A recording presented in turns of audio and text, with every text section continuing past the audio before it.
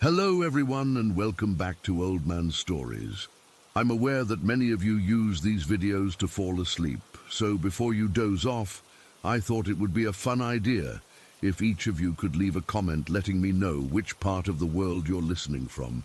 Also, give a like and subscribe to the channel if you're enjoying the episodes, okay? Let's get comfortable, relax, and begin. I still get goosebumps thinking about what happened that night in the woods. It's been almost 3 years, and I've barely told anyone about it because I'm afraid they'll think I'm making it up, or that I was just drunk and imagining things. But I know what I heard, and it knew my name. It started innocently enough. My buddy Bailey had been going to this Christian summer camp in rural British Columbia since he was a kid. I'm not religious at all, but he convinced me to come along for a week in July. "Dude, it'll be fun," he kept saying. "The hiking is amazing and there's a lake. Plus, they're pretty chill about the religious stuff." I had nothing better to do that summer, so I figured why not. The camp was about 4 hours north of Vancouver, nestled in this dense forest with mountains in the background. It was gorgeous, I'll give it that.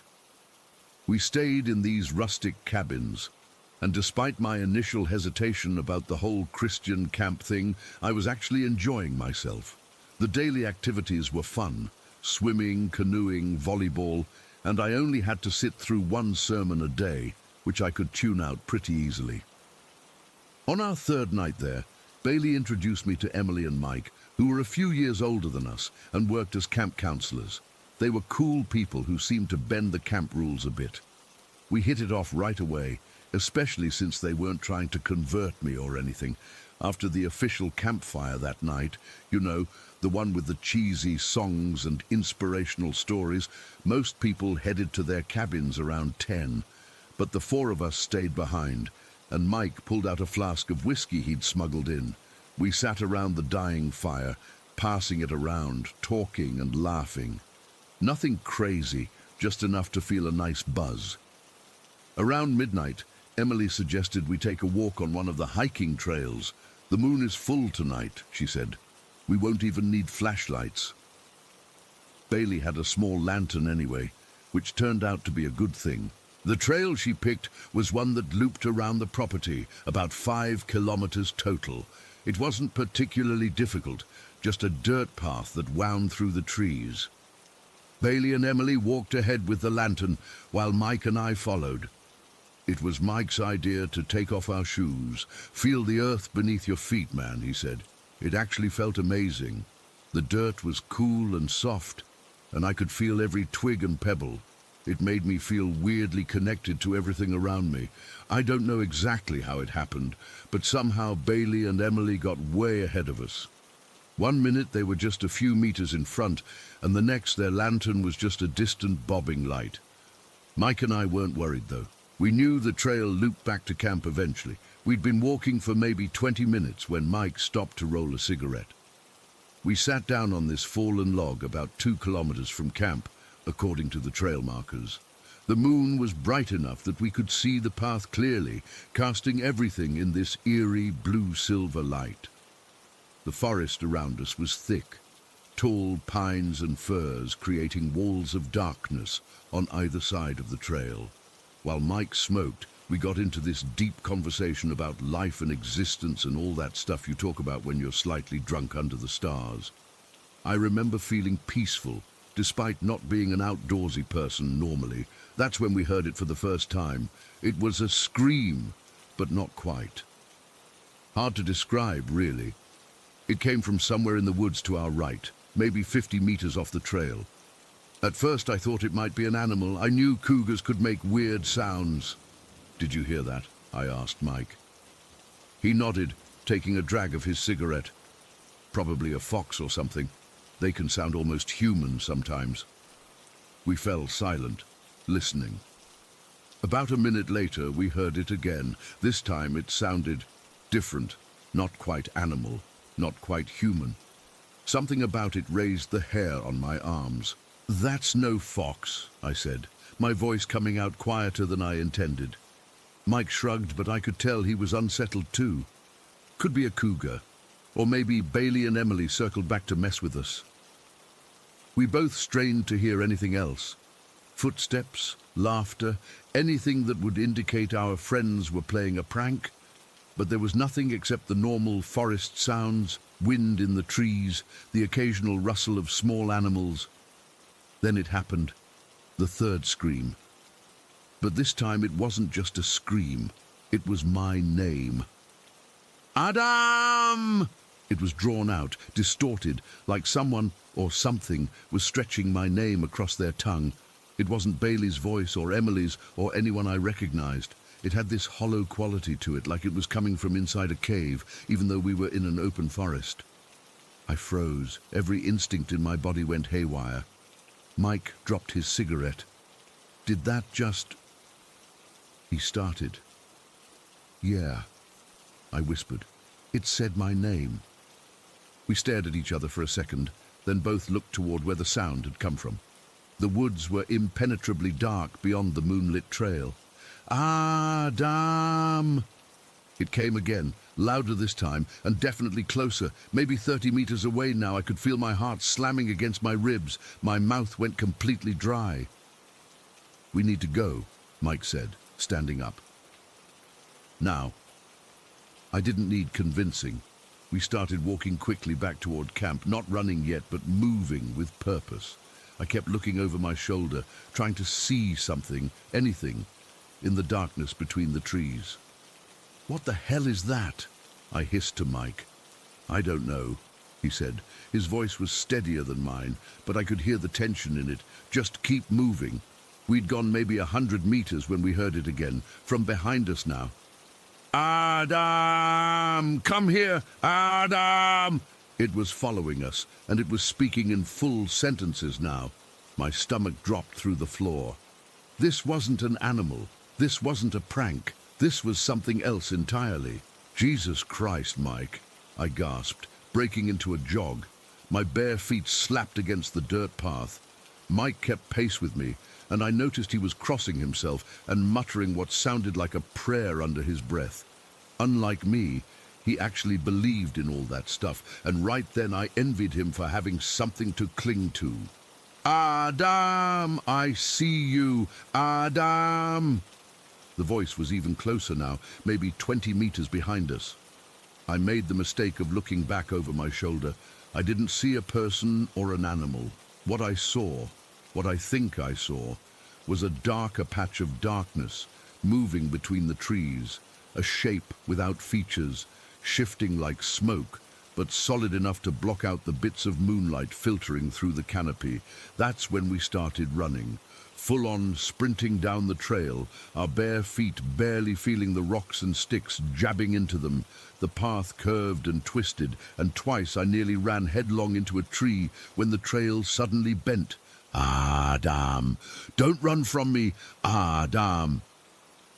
It was keeping pace with us, moving through the woods parallel to the trail. I could hear branches snapping, undergrowth rustling. Whatever it wasn't floating anymore. It was crashing through the forest, gaining on us. Mike! I panted as we ran. What the fuck is that thing? Don't look at it, he gasped back. Don't acknowledge it. Easy for him to say. It wasn't calling his name. We reached a fork in the trail. One way continued the loop, the other was a shortcut back to camp. We took the shortcut, plunging down a steeper, narrower path that was much harder to navigate in the dark. The thing followed, its voice now seeming to come from multiple directions at once. Adam! You can't hide from me! Adam! The shortcut path took us through a denser part of the forest. The moonlight barely penetrated here, and we were essentially running blind. My foot caught on a root, and I went down hard, scraping my palms and knees on the rough ground. Mike grabbed my arm and hauled me up without breaking stride. Don't stop, he hissed. Whatever you do, don't stop moving.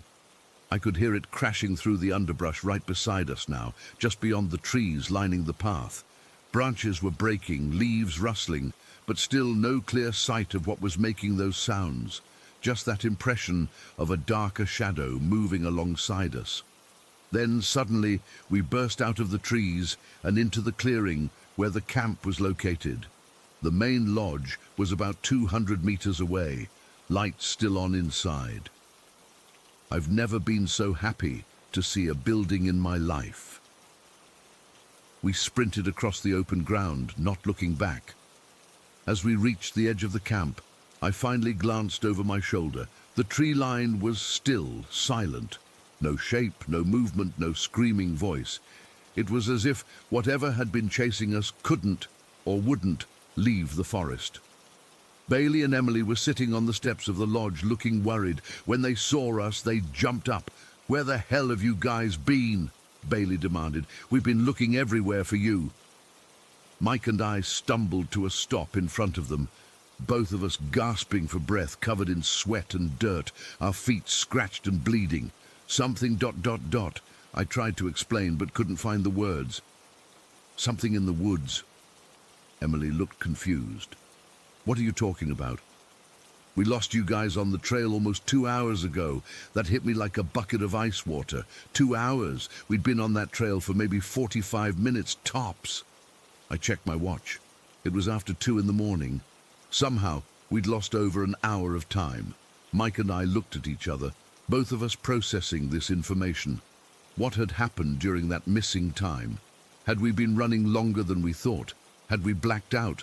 Or had that thing in the woods somehow distorted our perception of time? We tried to explain what happened, but our story sounded insane even as we told it. A screaming entity in the woods that knew my name, missing time. Bailey and Emily exchanged glances that clearly said they thought we were exaggerating, or that the whiskey had affected us more than we realized. But I know what I heard, and Mike heard it too. The next night, against my better judgment, Mike convinced me to go back to the trail with him and the others. He wanted to prove it was just an animal or our imagination. Bailey and Emily came too, curious about our wild story.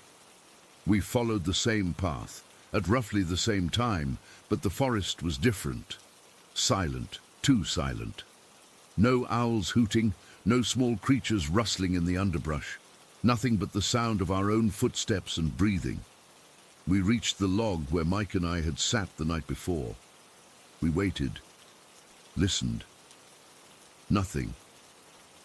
"See?" Bailey said after 20 minutes of silence. "Just your imagination." But it wasn't imagination. The forest felt wrong that night, like it was holding its breath, like something was watching us, but choosing not to reveal itself. I could feel eyes on me from every direction. We left without incident, but I didn't sleep that night, or the next. I left the camp a day early, making up an excuse about a family emergency. I've researched since then, looked into local legends, paranormal encounters, even the psychological effects of fear and darkness. Nothing explains what happened, what called my name from the darkness, what chased us through the woods, what made us lose an hour of our lives. Mike and I don't talk about it much anymore. He's found comfort in his faith, explaining it away as a test or a demon or something that his God protected him from. I don't have that luxury. I just have questions and the constant nagging feeling that something out there knows my name, and someday it might call for me again. Story 2. I never believed in ghosts until I saw one with my own eyes. Even now, 10 years later, I still get goosebumps thinking about what happened in that old Victorian house my family and I lived in when I was 15. Our home was beautiful from the outside. 2 stories with a wraparound porch, big windows, and dark green shutters. But inside, it always felt like someone else was there with us. At first, it was little things. Items would move around when no one was looking. The temperature would drop suddenly in certain rooms. We'd hear footsteps upstairs when everyone was downstairs. My mum used to joke that we had a friendly ghost. But after what happened with my dad, I know there was nothing funny about it. Dad got diagnosed with pancreatic cancer when I was 14. The doctors gave him 6 months, but he fought for almost a year. As the cancer progressed, he got weaker and weaker. By the time I was 15, he couldn't go up the stairs anymore, so we converted our living room into his bedroom. Mom had to work double shifts at the hospital to cover the medical bills, so a lot of the time it was just me and Dad at home. I still remember that evening in October like it was yesterday. It was unusually cold and rain was pounding against the windows. Mom was working a night shift and I was upstairs in my bedroom trying to focus on homework, but I kept getting distracted by Dad's voice downstairs. At first I thought he was on the phone, but then I remembered we'd had to disconnect the landline to save money, and his cell phone was charging on my desk because the outlet near his bed wasn't working. I paused, pencil hovering over my math homework, and listened carefully. Dad was definitely talking to someone. He wasn't just mumbling in his sleep or talking to himself. He was having a full-on conversation. I could hear the rhythm of it, the pauses where someone else would be responding. "Ellie!" he called suddenly, his voice stronger than it had been in weeks. "Can you come down here for a minute?" I headed downstairs, taking the steps 2 at a time, and when I walked into the living room, the look on Dad's face made my blood run cold. He was staring at me with wide eyes, like he'd seen, well, a ghost. "What's wrong?" I asked, glancing around the room nervously. Dad blinked a few times. I just saw you walk from the kitchen to the bathroom. I was talking to you." A chill ran down my spine. "Dad, I was upstairs the whole time." He looked toward the bathroom, then back at me. "But someone was here, someone who looked exactly like you." I didn't know what to say. This wasn't the first weird thing that had happened in our house, but it was the first time something had impersonated me. I sat down on the edge of Dad's bed and took his hand. It was ice cold. "Maybe you were dreaming," I suggested, but even as I said it, I knew he hadn't been. Dad had always been the skeptical one in our family, the one who looked for logical explanations. He shook his head. "No, Ellie, I was wide awake, and this isn't the first time I've seen her." "Her?" Dad's eyes met mine. "There are 2 of them, 2 girls. One's young, maybe your age. She's calm, nice. The other one is older, maybe in her 20s. She's different, more chaotic, angrier." I didn't want to admit it, but I'd seen them too. The young girl had appeared to me several times. Usually when I was alone in the house, she never spoke, just watched me with sad eyes. The older woman was scarier. She would appear suddenly, usually at night, and she always seemed angry about something. Before I could respond, Dad grimaced in pain. His medication was wearing off, and the next dose wasn't due for another hour. These gap periods were the worst. He would writhe in pain, and there was nothing I could do except hold his hand and try to distract him. I asked, reaching for my phone.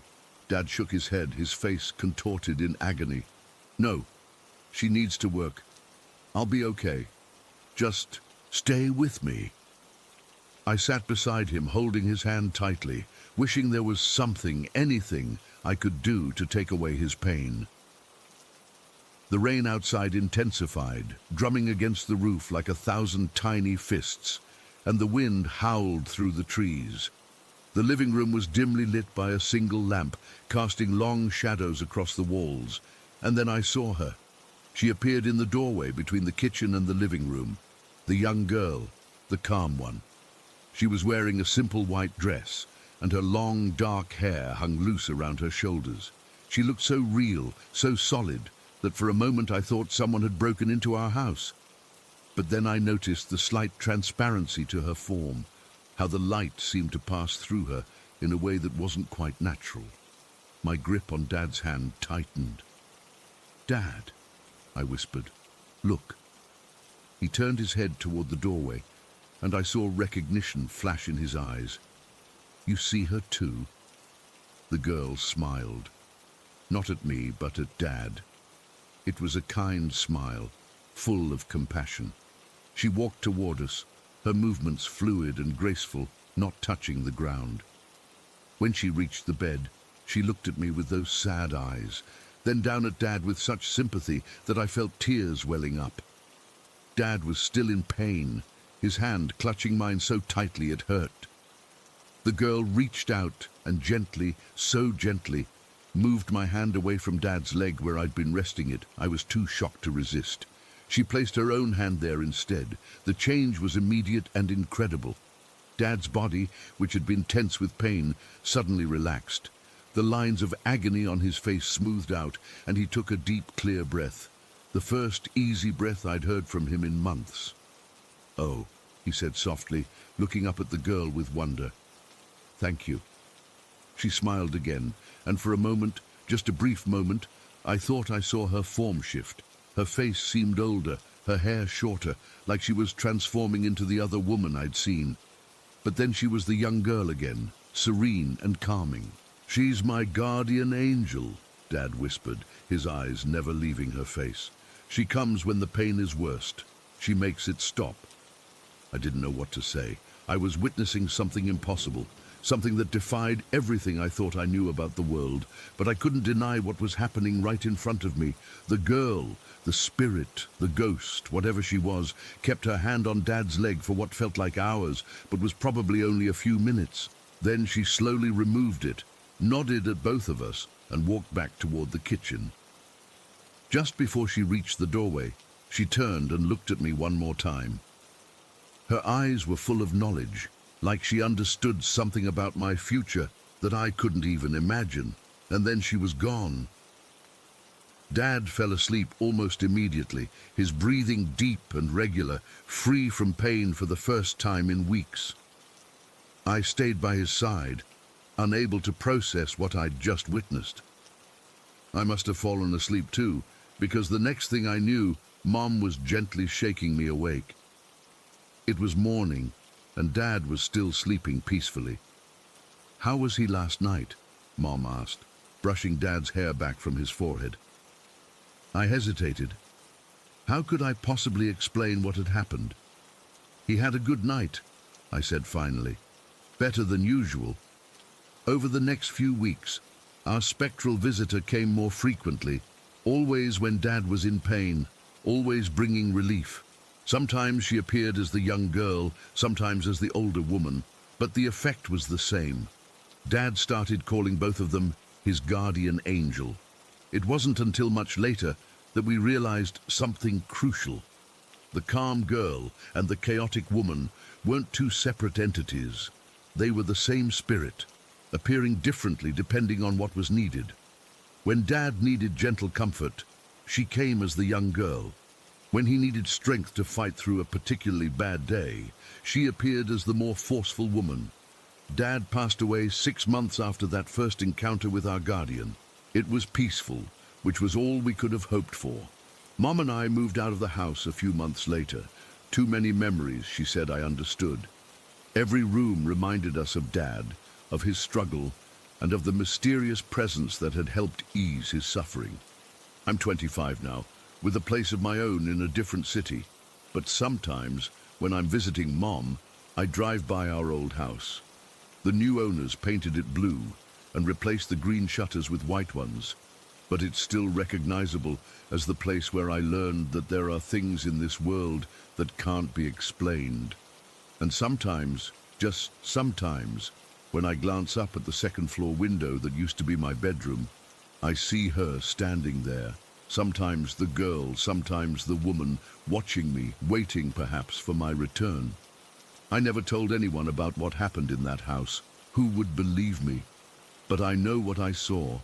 I know what Dad experienced, and I know that somewhere between life and death there exist beings who can bring comfort in our darkest hours. I don't know if she's still there, helping the new family who lives in our old house. Part of me hopes she is. Part of me hopes she's found peace, but whenever I think about those months with Dad, I don't feel fear anymore. I feel gratitude. Because in our house haunted by unexplainable things, we found not a demon or a malevolent spirit, but a guardian who, for reasons I'll never understand, chose to ease my father's suffering when nothing else could. Story 3. I've never told this story to more than a handful of people. Even now, more than 12 years later, I still get this weird feeling in my stomach when I think about it, like someone's watching me or something. I know that sounds dramatic, but honestly, the The whole thing still freaks me out. It started back in 2009 when I was living in a small town near the Gulf Coast of Texas. Nothing special about the place, just your typical rural community where everyone knows everyone's business and there's not much to do except drink beer and go fishing on weekends. I started having these dreams. Always the same one. I'd be doing something completely normal, driving my truck, walking through a field, or just sitting on my porch. And then this white owl would appear. Just appear, like it had been there the whole time, but I somehow hadn't noticed it. The owl would stare at me with these huge black eyes, and then I'd wake up immediately. No dramatic music, no chase scene, nothing else happening. Just an owl looking at me, and then boom, I'm awake. The first few times it happened, I didn't think much of it. Dreams are weird, right? But after it happened like 10 or 15 times over a couple months, I started getting uncomfortable about it. The dreams weren't exactly scary, but there was something unsettling about them, like the owl was trying to tell me something, but I wasn't getting the message. I mentioned it to my mum once, and she got all weird about it. She's half Cherokee and has all these beliefs about animals being messengers or whatever. She said owls were associated with death in some native traditions, which definitely didn't help me sleep better. Thanks, Mom. The dreams continued for months, probably happened 30 or 40 times in total. Always that same white owl, always those same piercing eyes, always waking up right after seeing it. Then around the summer of 2010, they just stopped. No explanation, no grand finale. They just disappeared like they'd never happened. By the fall, I'd almost forgotten about them. I was 23 then, working at my uncle's auto shop and living in a crappy apartment with peeling linoleum floors and a refrigerator that made this death rattle sound every couple hours. Not exactly living the dream, you know. My best friend Drew and I had been planning this road trip to Austin for a concert. Some band we were both into at the time. I can't even remember who now. What I do remember is that we were both broke as hell. So we decided to drive instead of flying, even though it was a good 6-hour trip from our town. We left around 7 in the evening after Drew got off work. It was late October, maybe the 27th or 28th. I remember it was a Thursday, because we both had taken Friday off. The plan was to drive through the night, crash at our friend's place in Austin, see the show Friday night, party Saturday, and head back Sunday. Drew had this ancient Honda Civic that burned oil like crazy, but it got decent gas mileage, which was important since we were both counting pennies. I brought a cooler with sandwiches and a bunch of energy drinks to keep us awake. About 3 hours into the drive, we got onto these back roads. We weren't taking the main highways because Drew had a couple of unpaid speeding tickets, and we figured the chance of running into cops was lower on the county roads. Plus, it was more interesting than staring at interstate concrete for hours. We ended up on this road, FM 1301, cutting through this rural area in northern Texas. It was dark as hell out there. No streetlights, just empty fields and patches of dense woods on either side. Hardly any houses, and the ones we did pass were set way back from the road with long driveways. The only good thing about that night was the moon. It was full or nearly full, and it was lighting up the landscape in this eerie bluish-white glow. It was bright enough that you could see the outlines of trees and fence posts without headlights, which was pretty cool. Drew and I were just talking about normal stuff, work, girls, the concert, when I noticed something out of my side window. At first I thought it was just a reflection of the moon or something, but then I realized it was moving, flying alongside the car. It was an owl, a white owl. I remember feeling this immediate sense of dread wash over me. Like all the air had been sucked out of the car. I couldn't speak for a second, just watch this thing flying parallel to us, keeping perfect pace with the car, even though we were doing about 65 miles per hour. Finally, I managed to say something like, "Drew, do you see that?" Drew glanced over and said, "Yeah, it's an owl. Weird that it's keeping up with us." The fact that he could see it too was somehow both reassuring and terrifying. This wasn't a dream. This was really happening. The owl was flying maybe 15 feet from the car, right at window height. It wasn't flapping frantically or anything, it was just gliding, like it was being carried by some invisible current at exactly our speed, and it was staring right at me the whole time. I remember thinking that owls aren't supposed to be white in Texas. I'd grown up there my whole life and never seen a white owl before. They're northern birds, snowy owls that live in Canada and Alaska, not something you'd see in the middle of Texas, especially not in October when it was still warm. We watched it for maybe 30 seconds, both of us getting increasingly freaked out by how unnatural it seemed. Then things got worse. The owl suddenly accelerated. I don't mean it flapped its wings harder. It just instantaneously went faster, like someone had hit fast forward on a video. It shot ahead of the car, then made this sharp banking turn and flew directly at us. Everything happened so fast. Drew yelled something. I think I ducked instinctively, and there was this tremendous bang as the owl slammed into the passenger side mirror. The sound was sickening, not like hitting a bird, which I'd unfortunately experienced before. This was like someone had thrown a brick at the car.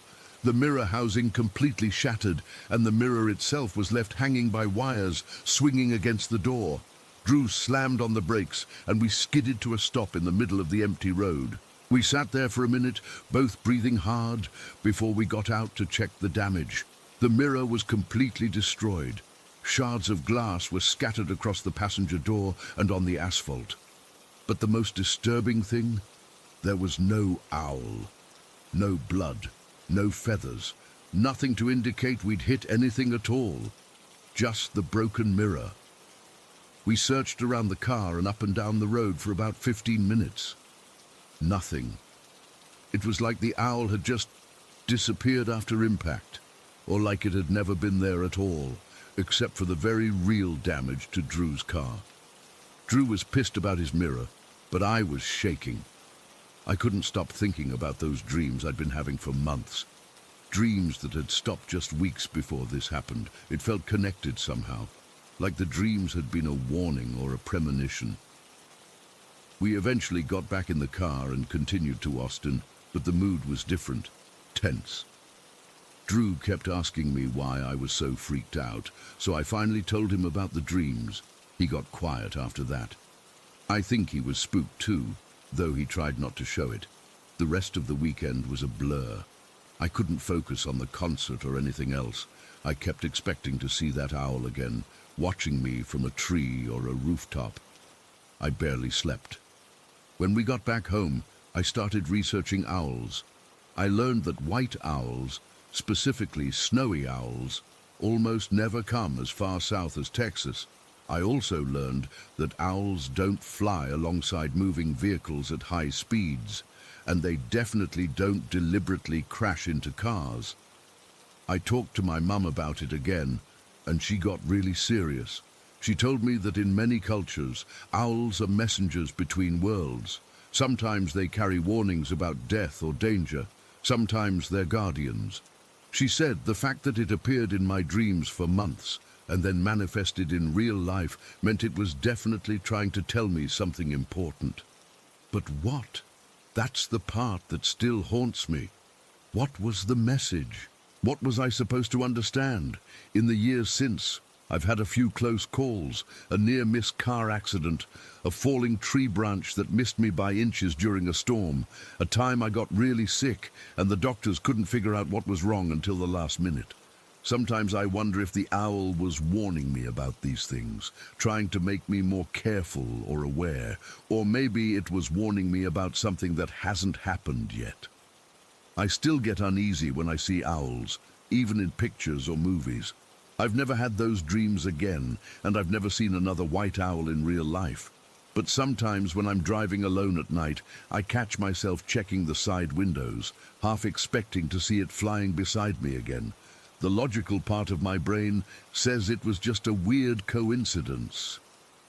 Maybe I dreamed about owls because I'd seen one somewhere and forgotten about it. Maybe that owl on the road was just a barn owl that looked white in the moonlight. Maybe it hit the mirror because it was confused by the car's headlights. But deep down, I know better. Something impossible happened that night. Something I still can't explain. And whatever message that owl was trying to deliver, I'm afraid I might not understand it until it's too late. Story. I'm 33, and I've had sleep paralysis before, but nothing like this. Usually it's just the feeling of being pinned down, maybe seeing shadows. This was something else entirely.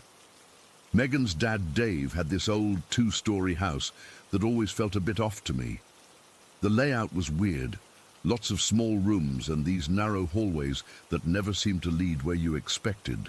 We were staying there for 2 weeks while Megan helped her dad sort through some of her late mum's belongings. The guest room we stayed in was on the second floor at the end of one of those weird hallways.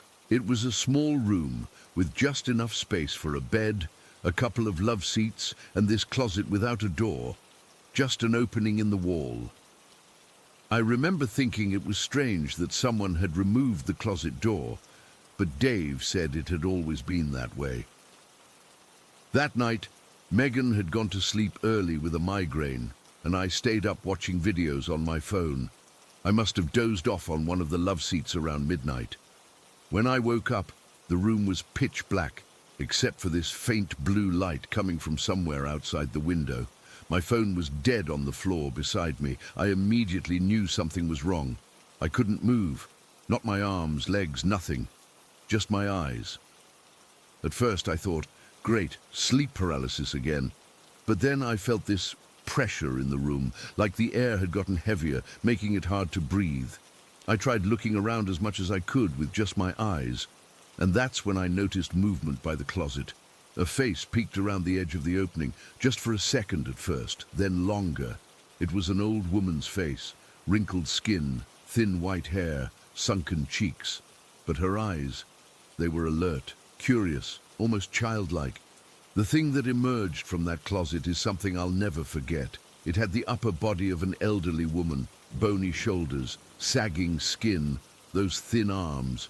But below the waist, it was like a baby, not like a centaur or anything that clean cut, more like someone had fused an infant's lower half to an old woman's torso. The proportions matched somehow, which made it even more disturbing. The legs were chubby but small, moving in that uncoordinated way babies move when they're just learning to crawl. I wanted to scream, to wake Megan up, but I couldn't make a sound. My girlfriend was right there in the bed, not 10 feet away, and I couldn't even call out to her. The thing started moving around the room with this unnatural movement, part shuffling like an elderly person, part crawling like an infant. It wasn't fast, but the way it moved was just wrong, like watching someone try to walk while their legs are asleep, but 100 times more disturbing. It made its way around the perimeter of the room, moving along the wall. The whole time, its eyes never left me. I could feel myself sweating, my heart pounding so hard I thought it might burst from my chest. But I still couldn't move a muscle. When it reached the foot of the love seat, it stopped. It was maybe 2 feet away from me now, close enough that I could see every detail of its face. The skin was papery and translucent, with age spots and deep wrinkles. But the expression, it was confusion, like it was surprised to find me there. It tilted its head to one side, studying me. Then, without opening its mouth, I heard, or maybe felt, words in my head. You shouldn't be here. Not threatening, more like a warning. Like it was telling me this wasn't my place, that I wasn't the one it was looking for. Then it turned and made its way back to the closet, that same disturbing half-shuffle, half-crawl. The moment it disappeared into the darkness of the closet, I could move again. The pressure lifted from my chest, and I gasped for air, sitting bolt upright. I immediately looked over at Megan, but she was still sound asleep. I was about to wake her when I felt it again. That heaviness in the air, the pressure pushing down on me.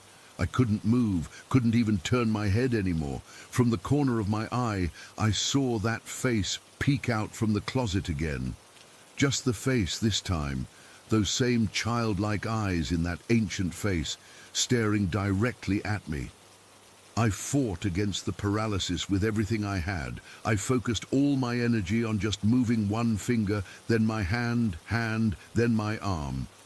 Something gave way, not gradually, but all at once, like breaking through a barrier. I jolted fully awake, my whole body jerking upright. The face disappeared instantly. I didn't sleep the rest of that night. I sat there with my back against the headboard, staring at that closet opening until the sun came up. Megan woke around 7 and asked why I looked so terrible. I told her I'd had a nightmare but didn't give details. I didn't want to sound crazy. Later that morning, I went outside to get some air and ran into the next door neighbor, an older woman named Caroline who'd lived there for decades.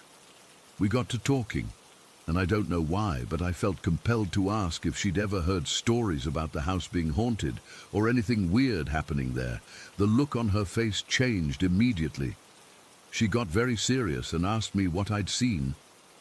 I was hesitant at first, but something in her expression told me she knew something, so I described what I'd witnessed. Caroline went pale. She told me she'd seen the exact same thing multiple times since she was a child. She called it the baby grandmother, and said it had been appearing in that house for at least 50 years. According to her, it only showed up when certain people were staying in the house. I asked what she meant by certain people, but she just shook her head and said she didn't want to talk about it anymore. Before she went back inside, she looked at me and said, "If I were you, I'd leave that house soon." I tried to brush it off, tell myself it was just sleep paralysis combined with Caroline's superstition. But over the next few days, I noticed things about Dave that started to make me uncomfortable. The way he talked about the children at the elementary school where he volunteered, how he had all these photo albums of kids' sports teams he'd coached over the years, with certain pictures marked with stars, the collection of children's toys in the basement that he claimed were for when friends bring their kids over, though Megan later told me they never had visitors with children. One night I overheard him on the phone, talking in this hushed, intimate tone about meeting someone at a playground. When he saw me in the hallway, he hung up immediately and got defensive when I asked who he was talking to. I confronted Megan about my suspicions, but she got angry, saying I was being ridiculous. We had a huge fight about it. I didn't tell her about what I'd seen that night. I knew she wouldn't believe me. Instead, I focused on the concrete things I'd observed about her dad. The next morning, I told Megan I needed to head back home early for work. It wasn't true, but I couldn't stay in that house another night. As I was packing, Dave came into the room. He stood in the doorway, blocking it, and asked why I was in such a hurry to leave. Something about the way he looked at me, this cold, calculating stare, sent chills down my spine. I made up some excuse about an emergency at work, pushed past him, and left within the hour. Megan was furious, saying I was overreacting and being paranoid. On the drive home, I couldn't stop thinking about what I'd seen, that creature with its old woman's face and infant's body, the warning it had given me, and then a terrible thought hit me. What if that thing wasn't a random ghost or hallucination? What if it represented something specific about that house and the things that had happened there? The combination of elderly and infantile features. It was like seeing innocence and age forced together in the most unnatural way, like it was manifesting something that had happened in that house, something involving children and adults that should never be connected that way. I've spent months trying to make sense of it all. Megan and I broke up after I left. She couldn't forgive me for what she saw as baseless accusations against her father. I've tried researching the history of the house, but haven't found anything concrete. Public records show that Dave has lived there for almost 30 years, and before that, it belonged to an elderly couple. What I can't shake is the feeling that the entity wasn't trying to harm me. It seemed confused by my presence, like I wasn't who it expected to find. That warning, "You shouldn't be here," wasn't a threat. It was trying to tell me something. I still have nightmares about it. Sometimes I wake up feeling that same pressure on my chest, convinced I'll open my eyes and see that face peeking out from some dark corner of my bedroom. I've been to doctors, therapists, even a sleep specialist. They all say it was just an unusually vivid episode of sleep paralysis, maybe triggered by stress or being in an unfamiliar environment, but I know what I saw, and I know what I felt in that house. Whatever that entity was, ghost, manifestation, or something else entirely, it was showing me something about that place, something dark that had been happening there, maybe for generations. I don't have proof. I don't have answers.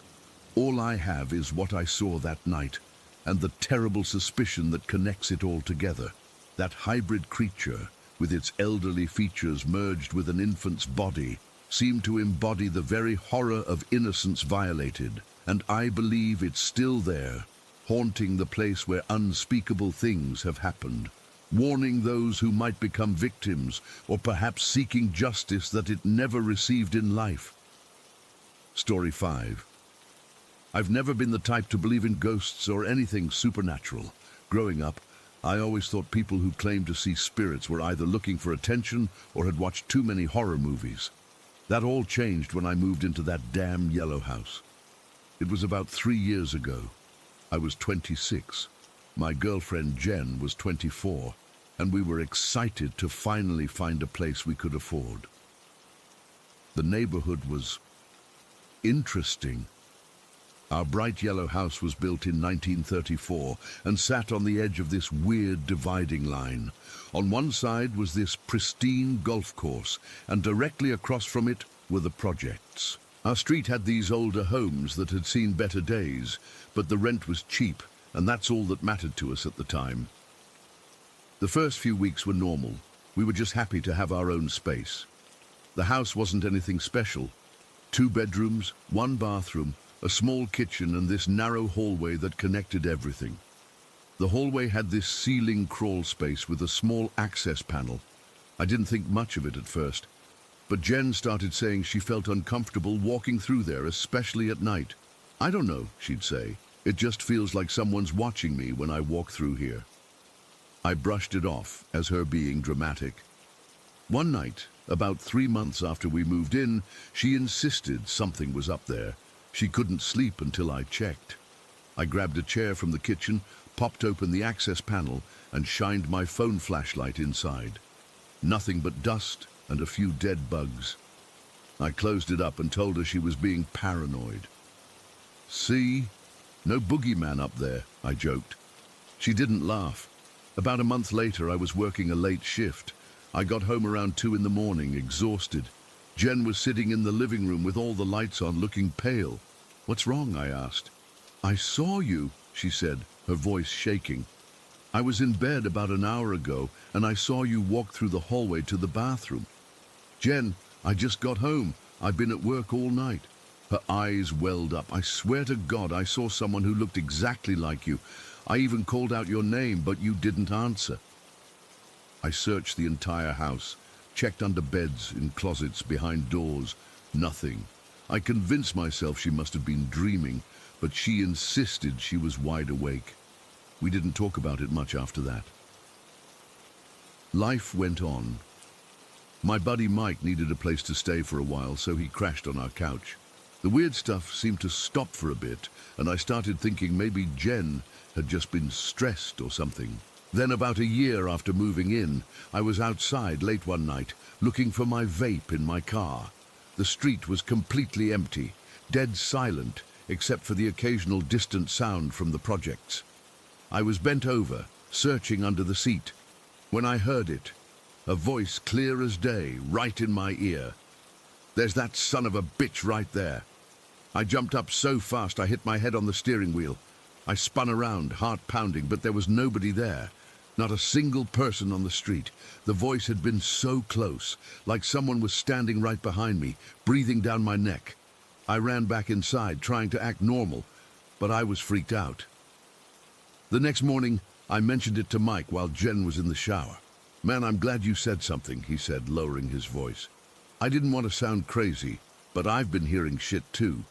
Sometimes at night when I'm lying on the couch, I hear someone whisper my name from behind me, like they're standing against the wall. I thought I was just half asleep or something." That conversation changed everything. Now it wasn't just Jen being paranoid. Mike and I had experienced something too. We started paying more attention, noticing little things. The temperature in the hallway would drop suddenly. Things would go missing, then show up in weird places. We'd hear footsteps overhead when no one was upstairs. A few months after Mike moved out, my mom came to visit. We were sitting in the living room talking when her face suddenly changed. She was staring at something behind me, her eyes wide. "What is it?" I asked. She pointed at the wall. "I just saw... I don't know what I saw.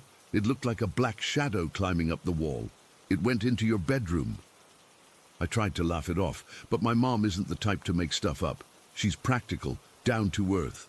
She left early that day, and later texted me saying she felt negative energy in the house and that I should consider moving.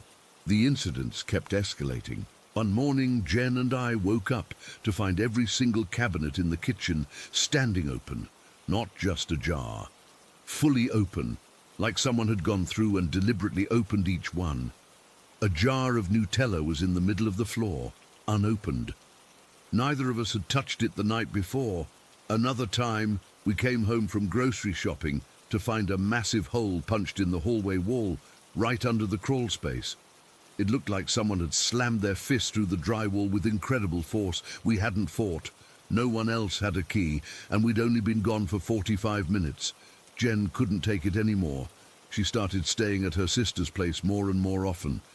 Eventually, she moved out completely. We tried to make the relationship work, but the distance and stress of everything that had happened at the house put too much strain on us. We broke up a few weeks later. So there I was, living alone in a house that was becoming increasingly hostile. I told myself it was all in my head, that there had to be logical explanations for everything. Maybe the house was settling. Maybe neighborhood kids had broken in when we weren't home. Maybe we were all just feeding off each other's fear and imagination. Then it happened. I was lying in bed one night, scrolling through my phone, when I felt it. Pressure on my feet, like hands pressing down on either side. Not hard enough to hurt, but firm enough that I could feel my feet being squeezed. I froze, too terrified to move. The pressure continued for what felt like minutes, but was probably only seconds. When I finally got the courage to turn on the light and look, there was nothing there, but the feeling had been so real, so physical, I couldn't deny it anymore. I started staying with friends whenever I could, making up excuses about plumbing issues or renovations at my place. I only went home to shower and change clothes, always during daylight hours. I was paying rent on a place I was too scared to live in. About 6 months after Jen moved out, I met someone new, Lisa. Things got serious pretty quickly, and she started staying over sometimes. I never told her about the weird stuff. I didn't want her to think I was crazy. But it didn't take long before she noticed something wasn't right. "Have you ever looked at that mirror in the hallway when you walk past it?" she asked one morning. My stomach dropped. "What about it?" "I keep seeing faces in it. Not clear ones, just like shapes. But they look like faces watching us." After that, Lisa refused to stay at the house alone. If I had to work and she wasn't working, she'd wait outside in her car until I got home. Eventually, she convinced me to move in with her at her apartment across town. I didn't put up much of a fight. The strangest part came when I was packing up my stuff. I was going through old photos and videos on my phone, deleting things to free up space. When I found videos I had no memory of taking, videos of me watching TV, videos of me working out, videos of me walking through the house, taken from angles that would be impossible for me to film myself. The timestamps showed they were taken during times I'd been alone in the house. I nearly threw up when I saw them. I deleted everything and never looked back. Later, I did some digging into the house's history. The landlord told me the previous owner had been an old town sheriff who died of natural causes in the house. Old age, nothing suspicious, but neighbors had other stories. One old lady who lived down the street said the place had been a brothel back in the 40s. Another guy claimed someone had committed suicide there in the 70s, though I couldn't find any records to confirm that. It's been 2 years since I moved out. Lisa and I are still together, living in a normal apartment where the only thing that goes bump in the night is the upstairs neighbor's kid jumping off furniture. Sometimes I drive by the old yellow house, which has new tenants now. I wonder if they're experiencing the same things we did. The weird thing is, as terrifying as that place was, part of me misses it. The rent was so cheap, and whatever was in that house never actually tried to harm any of us physically. It was like living with an annoying, creepy roommate who just wanted to let you know they were there. But then I remember those videos on my phone, videos I never took, and the feeling of invisible hands pressing down on my feet. And I know I made the right choice getting out when I did. I still don't know what to believe. Was it ghosts, some kind of residual energy, or just a bunch of coincidences and overactive imaginations? All I know is that yellow house on the edge of the ghetto changed how I see the world. There are some things you just can't explain away, no matter how hard you try. Story 6. I've never been one to believe in ghosts. Sure, I've watched my fair share of paranormal shows and enjoyed a good ghost story around a campfire, but I always chalked it up to overactive imaginations or people wanting to believe in something beyond our understanding.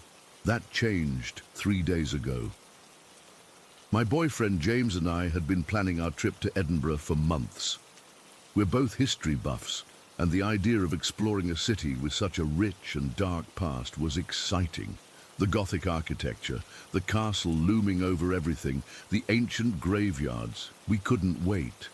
But the one attraction I was most looking forward to was Mary King's Close. For those who don't know, Mary King's Close is essentially a network of underground streets that were built over centuries ago. They sealed it off during a plague outbreak in the 17th century and eventually built new structures right on top, leaving an entire neighborhood frozen in time beneath the city. It's been opened as a tourist attraction, and I'd read enough about it online to know I had to see it. Our tour was scheduled for 7 in the evening last Tuesday. The timing seemed perfect, late enough that the autumn sun would be setting, giving the whole experience that extra edge of spookiness. We arrived about 20 minutes early and waited in the small gift shop area with about 10 other people. Our tour guide, Malcolm, was a tall, thin man with a Scottish accent so thick I had to concentrate to understand him. "Welcome to Mary King's Close," he began once we'd all gathered. "What you're about to see is not a recreation or a museum. These are the actual streets and homes where people lived and died hundreds of years ago." He went on to explain the history as we descended the first set of stairs. The air immediately changed. It became colder, damper, and had this musty smell that I can only describe as old. Not like old books or old furniture, but something that's been untouched and undisturbed for centuries. The first few rooms were interesting, but not particularly unnerving. Malcolm showed us the preserved homes, explained how people lived stacked on top of each other in these tiny spaces, and described the plague that ravaged the population. It was when we reached Annie's room that things started to feel off. Annie's room, Malcolm explained, was supposedly haunted by the spirit of a little girl who died during the plague. Psychics who had visited the close claimed to have connected with her, saying she was sad because she lost her doll when she died. Now, visitors leave toys and gifts for her in the room. The moment I stepped into that small space, I felt this weird pull, like something was tugging at my attention. The room was filled with dolls, stuffed animals, and trinkets left by previous visitors. In the corner was a small, dirty-looking rag doll that Malcolm said was a recreation of what Annie's doll might have looked like. Many visitors report feeling cold spots in this room, Malcolm said, or feeling something brush against their hand. I didn't feel cold exactly. It was more like a heaviness, like the air was pressing in on me from all sides, and there was this subtle sense that I was being watched, not by the other tourists, but by something else. James must have noticed my discomfort because he squeezed my hand and whispered, "You okay?" I nodded, but truthfully, I wasn't. I wanted to stay in that room longer, which made no sense because it was also making me incredibly uneasy. It was like being drawn to something you know is dangerous. As we moved on to the next area, I felt a tug on my scarf. It wasn't violent, just a gentle pull as if someone was trying to get my attention. I turned around, expecting to see one of the other tourists, but there was no one close enough to have touched me. "Did you pull my scarf?" I whispered to James. He shook his head, looking confused. Throughout the next 20 minutes of the tour, these little things kept happening. 3 distinct knocks that seemed to follow us from room to room. Cold patches that I'd walk through, making my skin break out in goosebumps. At one point, I swear I heard a child's laugh, but when I mentioned it to James, he hadn't heard anything. Then we came to a narrow staircase that looked different from the rest of the close. It wasn't roped off, but it didn't seem like part of the regular tour route either. "This staircase was only unsealed last year," Malcolm explained. "It had been bricked up since 1687 for reasons that weren't documented. The city archaeologists have cleared it as safe, but we don't typically include it in our tours yet." Something about the way he said it made me think there was more to the story. "Why not?" asked an older woman in our group. Malcolm hesitated. "Well, some of our guides have reported unusual experiences up there. Nothing dangerous, just unsettling." That should have been a warning. We should have stayed with the group. But when Malcolm moved everyone along to the next section, James and I lingered behind. "Want to check it out?" James whispered, nodding toward the staircase. Every rational part of my brain was screaming no. But that same pull I'd felt in Annie's room was back, stronger now. I found myself nodding. We waited until the group had turned the corner, then quickly slipped over to the staircase. It was narrow and wound upward into darkness. James pulled out his phone and switched on the flashlight. The stone steps were worn in the middle, evidence of countless feet over centuries. "Ladies first?" James joked. "Not a chance," I replied, nudging him forward. He started up the stairs, with me following close behind. The air got noticeably colder as we climbed. About halfway up, I started to hear something, a faint murmuring, like several people whispering at once, too quiet to make out any words. "Do you hear that?" I asked. James paused. "Hear what?"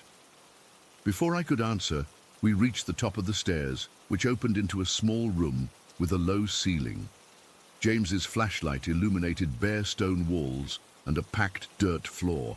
And then, in the far corner, something moved.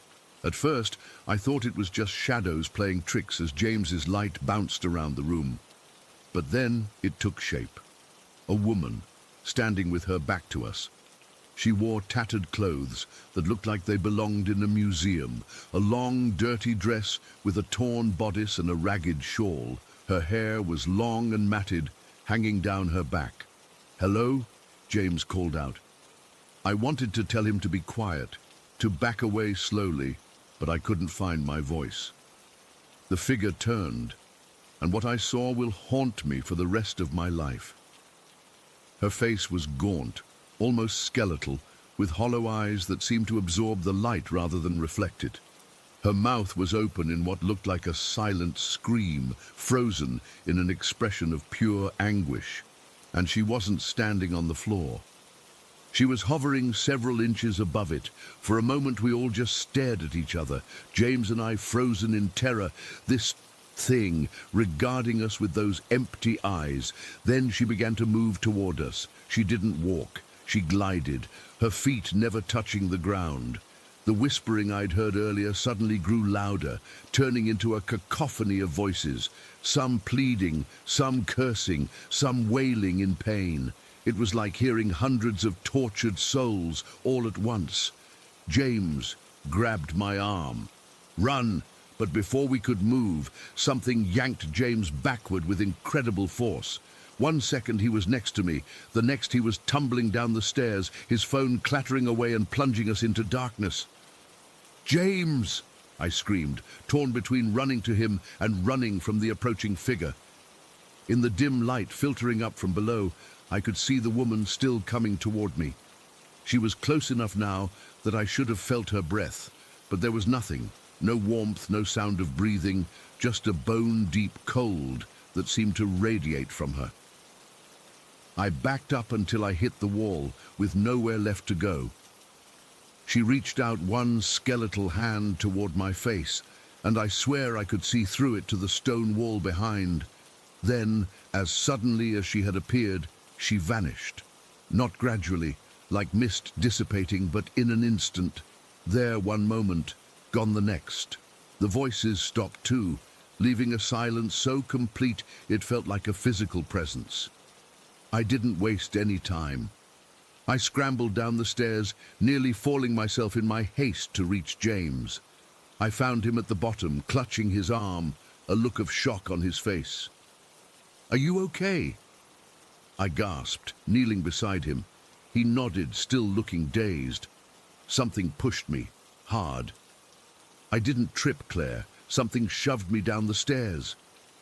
In the light from his recovered phone, I could see 3 long scratches on his arm, already beading with blood. "We need to get out of here," I said, helping him to his feet. We rejoined the tour group, who had apparently not noticed our absence. Malcolm gave us a strange look, but didn't comment. I couldn't focus on anything he said for the remainder of the tour. All I could think about was getting back above ground, back to light and air and people. When the tour finally ended, James and I practically ran out of the building and didn't stop until we were several blocks away, sitting on a bench in a well-lit square with plenty of people around. "What the hell was that?" James finally asked, examining the scratches on his arm. They were deep, like someone had dug their nails in hard. "I don't know," I said. My voice sounded strange, distant. We went back to our hotel room and tried to make sense of what had happened. James suggested it might have been an actor, part of the tour meant to scare people who wandered off. But that didn't explain how she disappeared, or the voices, or how she seemed to float above the ground. I took a hot shower, trying to wash away the feeling of dread that had settled over me. That's when I noticed the bruising. Around my neck, clearly visible in the bathroom mirror, was a ring of small bruises. The perfect imprint of fingers, not adult fingers, but small ones, child-sized ones, as if someone had grabbed me from behind and squeezed. I never felt it happen. I don't know when it happened, but the marks were unmistakable. We left Edinburgh the next morning, cutting our trip short. We haven't really talked about what happened. I think we're both afraid that putting it into words will make it more real somehow. Last night, I woke up at 3 in the morning to the sound of 3 distinct knocks on my bedroom wall. James was sound asleep beside me, and we live in an apartment with no shared walls. I don't know what followed us home from Mary King's Close. I don't know if it was the woman on the stairs, or if it was Annie, or something else entirely, but I know it was real, and I know it's not done with us yet. Aiditusutu. Story 7. I've never told this story before. I've always been too afraid people would think I was making it up, or that I was crazy. But after what I found online last week, I need to tell someone. When I was 9 years old, my family moved into this old farmhouse in rural Texas. It wasn't anything special, just a weathered 2-story place built sometime in the 40s with peeling white paint and creaky floorboards. My parents gave me and my 2 siblings the converted attic as our bedroom. It was a large space with sloped ceilings, and our beds were arranged in a row along one wall. Mine was closest to the window. I remember that summer being unbearably hot. The attic would trap all the heat during the day, making it almost impossible to sleep at night. We had this ancient box fan that did almost nothing except push the hot air around. My bed was positioned so that when I laid down, the window was directly to my left. Most nights I'd face the window, hoping to catch any hint of a breeze. But this one night in July, I remember, because my birthday had just passed, I decided to sleep facing away from the window. I can't explain why. I just had this weird feeling that I shouldn't look outside. My brother and sister were both asleep. I could hear my brother's light snoring from across the room. I don't know what time it was when I woke up. We didn't have a clock in our room, but it was that deep part of the night when everything feels completely still. At first, I thought it was morning because there was light in the room, but then I realized it wasn't sunlight. The whole room was bathed in this strange cyan-green glow, like someone had submerged a blue-green light bulb underwater. The light seemed to pulse slightly, getting brighter and dimmer in a rhythm that reminded me of breathing. I froze. I didn't want to move. I didn't even want to breathe. Something felt wrong in a way I couldn't explain. The air felt heavy and thick, almost like being underwater. My ears felt slightly pressurized, like when you dive to the bottom of a swimming pool. I remember thinking I should just close my eyes and pull the covers over my head, but I couldn't. It was like my body wouldn't listen to my brain. Instead, I slowly turned over to face the center of the room. That's when I saw her. There was an old woman floating about 4 feet above the floor in the middle of our bedroom. Not standing, floating. Her feet weren't touching anything. She was the source of the cyan light. It was coming from her entire body. She looked ancient, maybe in her 80s, wearing what looked like an old-fashioned nightgown that billowed around her as if she was suspended in water. Her gray hair was long and flowing, moving slowly around her head like seaweed in a gentle current. The most terrifying thing was that I could see right through her. She wasn't solid. I could make out the shape of my sister's bed behind her, like looking through a piece of blue-tinted glass. But she wasn't just transparent.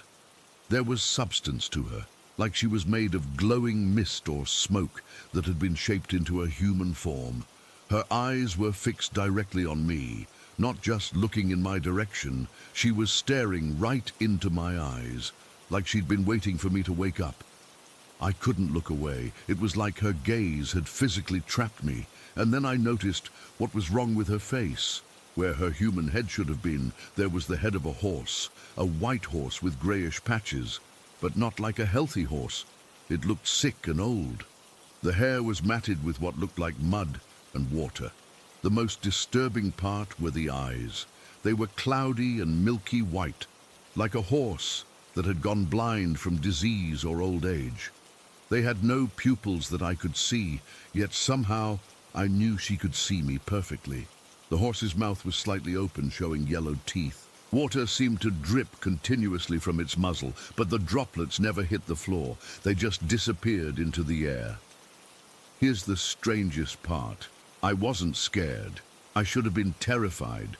I should have screamed or hidden or something, but instead, I felt this bizarre sense of calm wash over me.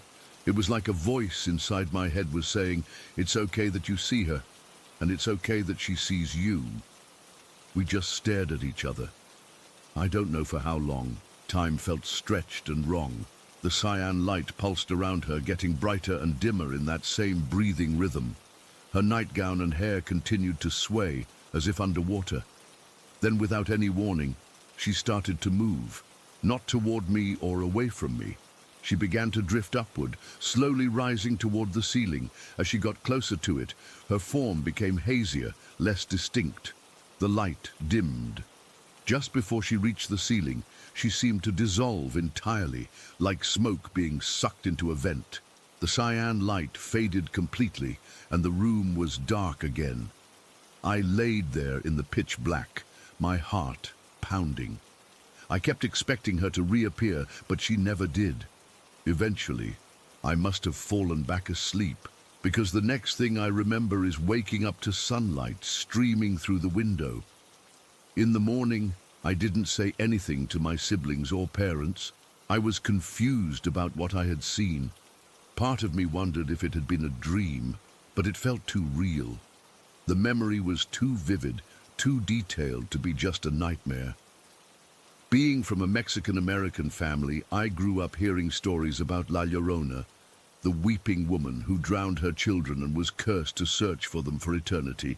But this wasn't anything like those stories. This was something else entirely. As the years went by, I tried to convince myself it had been a dream or my imagination.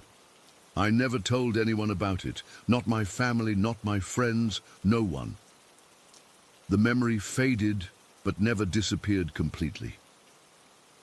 Fast forward to last week.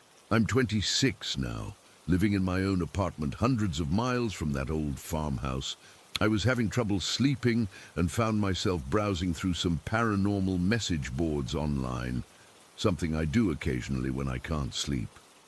I clicked on a thread titled Unexplainable Childhood Encounters and started reading through people's stories. Most were pretty standard. Shadow figures, voices in empty rooms, toys moving on their own. But then I came across a post that made my blood run cold. A person wrote about an experience they had when they were 7 years old, living in a small town in northern Mexico. They described waking up in the middle of the night to find their room filled with a blue-green light. They saw an old woman floating above them, glowing with that same cyan light. But instead of a human head, she had the head of a white horse with cloudy, blind-looking eyes. I felt like I couldn't breathe. The details were too specific, too similar to what I had seen. It couldn't be a coincidence. I scrolled through the comments, my hands shaking. Most people were saying the usual stuff. That's creepy, or probably just a dream. But then I saw another comment that stopped me cold. Someone else had seen her too. A different person, in a different part of Mexico, described the exact same entity, an old woman with a horse's head, glowing cyan, floating above them in the night. They even mentioned the strange calm they felt, that same sense that it was okay to see her. 3 people, 3 different locations, years apart, all seeing the exact same thing, the same impossible thing. I've spent the last week trying to find more information, more accounts, anything that might explain what we all saw. But there's nothing. No folklore I can find, no local legends about a horse-headed woman, nothing that matches what we experienced. All I know is that what I saw that night was real, and now I know I'm not the only one who's seen her. Sometimes I still sleep facing away from my window. Even all these years later, in a completely different place, I can't shake the feeling that if I look outside at night, I might see that cyan glow again. That she might be out there, waiting, those blind, milky eyes somehow still seeing me perfectly. I don't know what she is or what she wants. I don't know why she appears to some people and not others. All I know is that she's real, and she's out there somewhere. And sometimes, in the deepest part of the night, I swear I can feel her watching me, even through walls, even across miles. Those blind eyes that somehow still see everything. Story 8. I've never told this story publicly before. I'm 22 now, but what I'm about to share happened when I was 11. I still get goosebumps thinking about it. Sometimes I wonder if sharing this will make things worse. But I need to get it off my chest. I grew up in Pinewood Heights, a regular suburban neighborhood where nothing exciting ever happens. My house was a 2-story with 3 bedrooms. Nothing special, just a normal place where normal people lived, normal lives. At least that's what I thought. It was a Tuesday night in May of 2012. I remember it was a school night, and my mom had made spaghetti for dinner. One of those random details that sticks with you when something awful happens. I went to bed around 9:30, same as always. My room was on the 2nd floor, with a bunk bed even though I didn't share with anyone. I just liked sleeping on the top bunk, feeling like I was in a fort or something. I fell asleep easily that night. No scary movies, no ghost stories, nothing that would explain what happened next. I don't know exactly what time it was when I woke up. My digital clock was on the other side of the room and I couldn't see it from my bed. But it was the middle of the night, completely dark except for the faint blue glow from my nightlight in the hallway. The first thing I noticed was how cold my room had gotten. Not like when the AC kicks on too high, but a deep, penetrating cold that seemed to reach inside my bones. My whole body tensed up. Then came this feeling, this absolute certainty that I wasn't alone. You know that feeling when someone's watching you, like a pressure on the back of your neck? This was 1,000 times worse. Every cell in my body was screaming that something was wrong. This wasn't imagination or a bad dream. This was pure, instinctual fear. I didn't want to look. I tried to convince myself it was nothing, that I could just pull the covers over my head like I did when I was little, but I couldn't move. Not because of sleep paralysis. I'd had that before and knew what it felt like, but because I was frozen with fear. When I finally forced myself to open my eyes wider and look toward the foot of my bed, I saw it. Standing there, completely still, was a figure. Not a person, definitely not a person. It was tall, so tall its head almost touched my ceiling, had to be between 6 and 7 feet. It wore what looked like a black cloak, but the cloak wasn't separate from the body. It was like the whole thing was made of the darkest black I've ever seen, not like darkness or shadows, but like a complete absence of light, a void shaped like a person. The only features I could make out were its eyes. God, those eyes. They were pure white, brighter than anything I'd ever seen, but not glowing exactly. They were just white. Impossibly white against that absolute blackness, and they were fixed directly on me. I wanted to scream, but no sound would come out. I wanted to run, but where could I go? It was blocking the only way down from my bunk bed. The worst part wasn't seeing it. The worst part was feeling it inside my head. The moment our eyes met, I felt this connection, like it could read every thought I'd ever had, like it knew me better than I knew myself. I felt naked, exposed, completely vulnerable in a way I can't really explain. And then the sound started. It wasn't coming from the thing. It didn't have a mouth that I could see. It was like it was beaming the sound directly into my brain. Imagine the loudest thing you've ever heard, a jet engine, a rock concert, whatever, and multiply it by 100. It was deafening, but somehow it didn't hurt my ears. It bypassed my ears completely.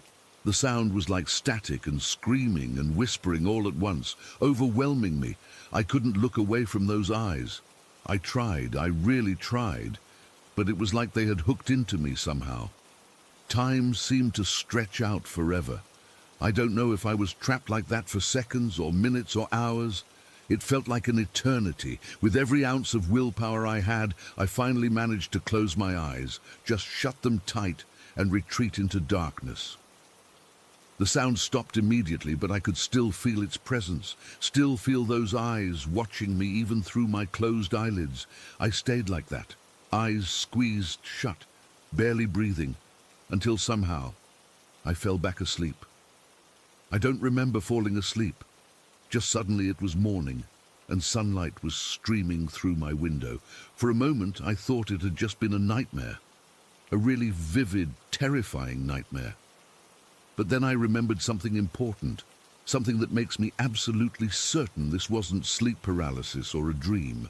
During sleep paralysis, you can't move. I've had it before, where I'd wake up and be completely frozen, unable to even twitch a finger. But last night, I had closed my eyes. I had moved. Sleep paralysis doesn't work like that. Whatever visited me was real. I went downstairs to breakfast in a daze. My mum took one look at me and asked if I was feeling okay. I must have looked terrible. I hesitated, then decided to tell her what happened. I was expecting her to comfort me, to tell me it was just a bad dream. Instead, her face went white. She sat down at the kitchen table, hands shaking so badly she spilled her coffee. "Mom, what's wrong?" I asked. She wouldn't look at me at first. Then she said something that made my blood run cold. I've seen it too. According to my mom, about a month earlier, she'd been taking out the trash after dark. As she was walking back to the house, she felt something watching her from the trees at the edge of our yard. When she turned to look, she saw exactly what I'd described. A tall, black figure with bright white eyes. She'd convinced herself it was just her imagination, a trick of the moonlight.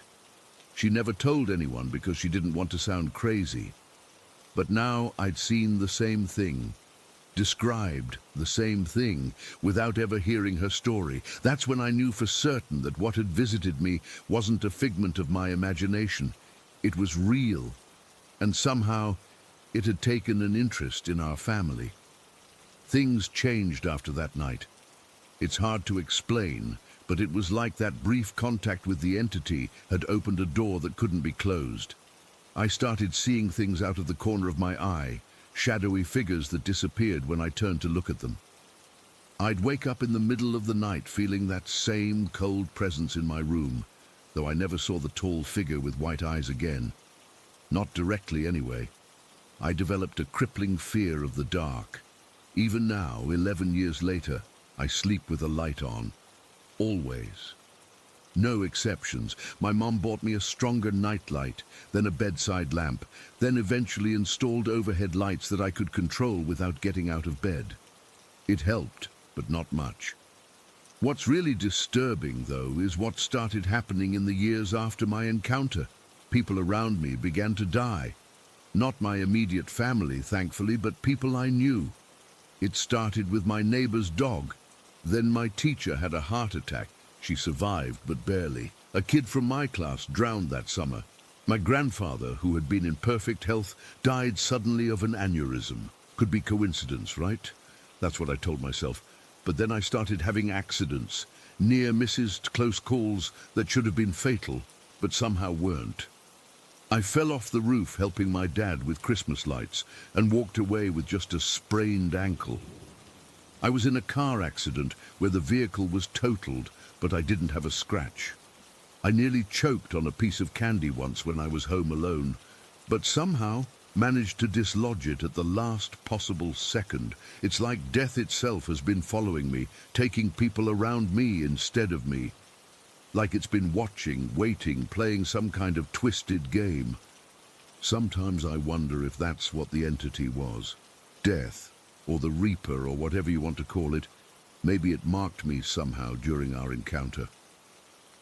The most recent incident was just last month. I was crossing the street, looking at my phone like an idiot, when a car came speeding around the corner. I heard the screeching tires and looked up just in time to see it heading straight for me. There's no way it could have missed me. I should be dead.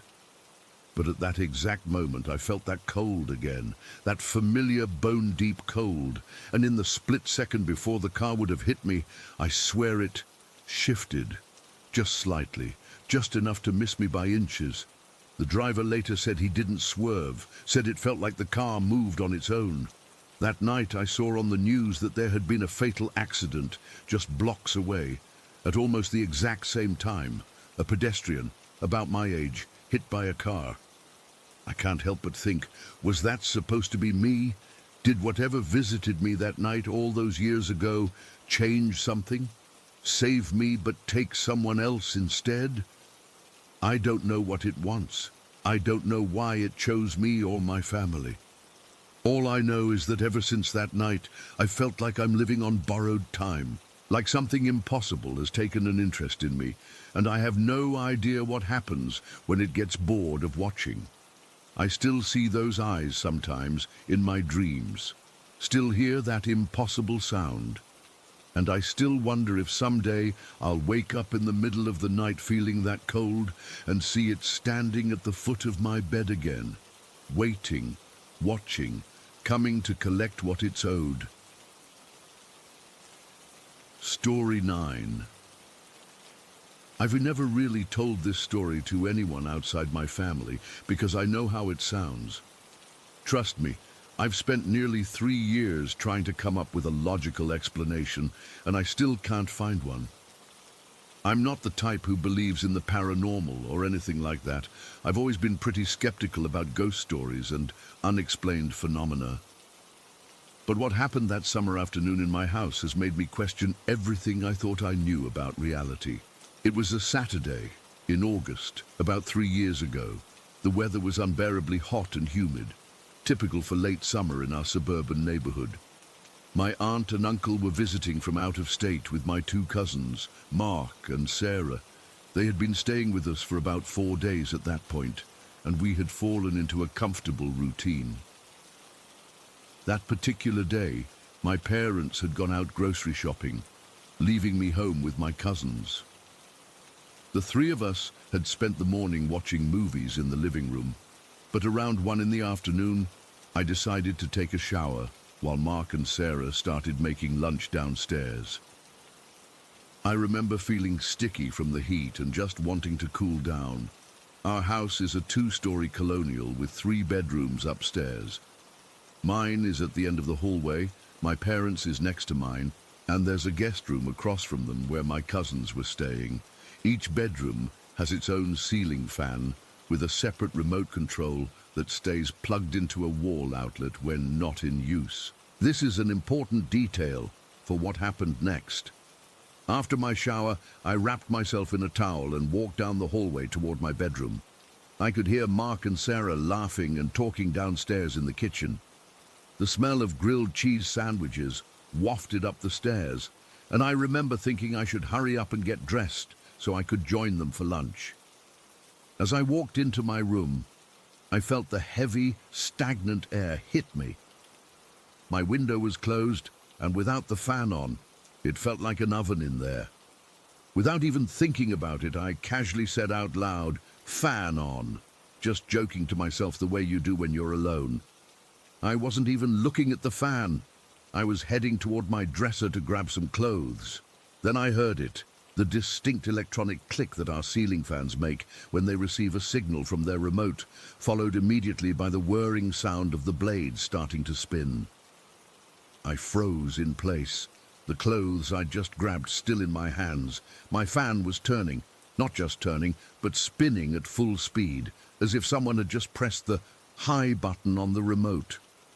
For a second, I thought maybe I had left it on before my shower and hadn't noticed, but I knew that wasn't possible because I specifically remembered how hot my room felt when I walked in. The fan had definitely been off. I felt a chill run down my spine despite the heat. The hair on my arms and the back of my neck stood up, and a wave of goosebumps spread across my skin. It wasn't just surprise, it was pure, instinctual fear, the kind that makes your stomach drop and your mouth go dry. My first thought was that one of my cousins must be playing a prank on me. Maybe they had sneaked upstairs while I was in the shower and were hiding somewhere with the remote. I quickly glanced around my room, looking in the corners and behind my door, but no one was there. "Mark, Sarah," I called out, my voice shaking a little. No answer from my room, but I could still hear them chattering downstairs. There was no way they could have made it back down without me noticing, especially since our staircase creaks loudly. I quickly threw on some clothes and looked for my fan's remote. It was still plugged into the wall outlet where it always stayed, untouched. I checked if maybe it had a timer function that I'd forgotten about, but no, our fans didn't have that feature. They were simple models with basic on, off, and speed controls. At this point, my heart was racing. I rushed downstairs to the kitchen where Mark and Sarah were sitting at the table, eating their sandwiches and completely oblivious to my panic. "Did one of you just go upstairs?" I asked, trying to keep my voice steady. They both looked at me like I was crazy. "No, we've been down here making lunch," Sarah said, pointing to the half-eaten sandwiches on their plates. "Why?" I told them what had happened, how I had said "fan on" as a joke to myself, and how the fan had immediately turned on as if responding to my command. As I spoke, I could see the expressions on their faces changing from confusion to concern. "Maybe the remote malfunctioned," Mark suggested. "Or maybe there's some kind of voice control feature you didn't know about." But I knew our fans didn't have voice control. They were at least 5 years old. purchased long before voice-activated technology became common in household appliances. And even if they did, why would it suddenly work now when it had never worked before? The three of us went back upstairs to investigate. Mark examined the remote while Sarah checked the fan itself. The remote was still plugged into the wall, undisturbed. The fan was spinning perfectly normally as if nothing unusual had happened. Maybe it's a coincidence, Sarah offered. Like, maybe there was a power surge that happened right when you said it. But that didn't make sense either. A power surge would have affected other electronics in the house, not just my ceiling fan. And it wouldn't have made that distinctive click sound that only happens when the remote signal is received. We even checked my parents' bedroom and the guest room to see if their fan remotes could somehow control mine. Mark took the remote from my parents' room and pressed various buttons while standing in my doorway, but nothing happened to my fan. Each remote only controlled its specific fan, just as it always had. We tried an experiment. I stood in the middle of my room and said, "Fan off," clearly and loudly. Nothing happened. We took turns saying various commands to the fan: slow down, speed up, stop. But it continued spinning at the same speed, completely unresponsive to our voices. The more we failed to reproduce what had happened, the more unsettled I became. There was simply no logical explanation for why my fan had turned on at the exact moment I said those words. When my parents came home later that day, we told them what happened. My dad, always the practical one, immediately started looking for technical explanations. He checked the wiring, examined the remote for signs of damage, and even called the manufacturer to ask if there was any voice activation feature he didn't know about. There wasn't. My mom suggested that maybe the remote had a delayed reaction to being pressed earlier, but I hadn't touched the remote that day at all. It had been plugged into the wall the whole time. As the day went on, I couldn't stop thinking about it. I kept replaying the moment in my head, saying "fan on" casually, not even looking at the fan, and then that click followed by the whirring of the blades. It was as if something had been listening to me and decided to respond. That night, I couldn't sleep. Every time the house creaked or settled, I would jolt awake, convinced there was something in my room. I kept looking at the fan, half expecting it to turn on or off by itself again. It didn't, but that almost made it worse, like whatever had happened was so random and inexplicable that it couldn't be predicted or controlled. The next day, I did some research online, looking for similar experiences or technical explanations for what might have happened. I found nothing that could explain it. Our fan model didn't have any smart features, no voice control, no connection to any home automation system. It was just a basic ceiling fan with a simple infrared remote. I even considered the possibility that someone could have hacked into our home network somehow and gained control of our electronics.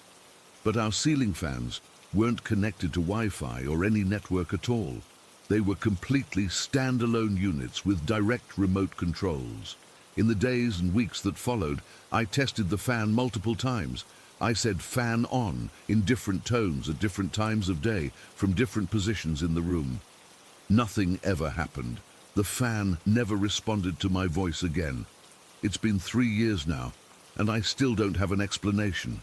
I've told myself it must have been some kind of bizarre coincidence. Maybe the remote had a temporary malfunction that happened to occur at the exact moment I spoke. Maybe there was some kind of electromagnetic interference that triggered it. Maybe, I don't know. But deep down, I know those explanations don't really fit.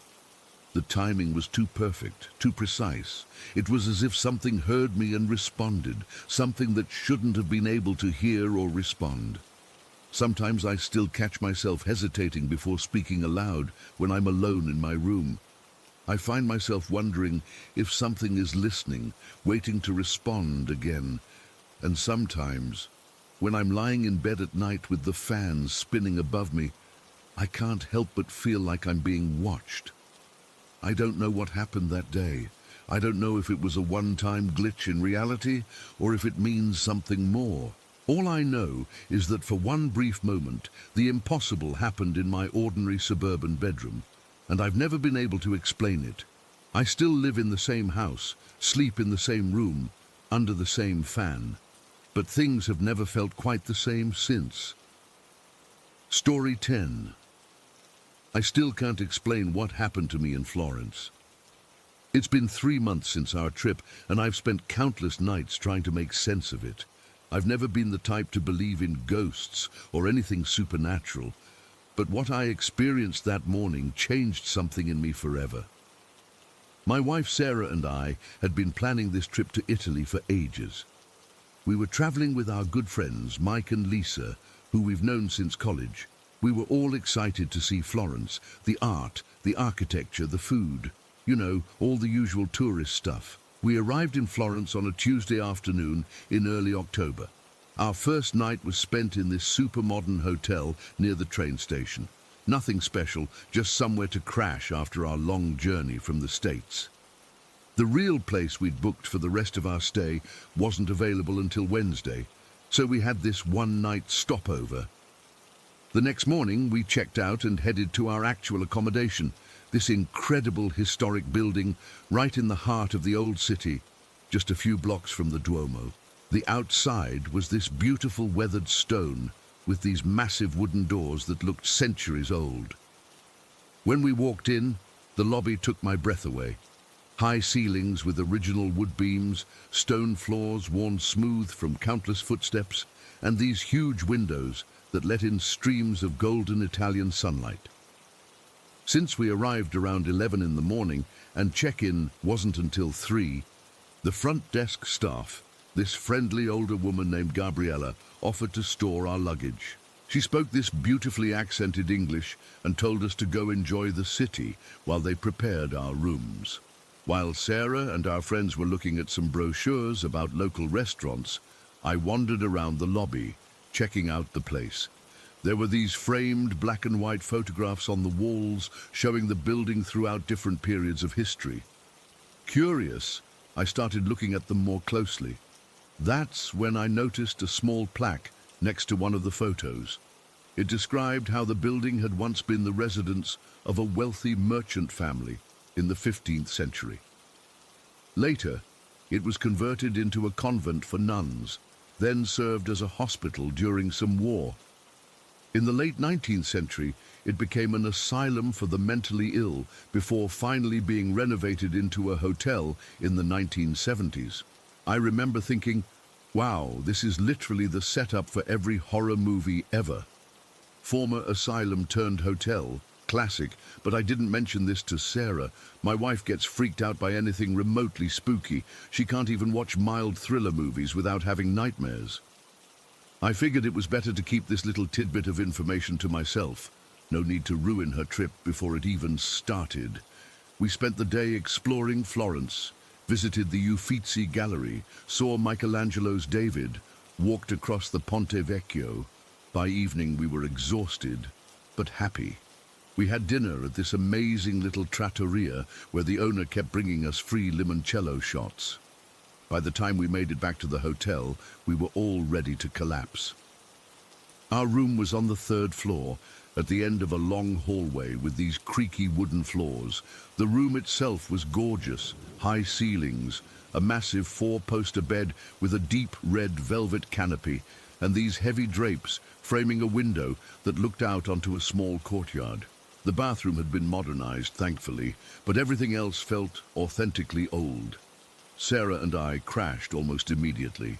The combination of jet lag, walking all day, and all that wine and limoncello knocked us out cold. I remember thinking how peaceful the room felt as I drifted off to sleep. I woke up suddenly around 5 in the morning. The room was still dark, but there was a faint grayish light coming through a gap in the curtains. That peculiar pre-dawn light that's not quite night anymore, but definitely not day yet. At first, I wasn't sure what had woken me. There wasn't any noise, and Sarah was still fast asleep beside me, breathing deeply. I was lying on my back, feeling that weird disorientation you get when you wake up in an unfamiliar place. For a few seconds, I couldn't remember where I was. Then it all came back. Florence, the historic hotel, our amazing first day. That's when I noticed her. In the corner of the room, between the window and an antique dresser, was a woman. But she wasn't standing on the floor. She was floating about a foot off the ground. I'm not exaggerating or making this up. Her feet weren't touching the floor. She was wearing what looked like a long white dress or gown that reached to her ankles. It wasn't modern clothing at all. It reminded me of something from maybe the 1800s. Her hair was light-colored, though in the dim room I couldn't tell if it was blonde or grey or white. It was pulled back from her face but fell loosely around her shoulders. The strangest thing was that she wasn't completely solid, but she wasn't transparent either. She was something in between, like if you mixed reality with a faded photograph. I could see her clearly, but I could also sort of see the wall behind her. It's almost impossible to describe accurately. I should have been terrified. I mean, there was literally a floating, semi-transparent woman in our hotel room. But the weirdest part? I wasn't scared. Not really. Because her face, her expression was so kind. She was looking directly at me with this gentle, almost maternal smile. Her eyes were calm and warm. There was nothing threatening about her presence at all. We just stared at each other. I don't know how long this went on. Maybe 30 seconds, maybe 5 minutes. Time felt strange, stretched out. I didn't move, didn't speak. I was afraid that if I did anything, she would disappear. And despite how bizarre the situation was, I didn't want her to go. There was something so peaceful about her presence. Then Sarah stirred beside me. She made this little mumbling noise she always makes when she's starting to wake up. I didn't look away from the woman. I couldn't, but I whispered to Sarah, "There's a woman floating in our room." Sarah went completely still. Then she whispered back, "What?" "There's a woman," I repeated, still not taking my eyes off the apparition. "Between the window and the dresser, she's floating off the ground." Sarah let out this tiny whimper. "Is this a joke?" she hissed. "No," I said softly. "She's right there. She's looking at us." I felt Sarah grab my arm, her fingers digging in. "I'm not opening my eyes," she said, her voice shaking. Is she going to hurt us?" "No," I said with complete certainty. "She's smiling. She looks kind." Sarah started praying under her breath. She's more religious than I am, and squeezing my arm even tighter. The woman in white was still watching us, her expression unchanged. Then, very slowly, she began to move backward, not walking, just drifting. She moved toward the wall, and then, without any dramatic fading or special effects, she simply passed through it. One moment she was there, the next she wasn't. She maintained that warm expression right until she disappeared. The room felt different after she left, emptier somehow, but not in a bad way. Sarah was still clinging to me, eyes squeezed shut, praying rapidly. "She's gone," I told her. Sarah cautiously opened one eye. "Are you sure?" "Yes. She went through the wall." Sarah sat bolt upright, fumbling for the bedside lamp. When light flooded the room, she looked around frantically. "We need to change hotels right now." I sat up too, feeling strangely calm. "Sarah, it's okay." She wasn't threatening. She seemed peaceful. "It was a ghost, Jonathan, a literal ghost." Her voice was rising with hysteria. I spent the next hour calming her down, convincing her that we didn't need to pack up and leave at 5:30 in the morning. Eventually, she agreed to at least wait until after breakfast before making any decisions. Neither of us went back to sleep. At breakfast, we met up with Mike and Lisa in the hotel's dining room. Sarah was still jittery, jumping at every noise. When our friends asked what was wrong, I told them what had happened. Mike laughed. "Come on, man, you had a dream."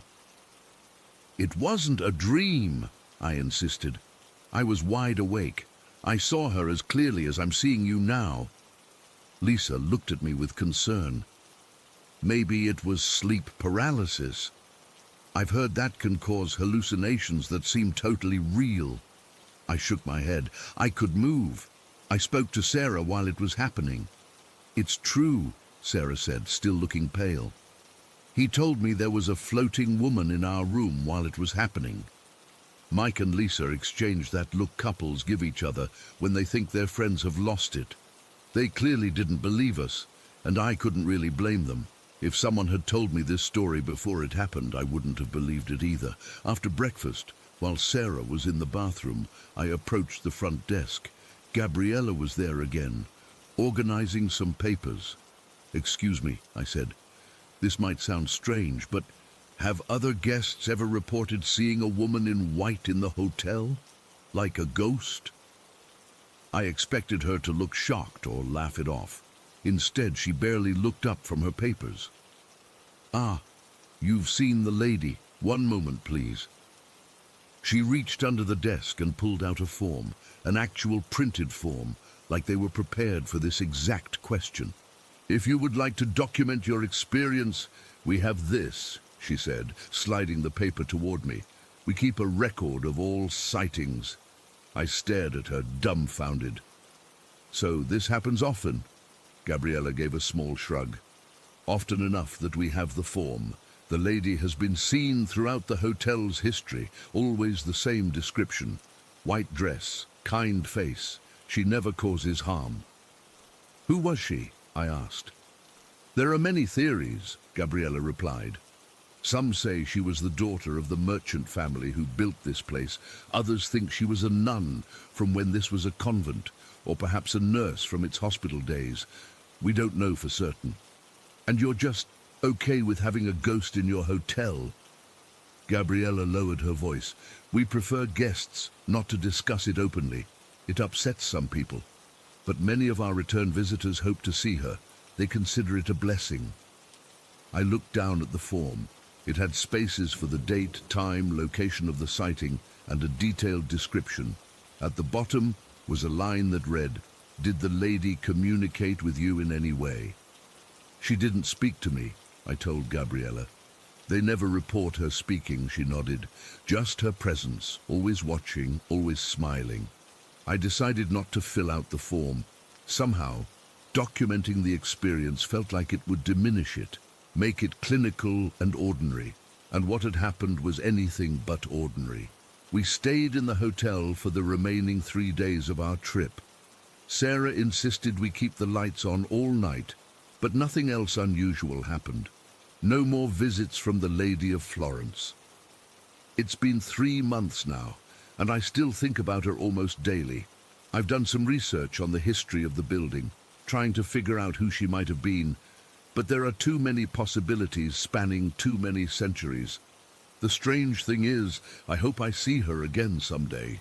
There was something so calming about her presence, something that felt like a gift rather than something to fear. Mike and Lisa still think I imagined it all. Sarah believes me, but never wants to talk about it. But I know what I saw. And sometimes, when I'm drifting off to sleep, I swear I can still see that gentle smile and those kind eyes watching over me. Story 11. I still can't explain what happened that night in San Francisco. It's been over 2 years, and I've tried to rationalize it countless times, but I just can't make sense of it. I've never shared this story publicly before, but I need to get it off my chest.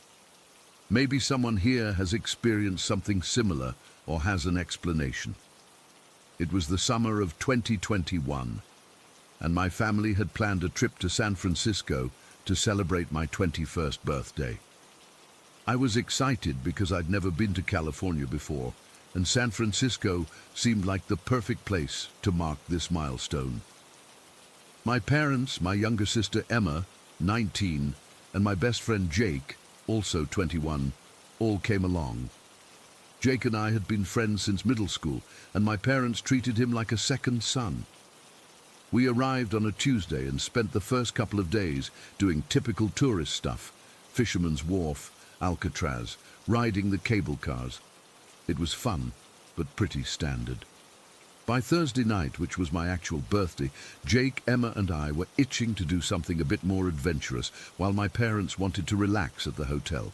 We had dinner at this amazing seafood place in North Beach.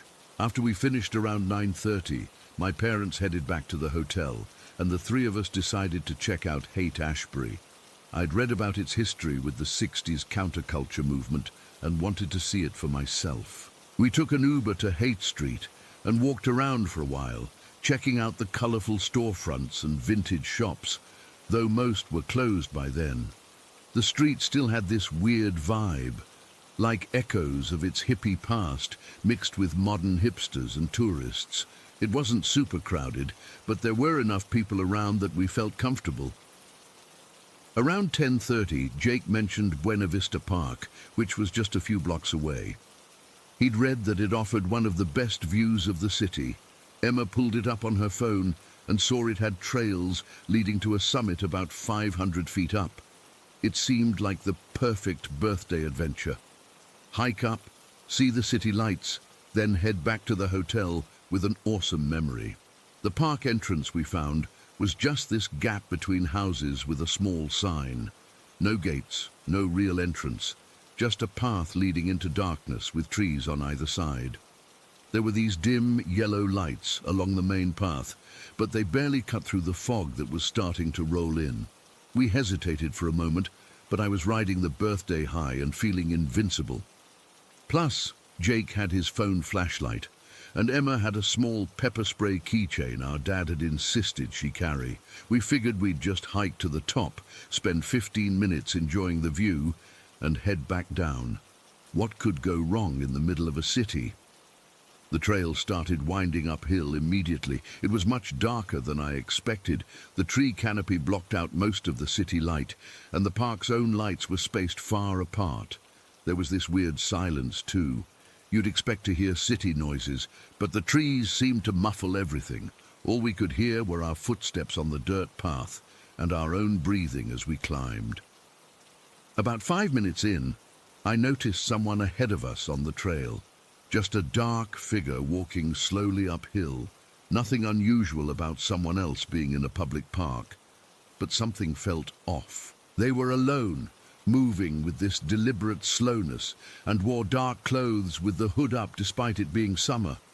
When our footsteps got closer, they stepped off the trail into the bushes without looking back. "That was weird," Emma whispered. We kept going, trying to laugh it off. Then we passed another person. This one was standing completely still, just off the trail, facing the opposite direction. They didn't acknowledge us at all as we passed. Then another person crossing between trails, head down, and another sitting on a bench, perfectly still. Each time, these people were alone. Each time, they wore dark clothes. Each time, they made absolutely no noise. No phone screens, no talking, no music, just silence and this purposeful presence. "Is this normal for city parks at night?" Emma asked, her voice noticeably tighter. "I don't think so," I replied. "But maybe it's just San Francisco, you know? Cities have their own vibes." Jake was getting visibly uncomfortable but tried to play it cool. "Let's just get to the top and then head straight back down." As we climbed higher, the encounters continued. We must have passed at least 7 or 8 different people, all exhibiting the same behavior: solitary, silent, deliberately moving, or completely still. None seemed to be in groups or interacting with each other. None acknowledged us directly, but I could feel them watching us after we passed. The most unsettling part was how they seemed to appear out of nowhere. We'd be walking, see no one ahead. Then suddenly there'd be someone just off the trail that we hadn't noticed until we were almost upon them. It was like they were materializing from the darkness or had been standing so still they blended into the shadows. Finally, after about 20 minutes of hiking, we reached what seemed to be the summit. A clearing with benches and a spectacular view of the city. The San Francisco skyline spread out before us, lights twinkling through patches of fog. Under different circumstances, it would have been breathtaking. We sat on a bench, trying to enjoy the view and catch our breath.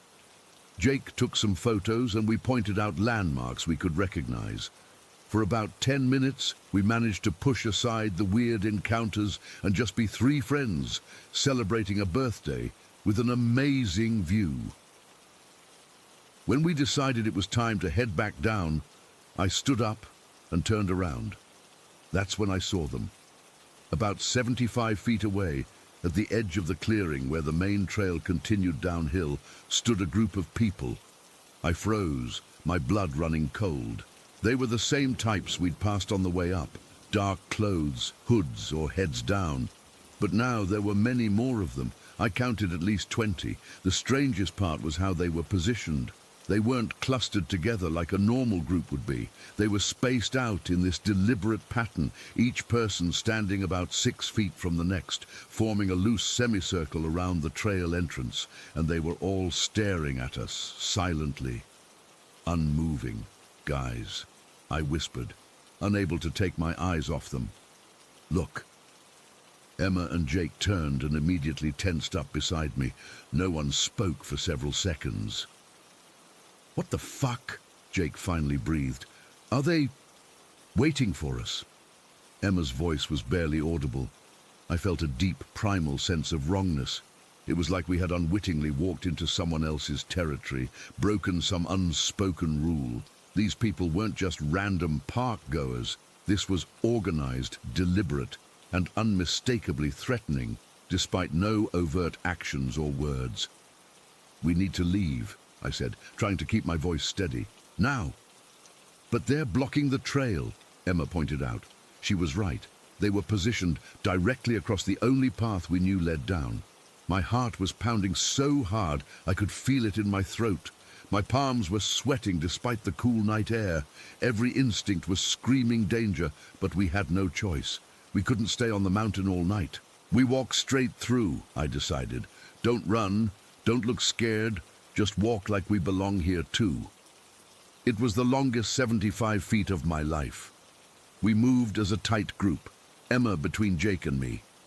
With each step closer, I could make out more details of these people. Some were older, some younger, men and women, different heights and builds, but all had this same focused intensity to them. As we approached, they silently shifted, creating a narrow corridor for us to walk through, a gauntlet. They didn't back away, just repositioned themselves to line both sides of the trail, while still maintaining that unnatural spacing between each person. We had to walk single file now. I went first, then Emma, then Jake. As we passed between them, I could feel their eyes on us. No one spoke, no one moved other than to turn their heads to follow our progress. The only sounds were our footsteps and my own heartbeat thundering in my ears. About halfway through this human corridor, I made eye contact with one of them, a balding man with jet black hair on the sides. His eyes locked with mine for just a moment, but what I saw there haunts me to this day. It wasn't hatred or anger, it was something colder, more alien, like I was being assessed by something that didn't quite understand human emotion. I broke eye contact and kept walking, focusing on putting one foot in front of the other. After what seemed like an eternity, we cleared the gauntlet and the trail bent around a curve, taking us out of sight.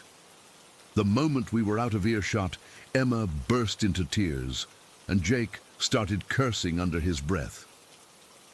We didn't stop moving, though. We practically jogged down that trail, taking turns we didn't remember from our ascent, just trying to find the fastest way down and out.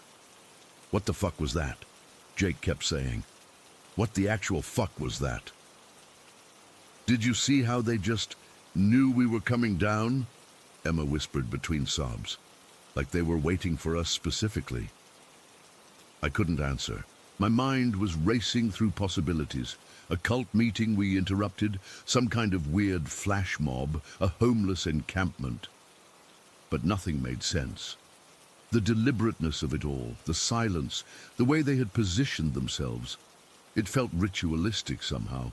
We made it down in half the time it took us to climb up, bursting out of the park entrance and onto the street like we were being chased, though no one had followed us. We didn't stop running until we reached a busier street with people and traffic and normal city life. We grabbed the first Uber we could get and sat in terrified silence all the way back to our hotel. None of us mentioned it to my parents the next day. What could we say? We hadn't been threatened or harmed. Nothing actually happened, but we all felt like we'd narrowly escaped something terrible. We left San Francisco 2 days later, and I haven't been back since. I've tried researching Buena Vista Park online, looking for similar experiences or explanations, but found nothing concrete.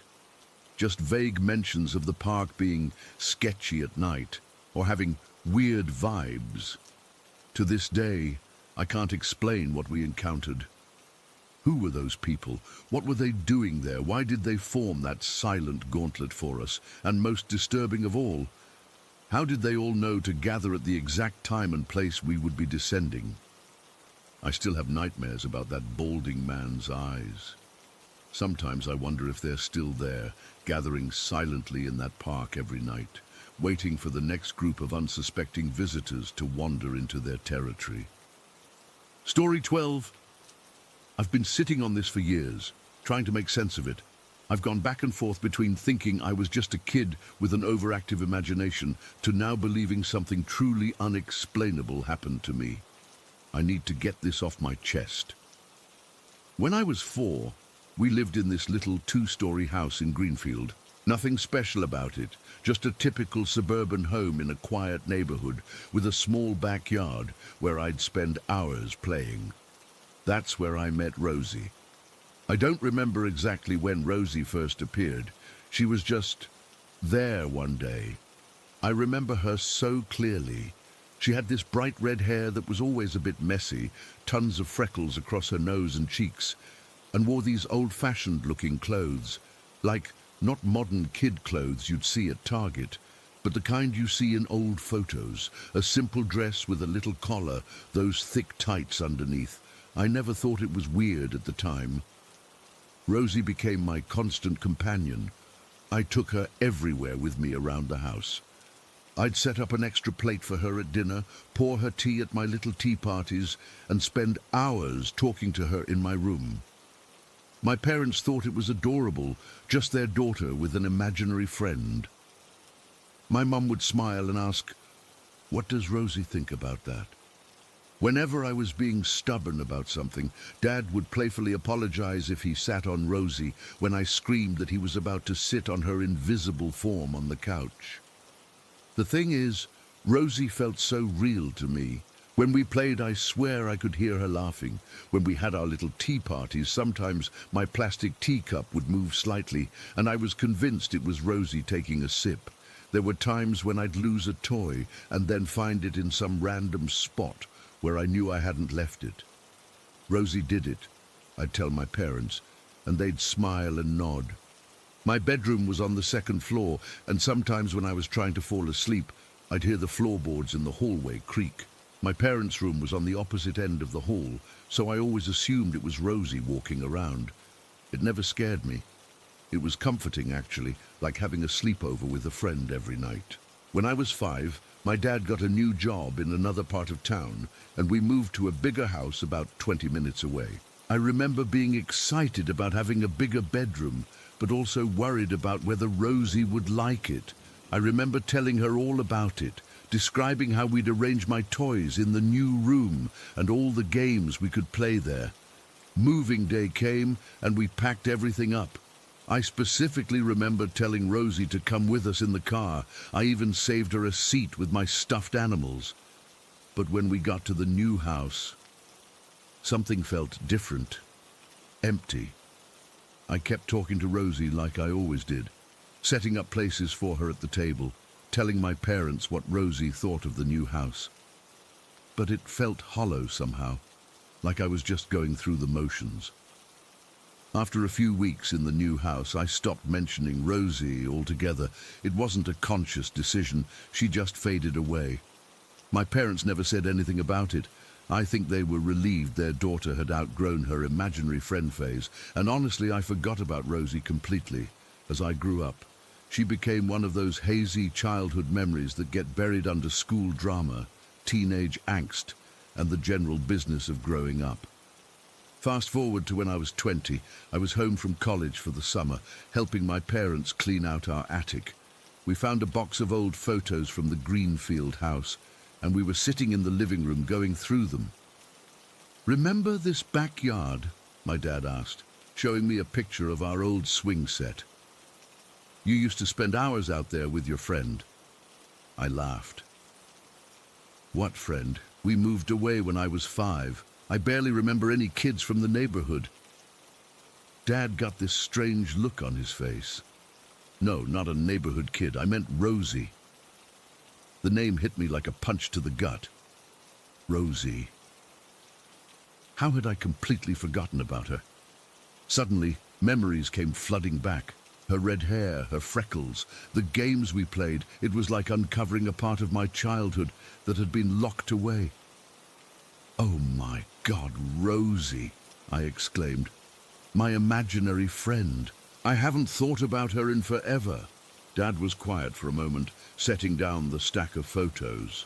He had this weird expression on his face, somewhere between hesitation and concern. "What?" I asked. "Nothing," he said, but I could tell something was bothering him. "Dad, what is it?"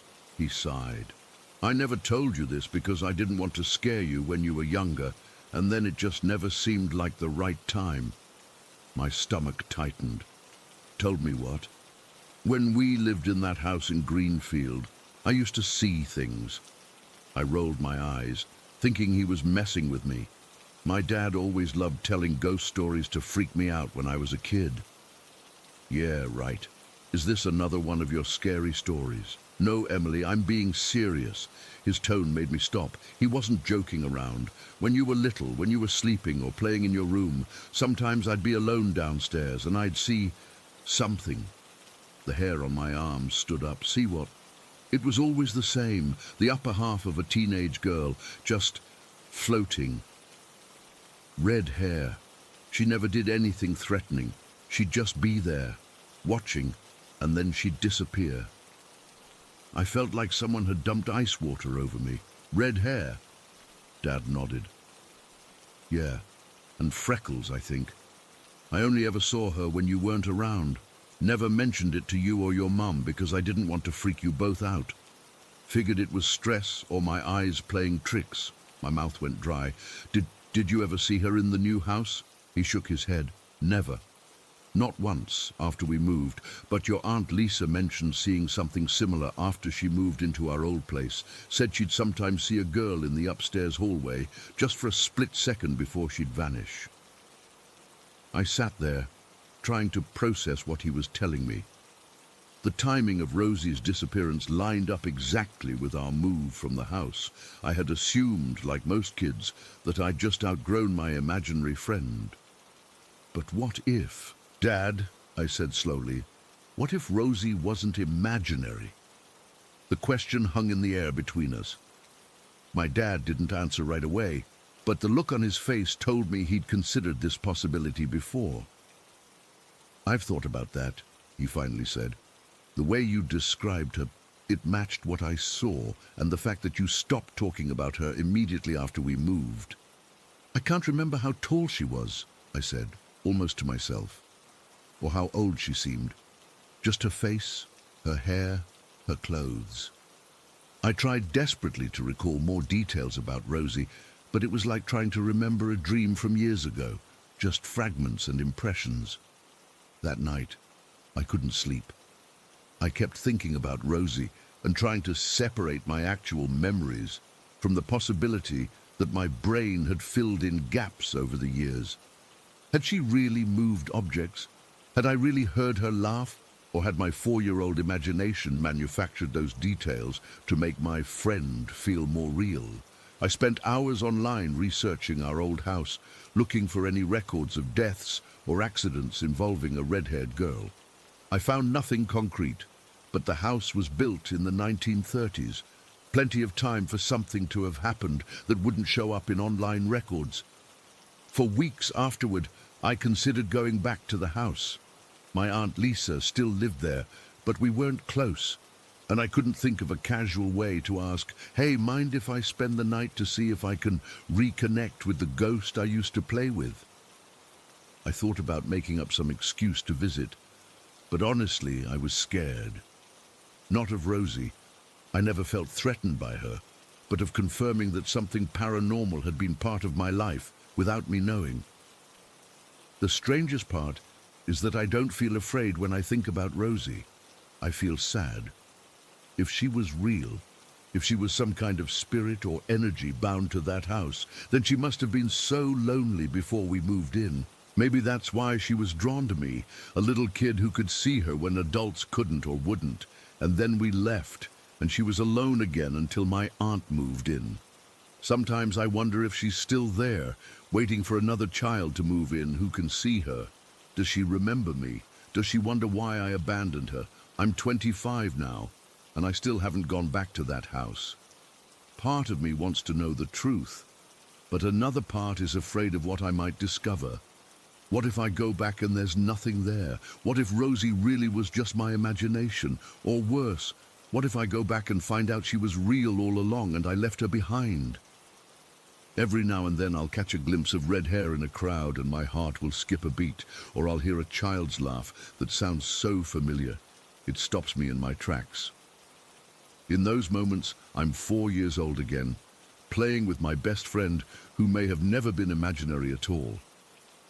I don't know if I'll ever have the courage to go back and find out for sure, but I do know that Rosie, whether she was a figment of my imagination or something more supernatural, was an important part of my childhood. And if she was real, if she was a spirit bound to that house, then I hope she knows I didn't mean to leave her behind.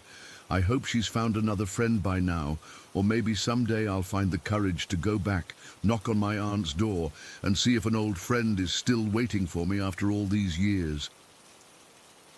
Story 13.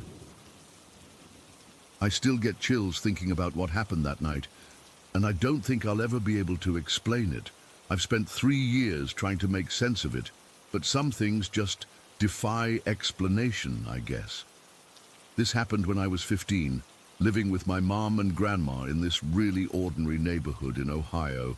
Nothing special about our house, just a simple 3-bedroom ranch style that my grandpa had bought back in the 80s. My Aunt Melissa was staying with us temporarily after her divorce. She'd been having a rough time and needed a place to crash while getting back on her feet. It was a Friday evening in late October. Mom was working late at the hospital. She's a nurse, so it was just me, Grandma, and Aunt Melissa at home. The weather was getting cold, and it was already dark outside by 6 in the evening. Grandma and I were doing our usual Friday night routine, watching game shows in the living room while eating takeout. Aunt Melissa had gone to take a nap in the guest bedroom around 5. She'd been doing that a lot lately, sleeping at odd hours. Grandma said depression does that to people. Our living room has this old brown couch pushed against the wall, and I was sitting on the end closest to the hallway that leads to the bedrooms. Grandma was in her recliner near the TV, totally engrossed in Wheel of Fortune. We'd just finished eating Chinese food, and I remember I was scrolling through my phone, half watching the show. That's when I first heard it. Cassie! It was like a loud whisper, right near my ear. I jumped and dropped my phone on the carpet. The voice had said my name so clearly, drawn out and deliberate. I looked at Grandma, but she was still focused on the TV, munching on an egg roll. "Grandma, did you hear that?" I asked, my heart suddenly racing. She glanced over at me, confused. "Hear what, honey?" "Someone just said my name, like whispered it really loud." Grandma shook her head. "I didn't hear anything. Probably just the TV." I knew it wasn't the TV. The voice had been right next to me and it had definitely said my name, but I tried to shake it off. Maybe I was just tired or my mind was playing tricks on me. I picked up my phone and tried to focus on Instagram again. About 5 minutes passed. I had almost convinced myself I'd imagined it when I heard it again, louder this time. A Cass-I-E. Each syllable was stretched out, like someone was desperately trying to get my attention. The voice sounded female, but distorted somehow, like it was coming through water or static. It wasn't coming from beside me this time. It seemed to be coming from down the hallway. I felt the hairs on my arms stand up. Grandma, seriously, you didn't hear that? Someone just called my name again. Grandma looked concerned now. She muted the TV. Cassie, I don't hear anything but us talking. Are you feeling okay? I swear someone's calling me. My voice was shaking. It's coming from down the hall. Grandma frowned. Well, Melissa's sleeping. Maybe you're hearing her talking in her sleep. But I knew that wasn't it. The voice was too clear, too deliberate, and something about it felt urgent. Like whoever was calling me needed help. That's when I felt this weird pull toward the hallway. It's hard to explain, but it was like my body knew I needed to go check on something even before my brain did. I stood up without really deciding to. I'm going to check on Aunt Melissa, I said. Grandma nodded but looked puzzled. Okay, but try not to wake her if she's sleeping. The hallway to the bedrooms seemed longer and darker than usual. The only light was coming from the living room behind me, casting my shadow long in front of me. Our house is old, and the floorboards always creak, but they seemed extra loud as I walked down that hall. Each step felt heavy, like I was moving through something thicker than air. The guest bedroom door was closed. As I got closer, I could feel this weird pressure, like the air was getting denser. My ears started to pop like when you're in an airplane, and it was cold, way colder than the rest of the house. Cassie, help me. The voice was clear as day now, and I knew it was coming from inside that room. But the voice, it sounded like Aunt Melissa, but also not like her at all. It had this weird echo to it. I stood outside the door for what felt like forever, my hand hovering over the doorknob. Everything in me was screaming to run back to the living room, but that pulling sensation was stronger. I don't know how to explain it, other than it felt like I had to open that door. When I finally turned the knob, my hand was shaking so bad I could barely grip it. The door opened with this long, low creak. The room was dark except for a small nightlight in the corner, casting everything in a dim yellow glow. The first thing I saw made me freeze in the doorway. There was a tall, black figure standing at the foot of the bed.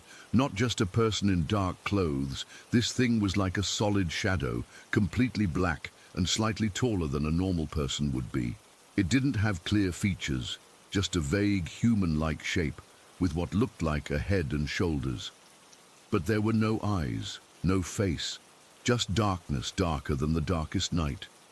I couldn't breathe, I couldn't scream, I just stood there paralyzed with fear. The shadow figure seemed to notice me because it turned slightly in my direction. I didn't see it move so much as I felt its attention shift toward me, and then in an instant it was gone. Not like it walked away or faded, it was just there 1 second and completely gone the next. I might have convinced myself I imagined it, except when I looked toward the bed, I saw Aunt Melissa lying there with her eyes wide open, staring at the ceiling. But what made my blood run cold was the second shadow hovering directly over her. This one was different, smaller, more like a dark cloud than a human shape. It was spreading out over her body like black smoke, and the darkness seemed to be pulsing. The whole bed was surrounded by this weird darkness that the nightlight couldn't penetrate, and Aunt Melissa, she wasn't moving at all.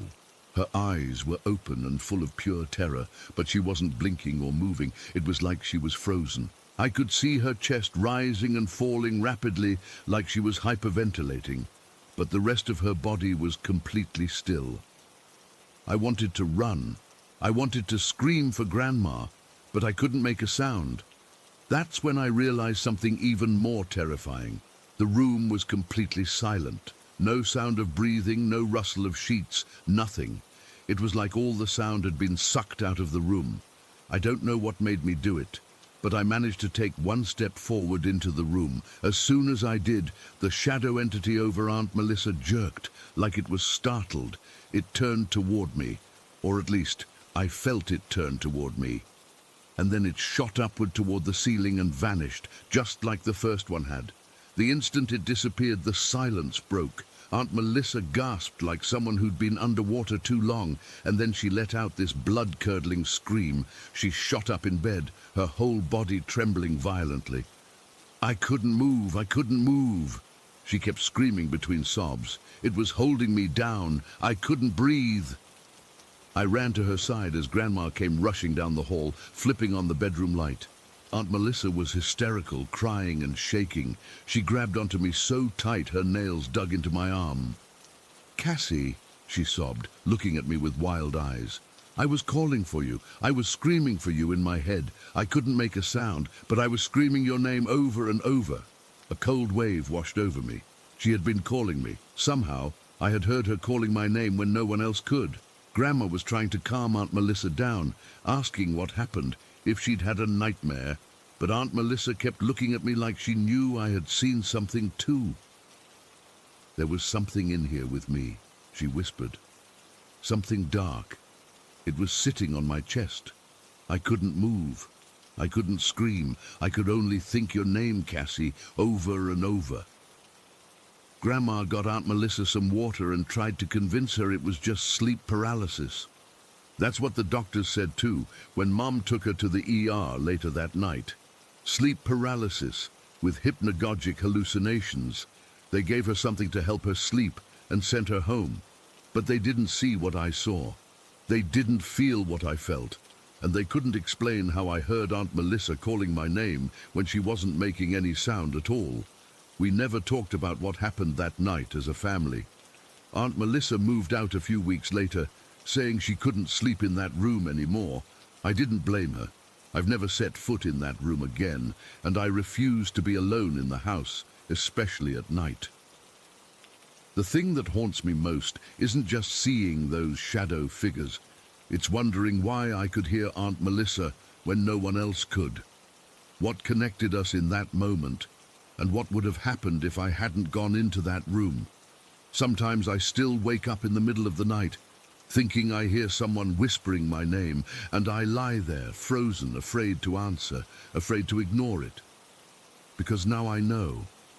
Sometimes when someone calls your name, they're desperately asking for help.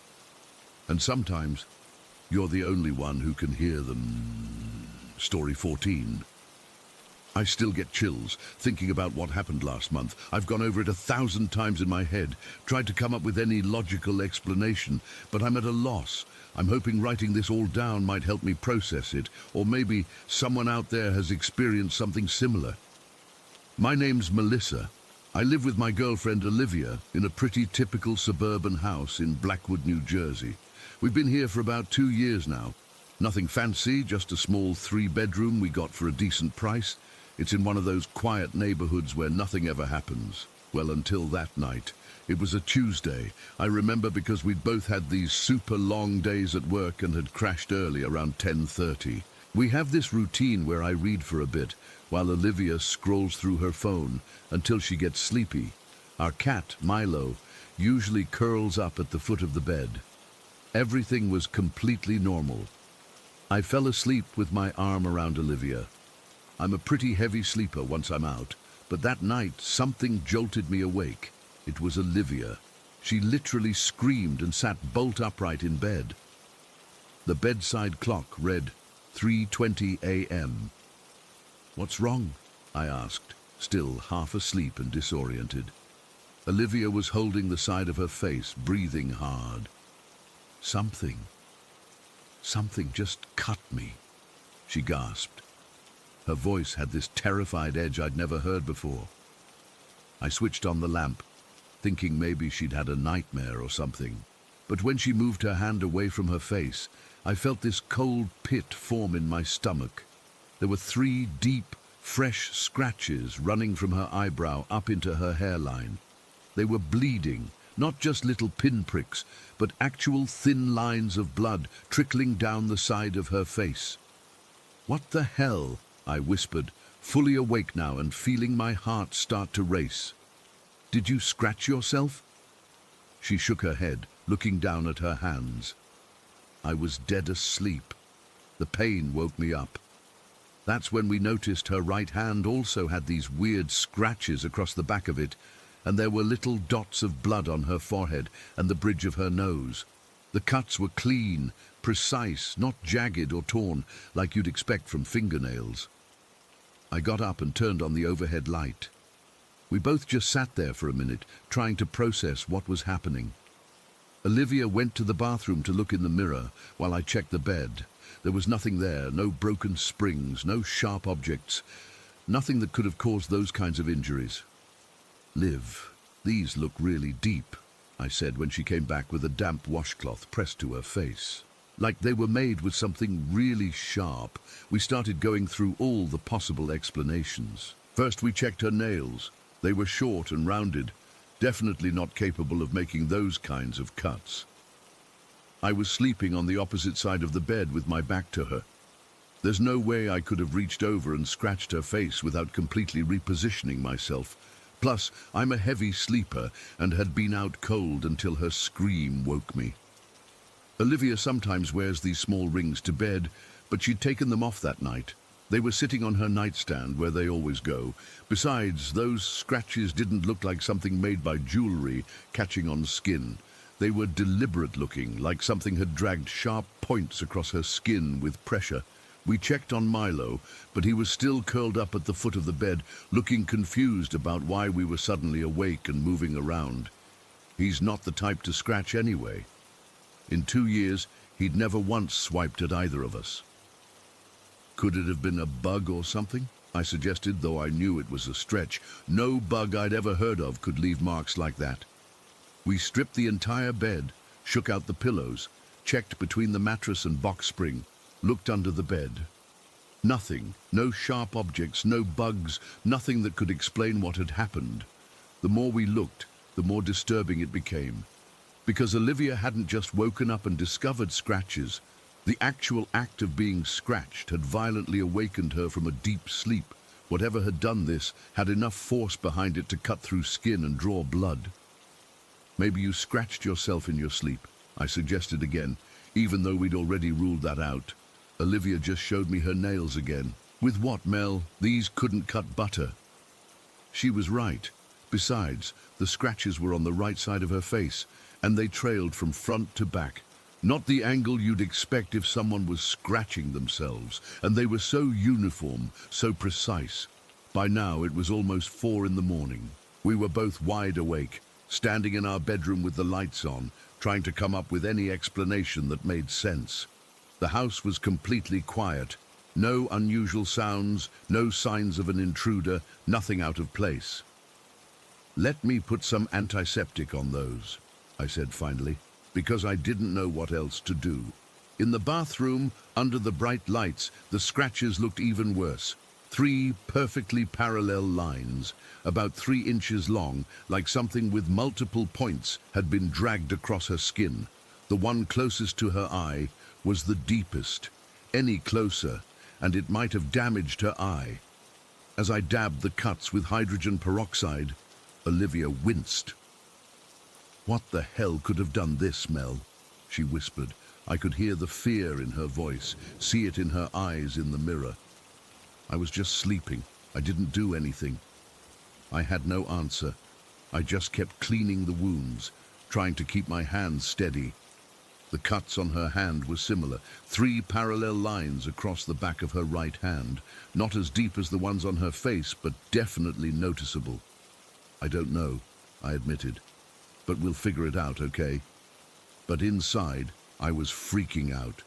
Because in that moment, standing in our ordinary bathroom in our ordinary house, I couldn't shake the feeling that something very not ordinary had happened. Something had hurt Olivia while she slept. Something that wasn't me, wasn't her, wasn't our cat, and wasn't any object in our bedroom. We decided to try to go back to sleep. What else could we do? But we switched sides of the bed. I took the edge where Olivia had been sleeping, and she moved to my side. Neither of us said it out loud, but we both knew why. I was putting myself between her and whatever had hurt her. I didn't sleep. I lay there, eyes wide open, listening to every creak of the house, every rustle of the sheets. Olivia eventually drifted off from sheer exhaustion, but I stayed awake until sunrise, watching her, watching the empty space beside the bed, watching the shadows in the corners of the room. The next morning, the scratches were still there. Angry red lines against Olivia's pale skin. It hadn't been a dream or a weird shared hallucination. Something had physically injured her while she slept. We went through the entire house in daylight, checked every window, every door, all locked and secure. No signs of entry anywhere. We looked at the heating vents, wondering if something could have crawled through them. Nothing. We even checked the attic and crawl space under the house. Nothing out of place, nothing unusual. I took pictures of the scratches on Olivia's face and hand. Looking at them on my phone screen made them seem even more impossible. They were so clean, so deliberate. Not the random result of an accident or even an animal scratch. They looked intentional. "Should we tell someone?" Olivia asked as we sat at the kitchen table, both of us exhausted and on our third cup of coffee. "And say what?" I replied. "That something invisible scratched you in your sleep. Who would believe that?" She touched the cuts on her face gently. "I don't even believe it, and it happened to me." That night, we both took sleeping pills. Neither of us wanted to be fully conscious in that bedroom. We left every light on in the house. We even set up my old phone as a makeshift camera, propped on the dresser and aimed at the bed. Nothing happened that night, or the next. The scratches on Olivia's face scabbed over and began to heal. After a week of nothing, we started to relax a little. Maybe it had been some weird one-time thing. Maybe there was some explanation we just hadn't figured out yet. But here's the thing. It's been a month now, and we still have no idea what happened that night. The video from my phone showed nothing unusual, just us sleeping, Olivia on her side facing away from the camera, then suddenly jerking awake with a cry. No strange shadows, no movement, nothing that could explain those cuts. We've tried to move on, to convince ourselves it was some bizarre accident, but sometimes I catch Olivia staring at her reflection, tracing the faint pink lines that are still visible if you look closely. And every night when we go to bed, there's this moment where we both hesitate, where we both wonder if tonight it might happen again. I still sleep on the edge of the bed, my body between Olivia and whatever might be out there in the darkness. I still wake up sometimes at 3:20 a.m., my heart pounding, convinced I heard something moving in the room, and I still have no explanation for what caused those perfectly straight, deliberately placed scratches that appeared out of nowhere and cut deep enough to draw blood. All I know is that something hurt the person I love most in this world while she slept beside me, and I couldn't protect her from it. And I'm terrified that whatever it was might come back. Story 15. I never believed in ghosts, not even a little bit. I was always the person rolling my eyes at ghost hunting shows, explaining away paranormal events with science, and generally being the wet blanket at campfire stories. My husband James used to tease me about it, calling me his adorably stubborn rationalist. But after what we've experienced in this house, I don't know what to believe anymore. We bought our first home together just 3 months ago, a gorgeous 2-story colonial in Willowbrook that was built around 1820. The price was surprisingly reasonable for such a spacious historic property, which should have been our first clue. Something wasn't right. But we were newly married, excited to start our lives together, and completely blinded by the home's character. Original hardwood floors, ornate crown molding, a gorgeous brick fireplace in the living room. The first week was pure bliss. We painted the kitchen a soft sage green, arranged our furniture, and spent evenings on the wraparound porch drinking wine and talking about our future. I remember feeling so content, so certain that this was exactly where we were meant to be. Then it started. I was unpacking books in the study when I heard a phone ringing upstairs. Not my ringtone, not James's either. A shrill, old-fashioned ring I didn't recognize. I climbed the stairs, following the sound to our bedroom, but when I walked in, it stopped. No phone in sight. "James," I called out. "Did you hear that ringing?" He appeared in the doorway, looking confused. "Yeah, I was about to ask if you'd changed your ringtone." "It wasn't mine," I said. "I thought maybe you had an old phone plugged in up here or something." We searched the room, but found nothing. I shrugged it off. Maybe it was a neighbor's phone with the window open, or some weird interference with our smart home devices. There had to be a logical explanation, but the next night, it happened again. We were both reading in bed when that same unfamiliar ring cut through the silence. 4 rings, then silence. I looked at James, who was already staring at me with wide eyes. "That's inside the house," he whispered. We got up and checked every room, looking behind furniture, in closets, even in the attic access. Nothing. When we finally crawled back into bed, I offered my rational explanation.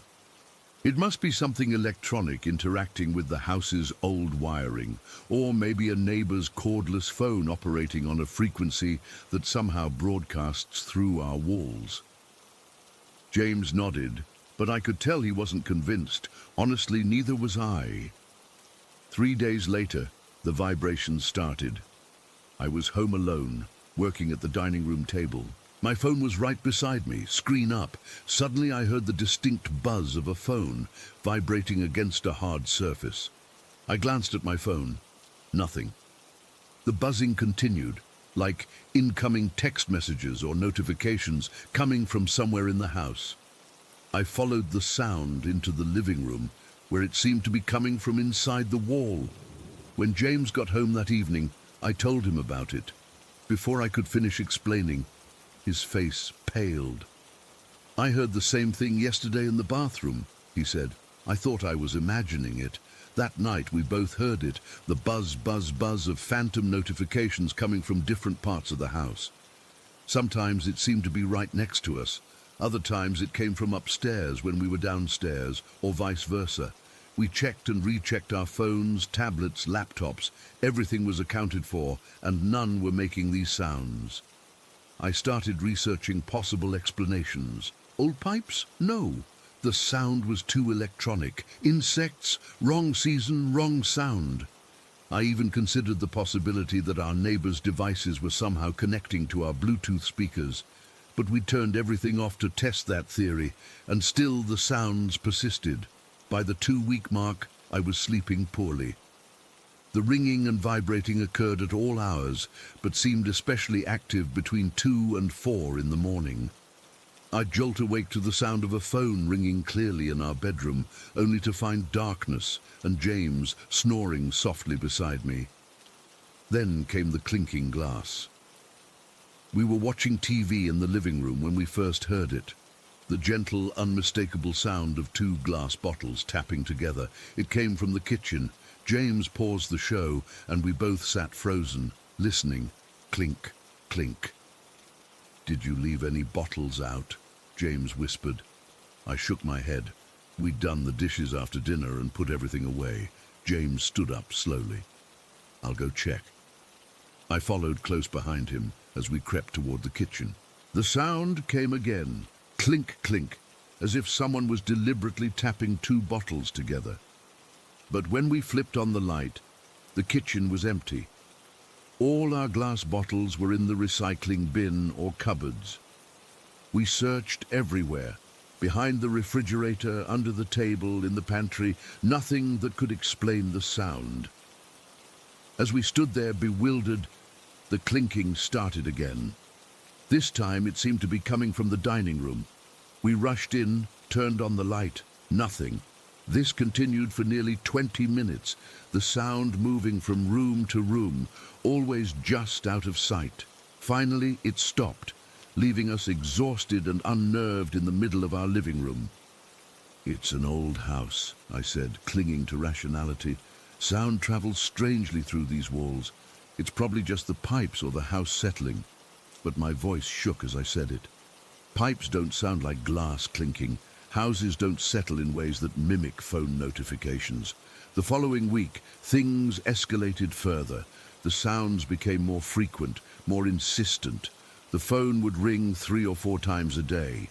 The vibrations became longer, like someone was receiving call after call. The clinking glass followed us from room to room. I started documenting everything, desperate to find patterns or explanations. I noted times, locations, and what we were doing when the sounds occurred.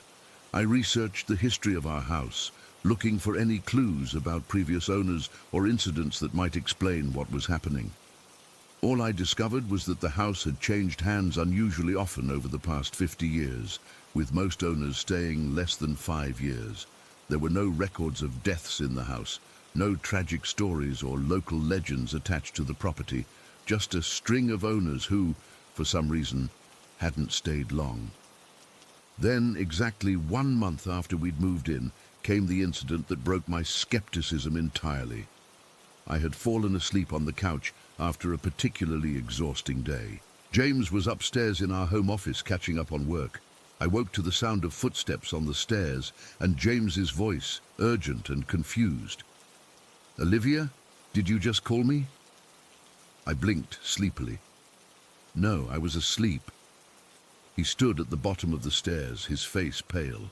"I heard you calling my name, clear as day. You said, 'James, can you come here?' It sounded like you were right outside the office door." A chill ran through me. I haven't moved from this couch. We stared at each other, the implications sinking in. Whatever was happening in our house had just crossed a line. It wasn't just strange noises anymore. It was mimicking my voice. That night we heard my voice again, this time calling out from the bathroom when I was sitting right next to James on the couch. My blood ran cold, hearing my own voice echo through the house when my mouth was firmly closed. We tried to be rational. Maybe it was the TV, though we had turned it off. Maybe it was coming from outside, though the windows were closed against the autumn chill. Maybe we were both experiencing some kind of shared auditory hallucination brought on by stress and lack of sleep. But none of these explanations felt right, and they certainly couldn't account for what happened yesterday. I was alone in the house, working from home while James was at the office. Around noon, all the sounds started simultaneously. The phone ringing, the vibrations, the clinking glass, and now my voice and James's voice calling to each other from different rooms. It was like whatever was in the house had decided to put on a full demonstration of its abilities. I sat frozen at my desk, listening to the cacophony of impossible sounds surrounding me. Then, above it all, I heard a voice I didn't recognize, an older woman's voice, soft but clear. "They need to know we're still here." The sound stopped abruptly. The silence that followed was almost more terrifying than the noise had been. With shaking hands, I called James and asked him to come home. When he arrived, I told him everything. We sat at the kitchen table, both of us pale and exhausted. "We need to talk about the possibility that this house is haunted," James said finally. Coming from him, practical, level-headed James, those words hit hard. If he was willing to consider the supernatural, how could I keep denying it? "But why phones?" I asked. "Why technology that didn't exist when this house was built? Why not just, I don't know, slam doors or cold spots or whatever ghosts are supposed to do?" James shook his head. "I don't know. Maybe they're trying to communicate in ways they think we'll understand, or maybe—" He trailed off, but I knew what he was thinking. Maybe whatever was happening here wasn't a traditional haunting at all. Maybe it was something else entirely.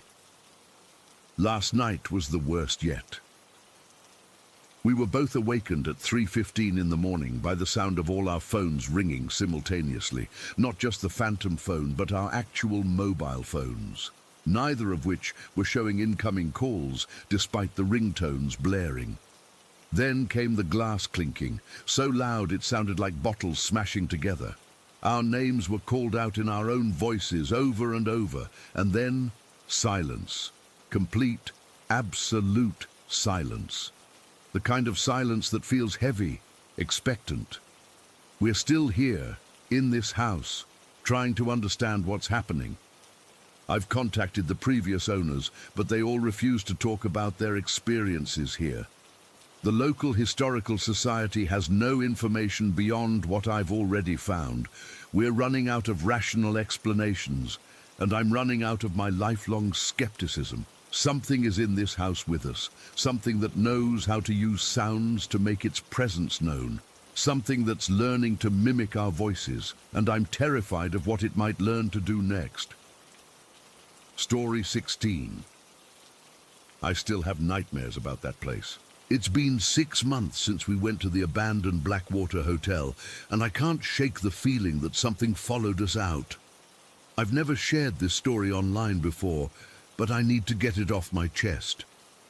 Maybe someone else has experienced something similar and can help me make sense of what happened.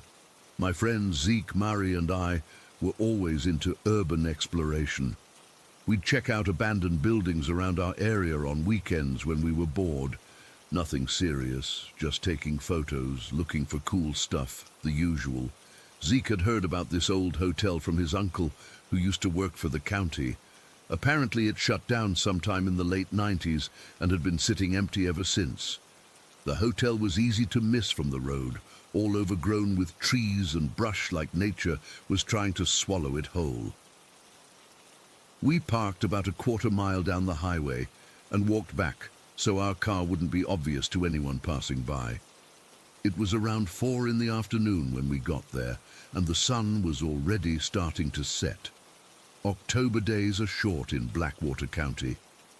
"This is going to be awesome," Mari said, adjusting her backpack with our snacks and extra batteries. Zeke had his expensive camera ready, and I just had my phone for pictures. We figured we'd spend maybe 2 hours tops, get some cool shots for Instagram, then grab dinner in town. The first warning sign should have been how easy it was to get in. The front entrance, a set of glass doors, was completely smashed, not just broken, but shattered like something had burst outward with tremendous force. Glass crunched under our shoes as we stepped inside. The lobby still had this weird smell, like old perfume mixed with mold and something else I couldn't identify. Sort of metallic. The registration desk was intact, with old brochures scattered across it. The ceiling was water damaged, with sections hanging down in soggy chunks. "Let's split up," Zeke suggested. "We'll cover more ground that way." That was our first mistake. I headed toward what looked like a restaurant area, while Mari took the east wing hallway and Zeke went to check out the ballroom.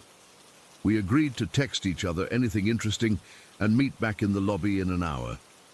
The restaurant was pretty standard. Overturned tables, broken dishes, the usual abandoned stuff, but something felt off right away. The tables were dusty, but some of the glasses on them were clean, like recently used clean. I took a few pictures and moved on to the kitchen. That's when things started getting weird. The kitchen was huge, way bigger than it should have been for a hotel this size. I walked past industrial fridges and stoves that seemed to go on forever. The light from my phone flashlight barely reached the back wall. I remember thinking it was odd how the kitchen seemed bigger than the entire front of the hotel. After about 20 minutes, I got a text from Zeke. "You need to see the ballroom. Seriously fucked up." I headed back through the restaurant, but something had changed. The path I'd taken was different somehow. The tables weren't arranged the same way. I figured I was just confused and found another door out. It took me 15 minutes to find the ballroom, even though the hotel hadn't seemed that big from outside. When I finally found Zeke, he was standing in the doorway of a massive room with a vaulted ceiling. Shattered mirrors lined the walls, and upturned chairs were scattered everywhere like there had been a fight. "Look at this," he whispered, pointing to the center of the room. A wheelchair sat perfectly positioned in the middle of the polished wood floor, facing the wall, just sitting there, as if someone had carefully placed it and walked away. There were no marks on the dusty floor showing how it got there.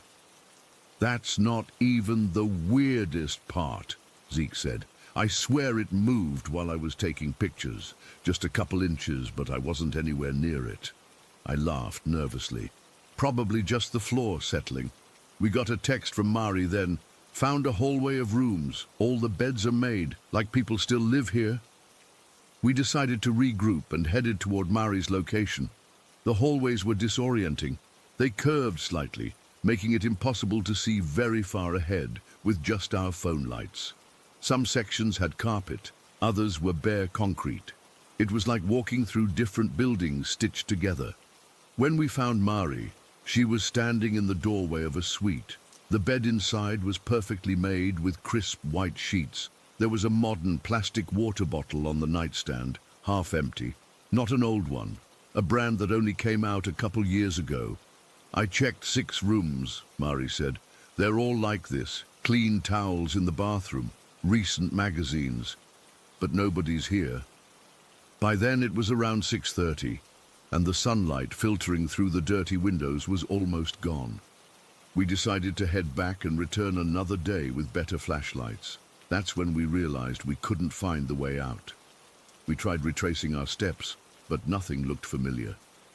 Hallways that should have led to the lobby instead took us deeper into the hotel. We found staircases that went up 1 floor, then somehow connected back to the same floor we'd started on. Doors opened into closets filled with shoes, dozens of pairs, all neatly arranged facing the wall.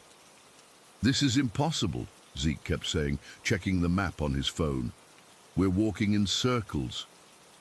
Around 7:30 I saw the first face. I was passing a cracked mirror near what looked like an old elevator shaft when I noticed my reflection wasn't alone. Behind me stood a figure, unnaturally tall and pale, with a stretched, impossible grin that literally went from ear to ear. I whipped around, but there was nothing there. When I looked back at the mirror, the figure lingered for half a second before vanishing. I didn't tell the others. I thought I was just tired and seeing things. We kept searching for an exit. The layout made no sense. Rooms connected to other rooms that shouldn't have been there. We'd open a door expecting a hallway and find a bathroom instead, or we'd walk down a corridor that should have been short and find it extending for hundreds of feet. Around 8:30, Mari screamed. She'd opened what looked like a utility closet and found it filled, floor to ceiling, with porcelain dolls. Their eyes were all gouged out, leaving black, empty sockets. As we hurried past, I swear I saw some of them twitching, like they were trying to turn toward us. By 9:30, we gave up on finding the exit and decided to hole up somewhere until morning. We found our way back to the kitchen and barricaded ourselves inside, using a heavy metal table to block the door. None of us slept. We sat with our backs against the wall, listening. The hotel wasn't silent. Every few minutes, we'd hear doors closing in the distance, always in pairs, like footsteps. Sometimes we'd hear what sounded like distant conversation, but the words were muffled and distorted. The large industrial refrigerator across from us had something scratched into its rusted surface. "Don't forget you're already here," repeated dozens of times in jagged letters. "Someone's just messing with us," Zeke kept saying. "Some homeless people probably live here and they're trying to scare us off." But that didn't explain the impossible layout or the face I'd seen. Around 3 in the morning, we all heard it. A squeaking sound, like wheels rolling slowly across the floor. It moved past the kitchen door, paused, then continued down the hall. None of us had the courage to look. When the first light of dawn finally came through the small window, we carefully moved the table and stepped out. The hallway looked completely different in daylight, shorter, more normal. We followed it and found a plastic curtain we hadn't noticed before. Behind it was a direct path to the lobby, not 15 feet from where we'd spent the night. We practically ran outside, gulping the fresh morning air. The hotel behind us looked smaller, less imposing in the daylight. Just another abandoned building. We never went back to the Blackwater Hotel. Marie and Zeke don't like talking about that night.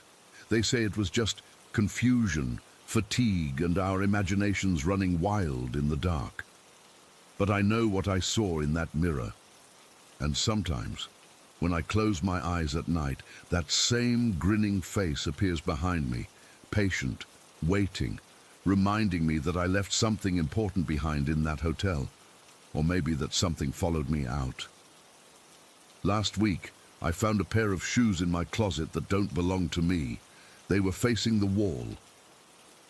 Story 17. I've never really shared this with anyone outside my family, but I grew up in a haunted house.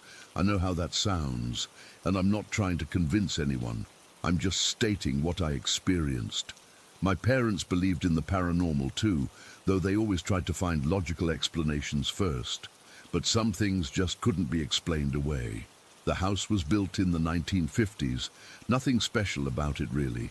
Just a typical suburban home with 3 bedrooms upstairs, a living room, kitchen, dining room, and a finished basement. We moved there when I was around 6 years old, and the weird stuff started almost immediately. But there was one experience that stands out from all the rest, something that happened regularly throughout my elementary and middle school years. It wasn't scary, at least not to me, but it definitely wasn't normal. I used to have trouble falling asleep as a kid. I'd lie in bed for hours, staring at the ceiling or reading books under my covers with a flashlight well past my bedtime. My mum would check on me around 9:30, tell me good night, and then I'd pretend to sleep until I heard her and Dad go to their room. Then I'd turn on my light and stay up as late as I wanted. That's when it would happen. Around 10:30 or 11, I'd start hearing these light tapping sounds coming from my ceiling. At first, I thought it was just the house settling, or maybe branches from the tree outside scratching against the roof. But there was a pattern to it. 3 quick taps, a pause, then 3 more. Tap, tap, tap, pause, tap, tap, tap. I remember the first few times it happened, I pulled my blanket over my head and tried to ignore it. But after a while, I noticed something weird. The tapping only happened when I was staying up past my bedtime, never during the day, never when I was actually trying to sleep on time, just when I was being rebellious and staying up late. Eventually, I realized whatever was making that sound was telling me to go to bed. This is going to sound crazy, but after a few months of this, I started to find it comforting. I named the ghost Mary, after learning about Bloody Mary at school. That probably sounds messed up, but I was a kid, and somehow giving it a name made it less scary. I'd hear those familiar taps, sigh, close my book or turn off my Game Boy and say quietly, "Okay, Mary, I'm going to sleep now." Then I'd turn off my light and actually try to sleep. And you know what? The tapping would stop immediately, every single time. My parents didn't believe me at first. My dad kept saying it was probably just the pipes or the heating system making noise. But one night when I was about 9, my mom came into my room because she heard me talking. She asked who I was talking to, and I told her about Mary and the tapping. She looked at me like I was making it up. But right at that moment, we both heard it. Tap, tap, tap, pause, tap, tap, tap. Her face went white. She checked the ceiling, looked outside my window, even went up to the attic above my room with a flashlight. Nothing. No explanation. After that, my parents didn't really mention it much. I think it freaked them out more than it did me. But I got used to Mary's presence. It became our routine. I'd stay up, she'd tap, I'd go to sleep, simple as that. When I was 12, I moved to a different bedroom in the house because my older sister left for college. I was excited about having a bigger room, but also wondered if Mary would follow me. Sure enough, the first night I tried to stay up late reading in my new room, I heard it again. Tap, tap, tap from the ceiling. Exactly the same pattern, just in a different location. That's when I became convinced it wasn't just the house making random noises. Something was following me. The weirdest part? When I turned 14, I convinced my parents to let me move my bedroom to the finished basement. I thought it would be cool to have more privacy, plus there was space for a small sitting area where my friends could hang out. The first few nights, I deliberately stayed up late, curious if Mary would find me down there. She never did. The tapping completely stopped, but that doesn't mean the basement was quiet. No, the basement had something else. Not Mary, but something different. I never named whatever was in the basement because it felt different, not threatening exactly, but more mischievous. More like a trickster than a protector. Things would go missing in the basement. My hairbrush would vanish from my dresser and show up inside my pillowcase. My shoes would be neatly lined up when I went to school. And when I came home, they'd be scattered around the room. Once, I had a bunch of CDs stacked on my desk, and I woke up to find them arranged in a perfect circle on the floor. I remember one night waking up around 3 in the morning because I felt something brush against my face. When I opened my eyes, I saw a pillow from my couch floating. I swear to God, floating about 3 feet above the floor.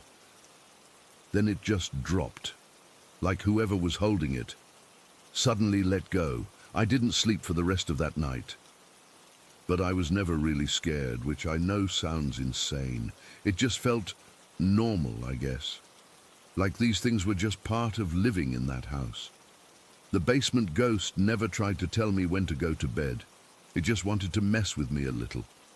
I sometimes wondered who Mary was, or had been. Was she a mother who once lived in the house, still trying to make sure children went to bed on time? Was she someone who died there? My parents insisted no one had ever died in the house. They'd asked the previous owners before buying it, but maybe they didn't know everything about the house's history. As I got older, the experiences continued, but I got used to them. The basement trickster kept moving things around. Sometimes I'd hear my name being called when I was home alone. I'd see shadow figures in the hallway at night, not just vague movements in the corner of my eye, but distinct, human-shaped shadows as clear as day, standing there for a moment before disappearing around a corner. But I always missed Mary's tapping. When I'd visit home from college and stay in my old room, I'd sometimes stay up late on purpose, hoping to hear those familiar taps. Sometimes they came, sometimes they didn't. It was like she knew I wasn't a kid anymore and didn't need the reminders. One incident stands out from when I was 16. I was home alone one weekend while my parents were away visiting relatives. I was in the kitchen making a sandwich around midnight when I heard someone call my name, Amy, so clearly that I answered, "Yeah?" before remembering no one else was home. Then I heard footsteps upstairs, moving from my parents' room toward the stairs. I froze, knife in hand, butter half spread on bread. The footsteps came down the stairs, slow and deliberate. I could hear each creak of the steps. We had this one super squeaky step, the third from the bottom, that everyone in the family knew to skip. The footsteps paused at that step, and I heard the familiar squeak. Whatever was walking down knew about that step, but stepped on it anyway. I was terrified but couldn't move. The footsteps reached the bottom of the stairs, and then nothing. Complete silence. I finally gathered enough courage to peek around the corner into the hallway. Empty. No one there. I ran back to the basement and locked the door, leaving my half-made sandwich on the counter. That night, I heard tapping on my basement ceiling. 3 taps. Pause. 3 more. Mary had found me in the basement for the first time. It was like she knew I was scared and came to check on me. I said out loud, "Thanks, Mary, I'm okay now. I'm going to sleep." The tapping stopped, and I actually felt safe enough to fall asleep. There were other incidents too. Books would fall off shelves for no reason. The TV would turn on by itself in the middle of the night. Once, my mum was in the shower and swears someone pulled the curtain back slightly and then closed it again. But she was home alone. The activity always seemed to concentrate either in my bedroom, whichever one I was using at the time, or in the basement. The living room and kitchen were mostly quiet, with only occasional weird happenings. My parents' room was almost always undisturbed. It was like the house had hot spots where the energy was stronger. I've tried researching the history of the house and the land it was built on, but never found anything significant. No tragic deaths, no horrific crimes, just an ordinary plot of land that became a suburban development in the 50s. So why was our house haunted? I have no idea. I moved out permanently after college. about 7 years ago.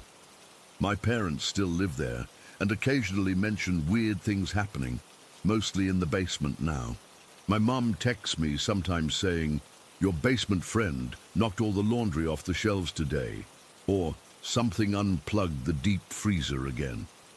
I went back to visit last Christmas and stayed in my old room upstairs. Out of habit, I stayed up late scrolling through my phone. Around 11:30 I heard it. Tap, tap, tap, pause, tap, tap, tap. I smiled in the darkness and said softly, "I'm an adult now, Mary. I can stay up if I want to." The tapping got louder.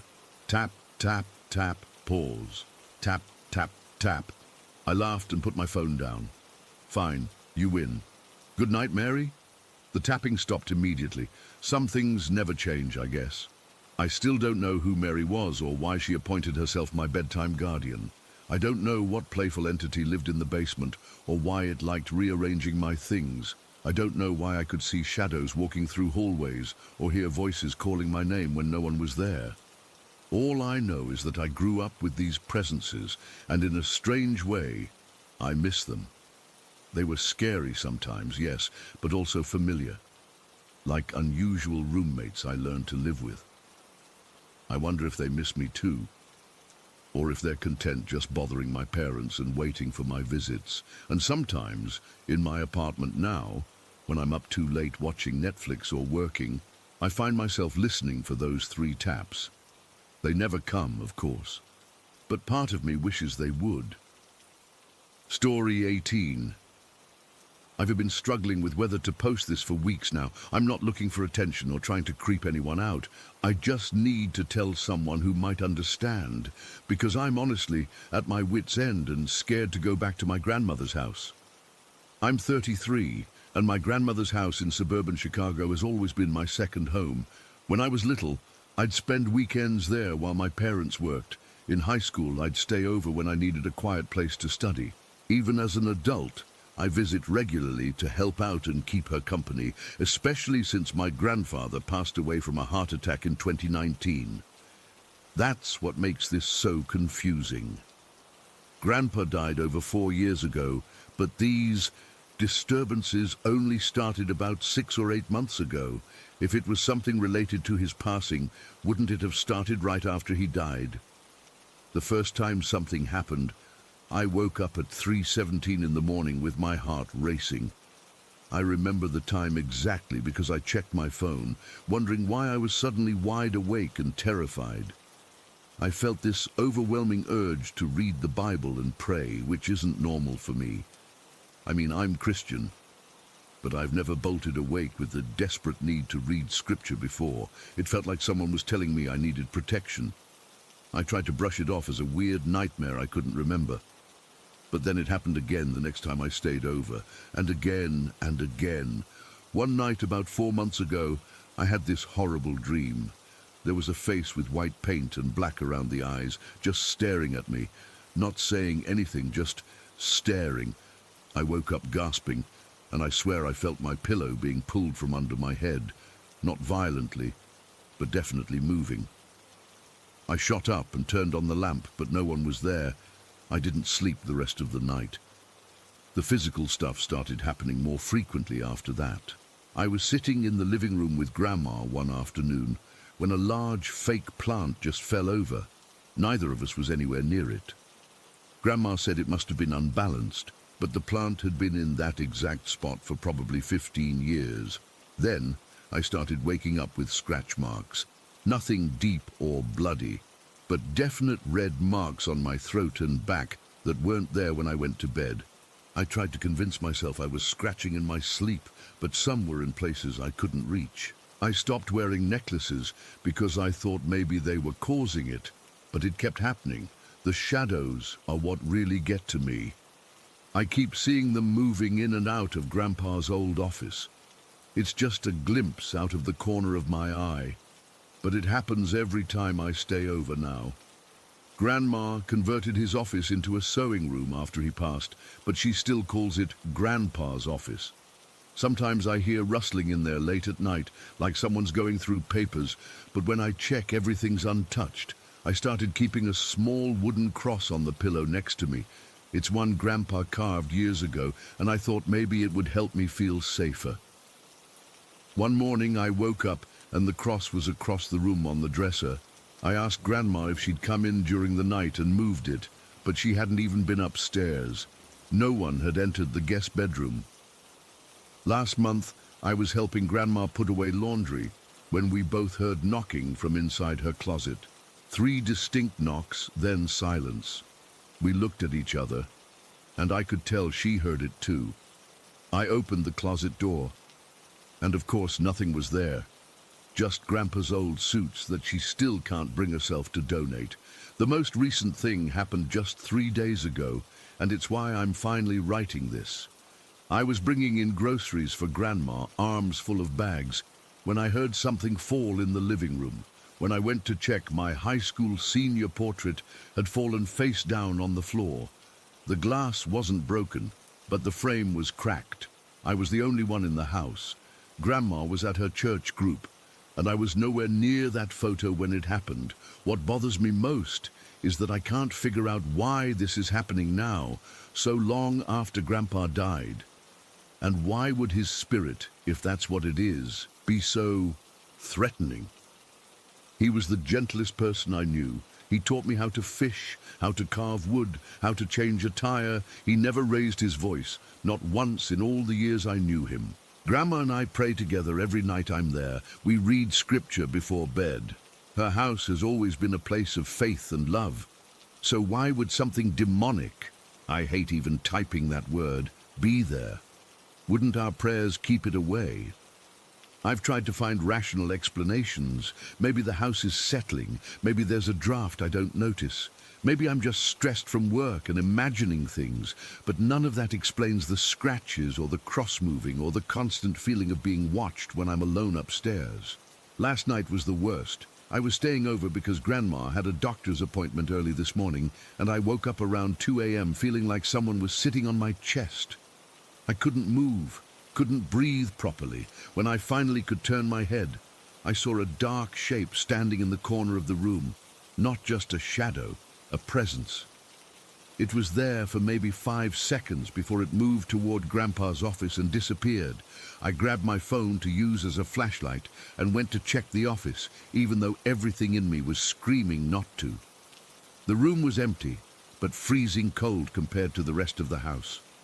And on the desk, Grandma's sewing table now, was a single wooden shaving, like from when Grandpa used to carve. But here's the thing. Grandpa's carving tools have been packed away in the basement since he died. I checked this morning, and the box hasn't been opened. The seal of packing tape is still intact. I didn't tell Grandma about any of this. She's 78 and has enough to worry about with her arthritis and managing the house alone. She misses Grandpa terribly and talks about him like he might walk through the door any minute.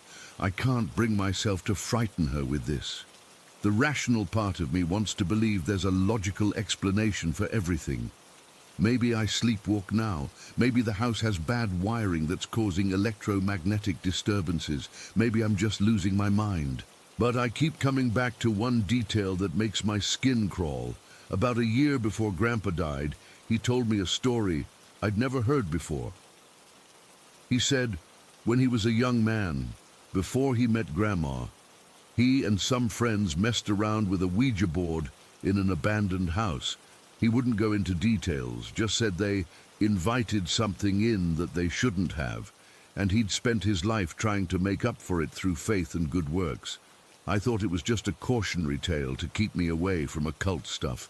Now I'm not so sure. What if whatever they contacted back then somehow followed him? What if it was waiting all this time, and now that he's gone, it's free to do whatever it wants? What if it's been watching me all my life, waiting for the right moment? I know how paranoid that sounds. I'm a grown woman with a stable job and a normal life. I don't believe in monsters under the bed, but I also can't explain what's happening in that house. The strangest part is that I still feel drawn to stay there, to keep Grandma company, to be in the place where I have so many good memories. But each time I go, the feeling of dread gets stronger. Last night, after the shadow by the desk, I finally admitted to myself that I don't think it's Grandpa's spirit. Whatever is in that house feels ancient and cold and patient, and I'm terrified it's getting stronger. I'm taking Grandma to lunch after her appointment today, and I don't know how I'm going to tell her I can't stay over anymore. I don't know how to explain any of this without sounding crazy or scaring her. But I also don't know if I can spend another night in that house. Has anyone else experienced anything like this? Is there something I should be doing? Because right now I'm sitting in my car outside her doctor's office, and the thought of going back to that house tonight makes me feel physically ill. Story 19. I've never been one to believe in ghosts. I was always the person rolling my eyes at those ghost hunting shows, thinking how ridiculous people looked, getting scared over dust particles on camera or EVP recordings that were clearly just static.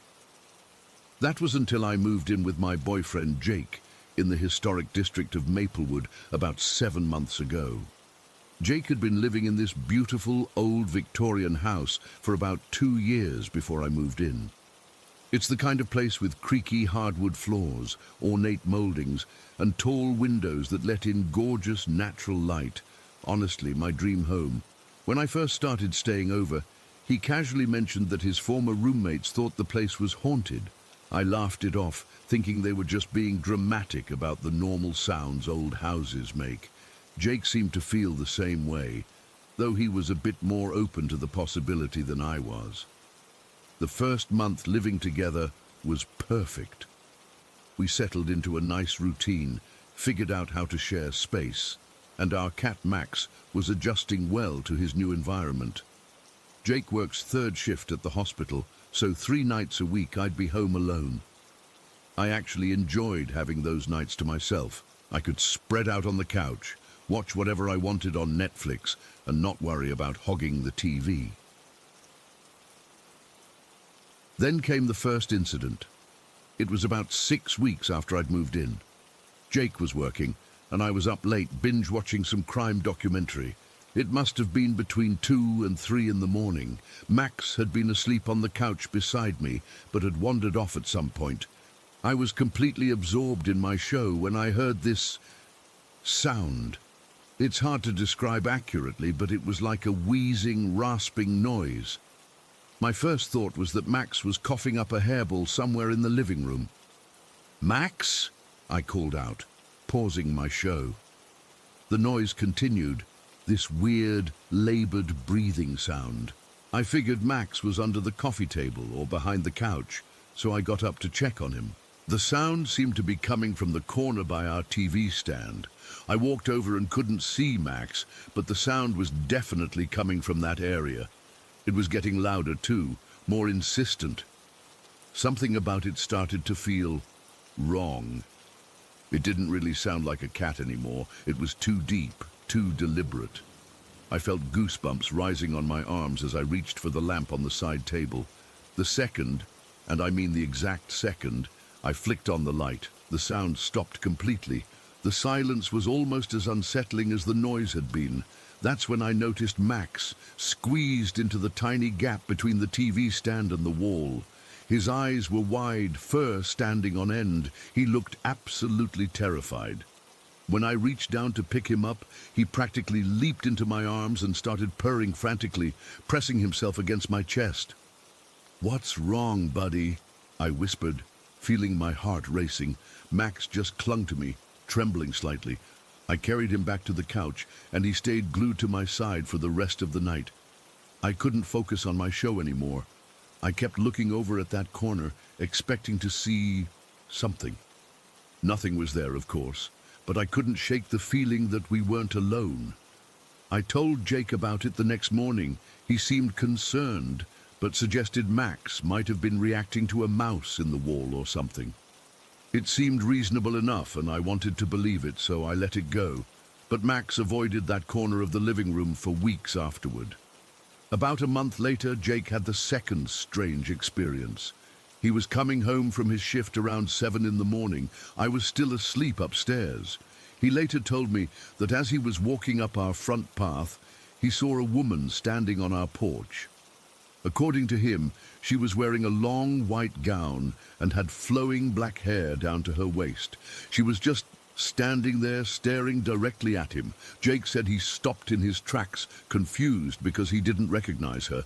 There's a cherry tree from our neighbor's yard that partially blocks the view of our porch from the street. Jake said he blinked and the woman disappeared behind the tree branches for a split second as he shifted position. When he had a clear view again, she was gone. He rushed inside, came upstairs and woke me up asking if I'd been outside. I obviously hadn't. I was groggy and confused, wearing pajamas, clearly just woken up. Jake looked genuinely shaken. He kept glancing out our bedroom window toward the porch, checking to see if she was still there. She was looking right at me, Liv, he said, like she was waiting for me. We checked the porch and yard, but found nothing. No footprints in the dewy grass, no sign anyone had been there. Jake is not the type to make things up or get spooked easily. He's rational, level-headed. It's why I found his reaction so disturbing. The third incident is what finally convinced me something was genuinely wrong with this house. It happened gradually, over the course of a couple weeks. Both Jake and I kept seeing what we thought was Max in our peripheral vision. A small, dark shape darting around corners or underneath furniture. The problem was, whenever we'd turn to look properly or call him, we'd discover Max was actually in a completely different room. The first few times, we laughed it off. I swear I just saw Max in the hallway, I'd say, only to find him fast asleep on our bed upstairs. But it kept happening, to both of us, sometimes multiple times a day. Then there was the basement issue.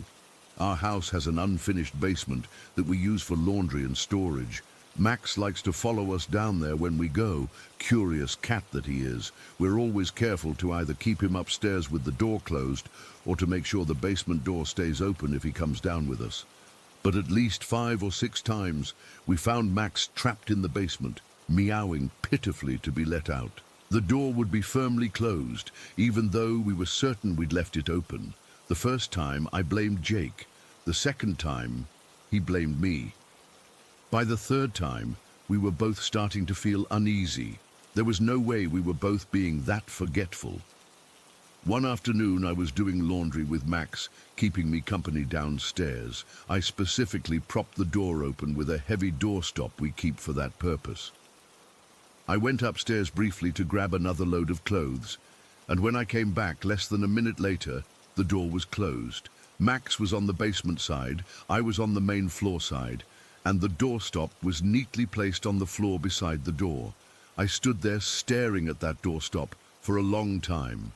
Trying to come up with a logical explanation, there wasn't one. After these 3 major incidents, Jake and I finally had the ghost conversation. We admitted to each other that something strange was happening in the house. Jake told me more about what his former roommates had experienced. Objects moving, doors opening and closing, weird sounds at night.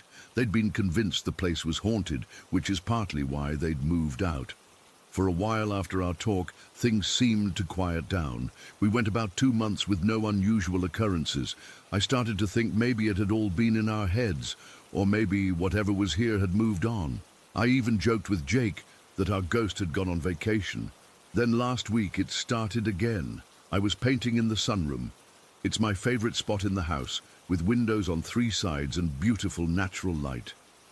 I had my easel set up, my paints laid out on a little shelf attached to it, and a cup of water for rinsing my brushes.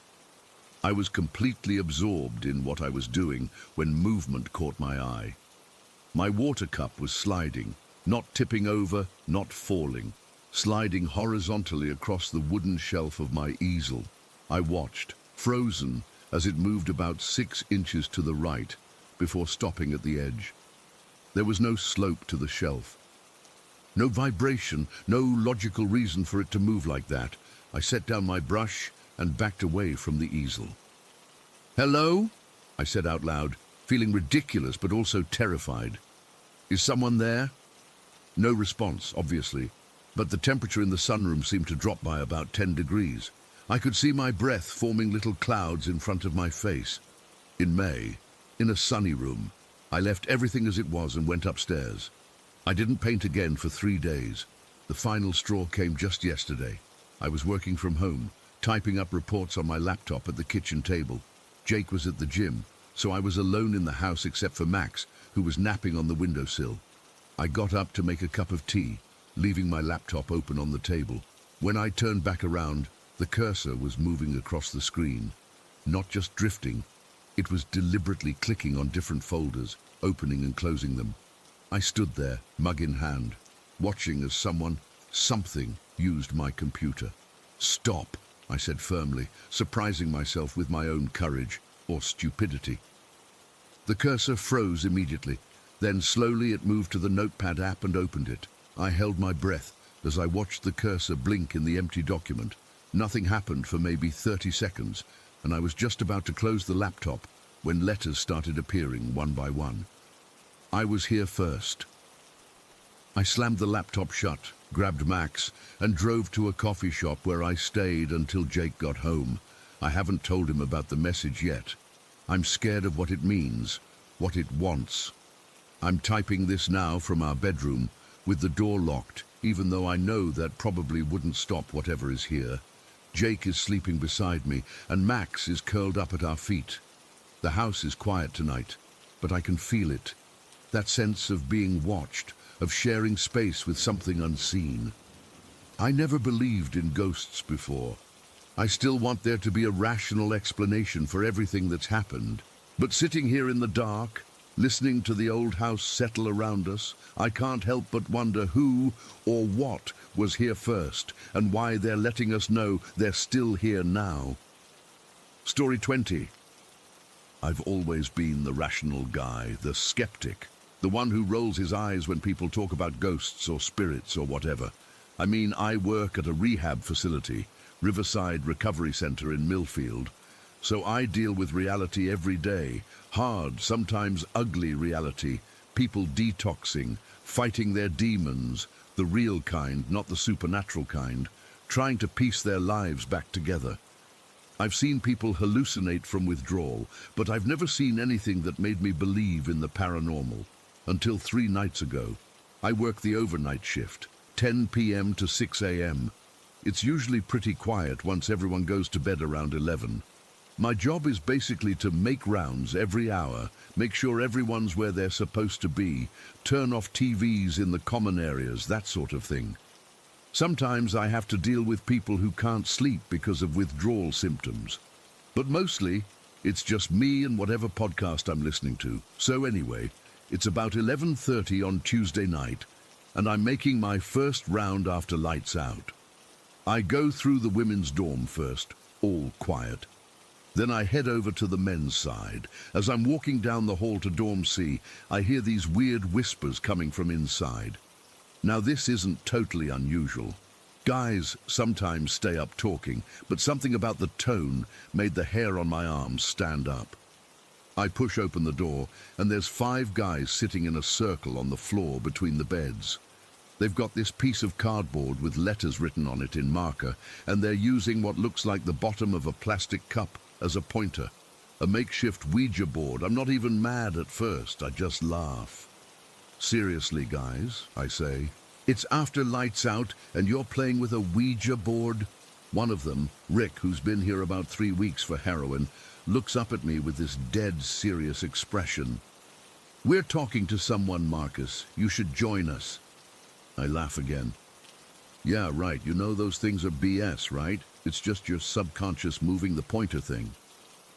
Planchette, says another guy, Devin. He's only been here 5 days. It's called a planchette. Whatever, I say. Look, it's not real. You guys are just pushing it around yourselves. It's called the ideomotor effect. Your brain makes tiny muscle movements you're not aware of. They all look at me like I'm the crazy one. Rick shakes his head. This is real, man. We've been asking it questions for an hour. It knows things. I'm about to tell them to go to bed when Tom, this older guy who's been through rehab like 4 times, says, Ask it something. Something none of us could possibly know about you. I roll my eyes, but I figure the fastest way to get them to bed is to prove it's fake. Fine. One question, then you all go to bed. I think for a second. What's my middle name? I'm not worried because I never tell people my middle name. It's not on my name tag, and it's not something that comes up in conversation. Plus, I've only been working here 6 months. They all put their fingers lightly on the plastic cup bottom, and it starts to move, slowly at first, then with more purpose. It goes to the letter A, then L, then A again, then N. Allen. My middle name is Allen, with 1 L, not 2 like most Allens. I feel this cold rush go through my body. I try to play it cool, but I must have shown something on my face because Rick says, "That right?" Lucky guess, I managed to say, but my voice sounds weird even to me. Lots of guys have that middle name, but I'm rattled. How the hell did they know that? Ask another one, Devon says. Something specific. I'm about to say no, to tell them to go to bed and stop this crap, but something pushes me to test it again, to prove to myself it was just a coincidence. What street did I grow up on? I ask. This is something nobody here could know. I grew up 300 miles away, and I've never talked about my childhood neighborhood with anyone at work. The plastic cup starts moving again. T, then H, then O, then R. I don't even wait for them to finish. I knock the cup flying across the room because they were spelling out Thornbury Lane, where I lived from age 3 to 18. What the fuck? Rick jumps up. Why'd you do that? I can't even answer him. My heart is pounding so hard I can feel it in my throat. There is no way they could have known that. No possible way. That was right, wasn't it? Tom asks quietly, looking at me with this expression I can't quite read. Go to bed, I manage to say. Now. Or I'm writing all of you up. They grumble but start getting up. As they're heading to their beds, Rick looks back at me.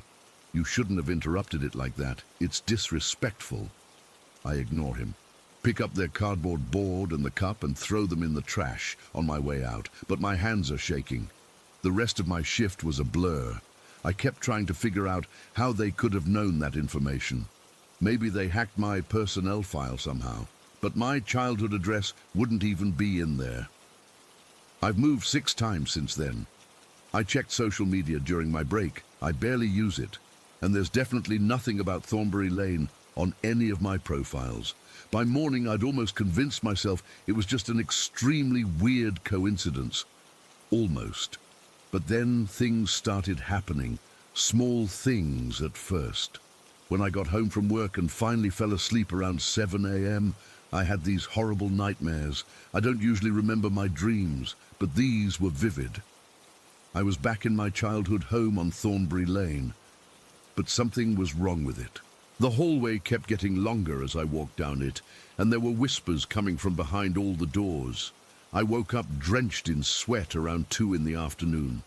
My apartment felt wrong somehow, colder than usual, even though it was like 85 degrees outside. I tried to shake it off, tell myself I was just freaked out because of what happened, but I couldn't stop thinking about it.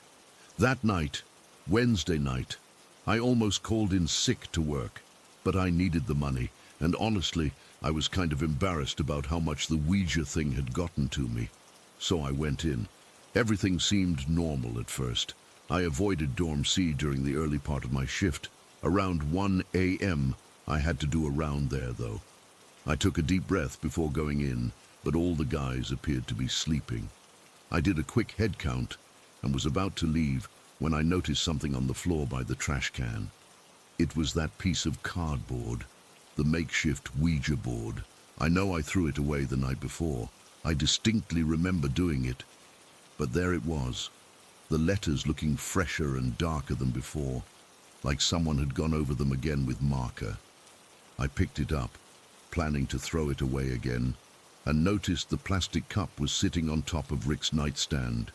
I grabbed that too and took them both to the main trash bin in the staff area, tearing the cardboard into pieces first. I tried to focus on paperwork for the rest of the night, but I kept hearing noises, whispers just at the edge of hearing. Footsteps in the hallway when I checked the cameras and saw no one was there. Twice I got up to investigate and found nothing. By the time my shift ended on Thursday morning, I was a wreck. I hadn't slept well the day before, and now I was jumping at shadows. I went home and took a sleeping pill, something I rarely do, just to make sure I'd sleep without dreams. It didn't work. The nightmares were worse. This time I was back on Thornbury Lane, but I was outside the house, and all the windows were glowing this sickly yellow colour. There was something moving behind each window, something that wasn't quite human. I woke up gasping for air, the pill making me groggy and disoriented, and my apartment was freezing cold in August with no AC running. I checked my phone. It was only 10 p.m. I'd been asleep for barely 12 hours, but it felt like days. And I had missed calls and texts from work. I was supposed to be there at 10 for my shift. I never oversleep. Never. I called work in a panic and told them I was sick, that I'd overslept because of medication. My supervisor was pissed but said to come in anyway because they were short-staffed. So here I am now, sitting in the break room at Riverside at 2 a.m., writing all this down because I don't know what else to do. I'm scared in a way I've never been before. About 20 minutes ago, I did my rounds in Dorm C. Everyone was asleep, but when I turned to leave, I saw something written on the bathroom mirror in what looked like condensation. "Thornbury isn't done with you." I wiped it off immediately. Told myself one of the guys must have written it earlier to freak me out, but the mirror had been clean when I'd checked the bathroom at the start of my round. I know it was. I've tried calling my mom, but she's not answering. I need to ask her if anything ever happened in that house on Thornbury Lane, anything she never told me about, because I've been trying to remember, and there's this sort of blank spot in my memories from when I was about 7. I know we went to stay with my grandparents for a few weeks, but I can't remember why. The whispers are getting louder. I keep thinking I hear my name, and it's so cold in here now that I can see my breath, even though the thermostat says 72 degrees. I used to think people who believed in this stuff were idiots or liars. I used to think there was a rational explanation for everything. But how do you rationally explain something knowing your middle name, your childhood street? How do you explain writing appearing on a mirror in the seconds your back was turned? I don't know what's happening or what to do. All I know is that I was wrong. Dead wrong. These things are real. That Ouija board opened something up, something that's following me now, and I don't know how to close it. I hear footsteps in the hallway again, but it's 3 a.m. now, and everyone should be asleep. The cameras show nothing in the hall. The footsteps are getting closer. Irsidul. Story 21. I've never been able to explain what happened in that house. Even now, 7 years later, I get this sick feeling in my stomach just thinking about it. I'm writing this down because I need someone to believe me. My therapist thinks it was stress, and my doctor blamed it on environmental factors, but they weren't there. They didn't feel what we felt. We moved to Blackwood back in 2015. It's this tiny speck on the map in rural Ohio where everybody knows everybody's business. My parents found this 2-story house on the outskirts of town for a price that seemed too good to be true. Looking back, it probably was. It was nothing special, just a modest house with 3 bedrooms, 2 bathrooms, and a backyard that backed up to some woods. Mom fell in love with the kitchen. Dad liked that it had a garage big enough for his tools, and my little sister Lily was excited about having her own room. I was 24 then, just living at home while I saved money from my job at the local pharmacy. The plan was to move out in a year or so. The first few months were completely normal, boring even.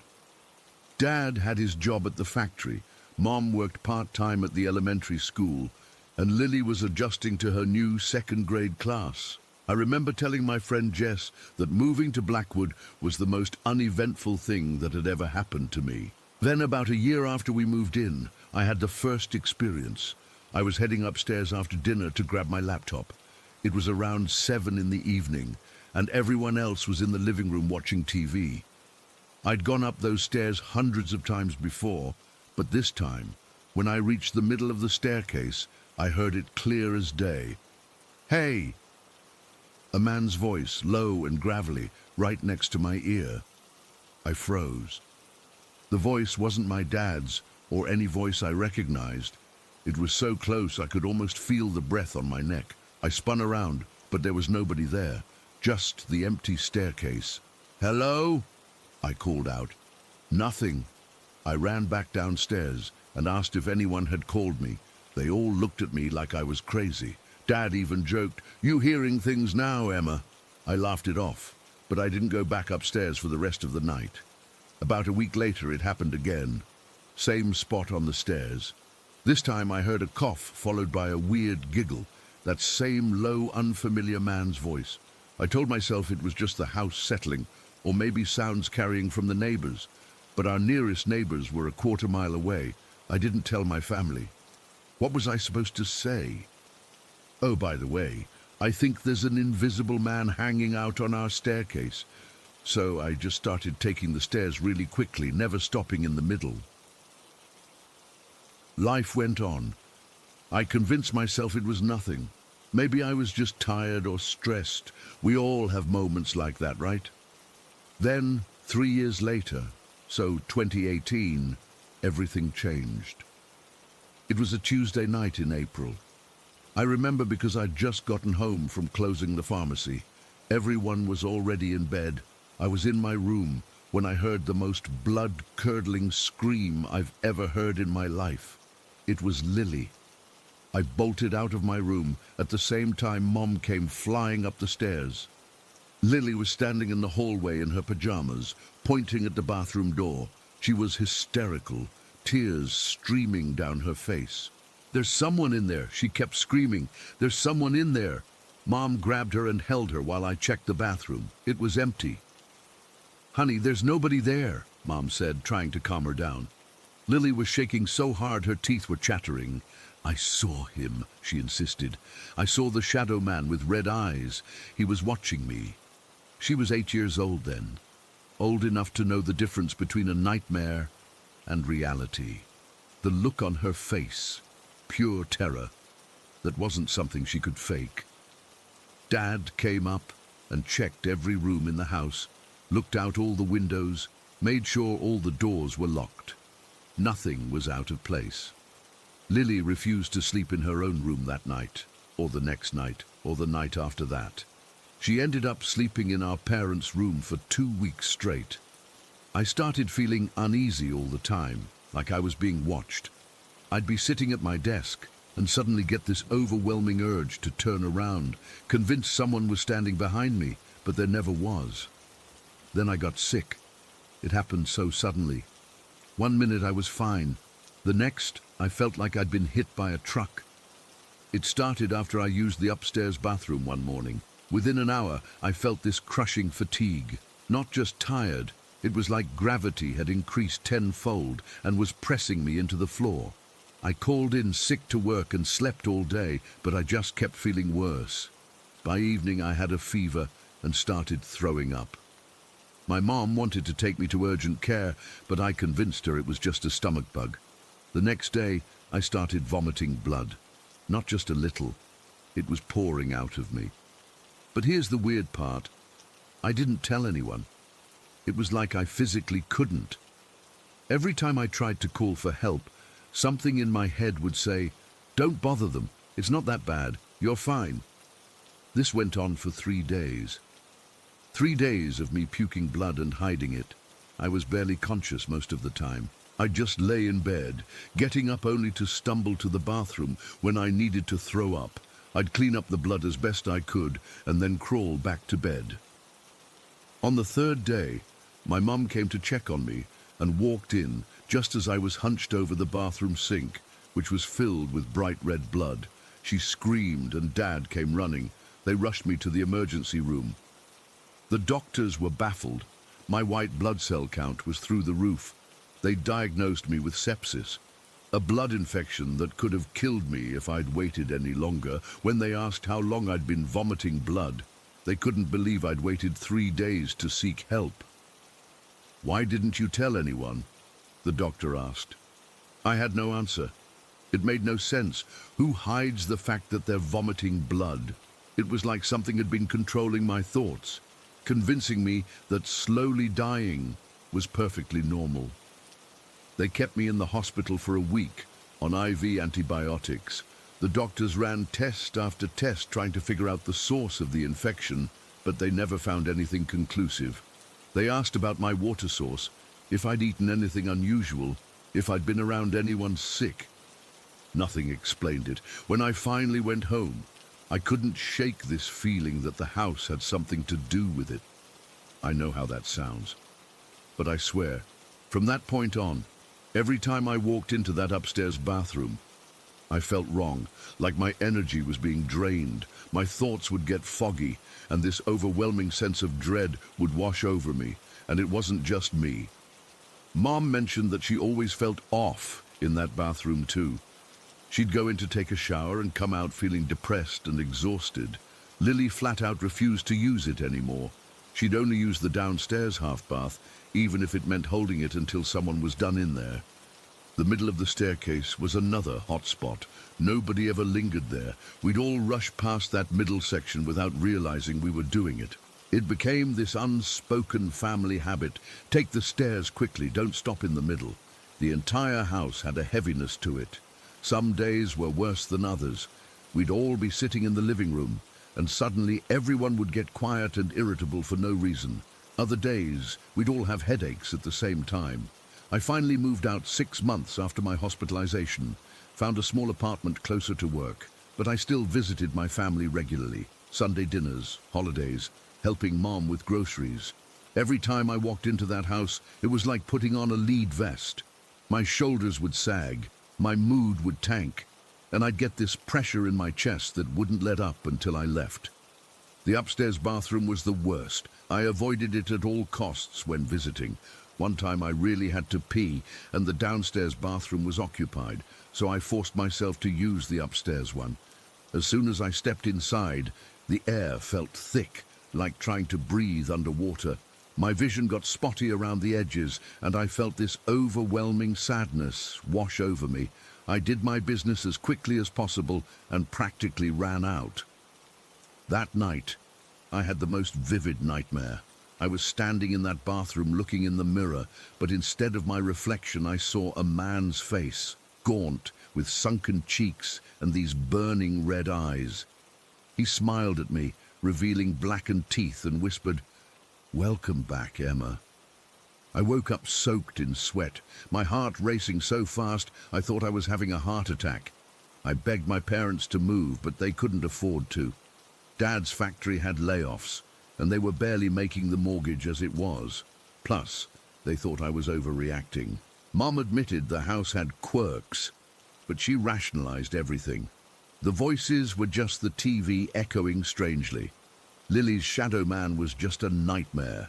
My illness was just bad luck, but Lily knew better. She'd started sleeping with her lights on and had developed this ritual before bed. She'd stand at her doorway and say, "This is my room, you're not welcome here." Mom thought it was just a kid being imaginative, but I saw the fear in Lily's eyes. She wasn't playing, she was protecting herself. About a year after I moved out, Mom called me in tears. Lily had started sleepwalking. They'd find her standing in front of the bathroom door in the middle of the night, just staring at it. When they'd guide her back to bed, she'd mumble, "He's getting stronger." I went over the next day and sat with Lily in her room.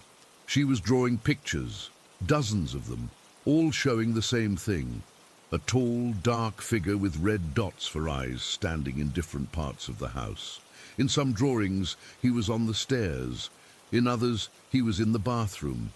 In one particularly disturbing picture, he was standing over her bed while she slept. "That's who lives here with us," she said matter-of-factly, without looking up from her coloring.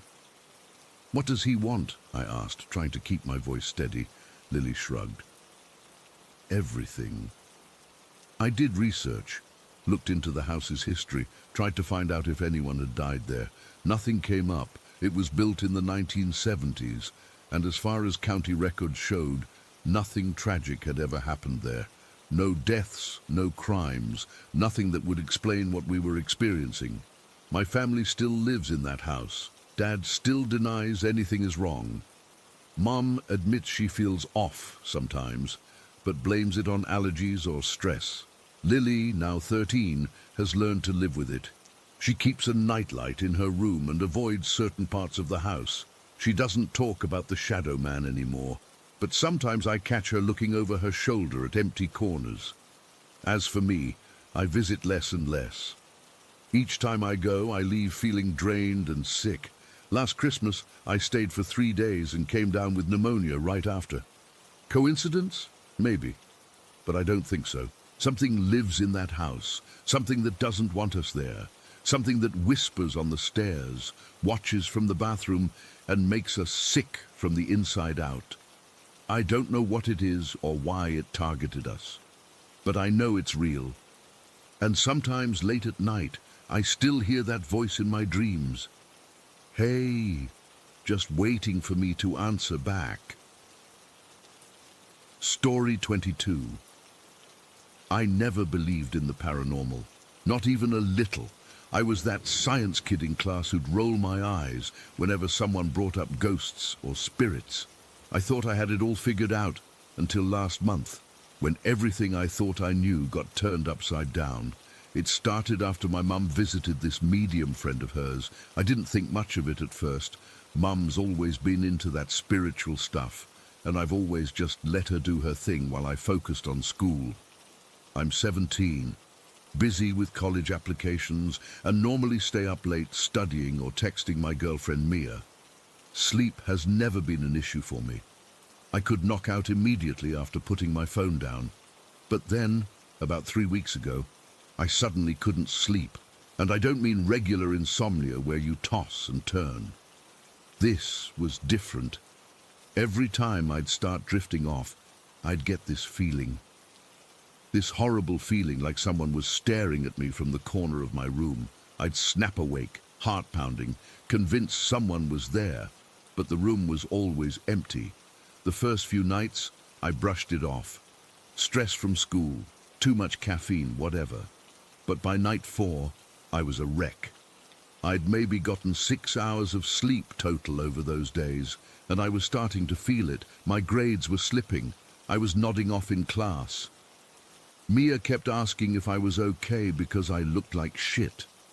That's when the breathing started. I remember it perfectly because it was a Tuesday and I had a chemistry test the next day. I was determined to get some sleep, so I took a hot shower, put my phone away early, and got into bed around 10. As I was drifting off, I heard it, soft, raspy breathing that wasn't mine. It sounded like it was coming from the foot of my bed. I froze, literally couldn't move. The breathing continued, slow and deliberate, like someone trying to be quiet but not quite managing it. I lay there for what felt like hours, afraid to move, afraid to even open my eyes fully.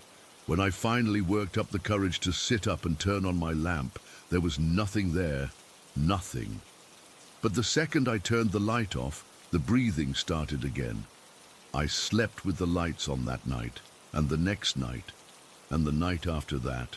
Mom noticed the lights and my exhaustion, and kept asking what was wrong. I didn't tell her about the breathing. She'd just go all weird and spiritual on me, and I wasn't in the mood. I told her it was just stress from school. Then Smokey, my cat, started acting strange. He's always slept in my room, literally every night since I got him 3 years ago. He'd curl up at the end of my bed or sometimes right next to my pillow. But suddenly, he wouldn't come into my room at all. He'd stand at the doorway, fur bristling, and just stare. If I tried to carry him in, he'd squirm and scratch until I put him down, then bolt out the door. That freaked me out more than the breathing. Animals know things, right? About a week into all this, I was sitting at dinner with Mom when she suddenly said, "Diego, I need to tell you something." Her voice had that serious tone that immediately made me tense up. "What?" I asked, pushing my food around my plate. I was exhausted and irritable from lack of sleep. "My friend Lucia, the medium. She told me something when I saw her last week. She said she sensed a presence leaning on you."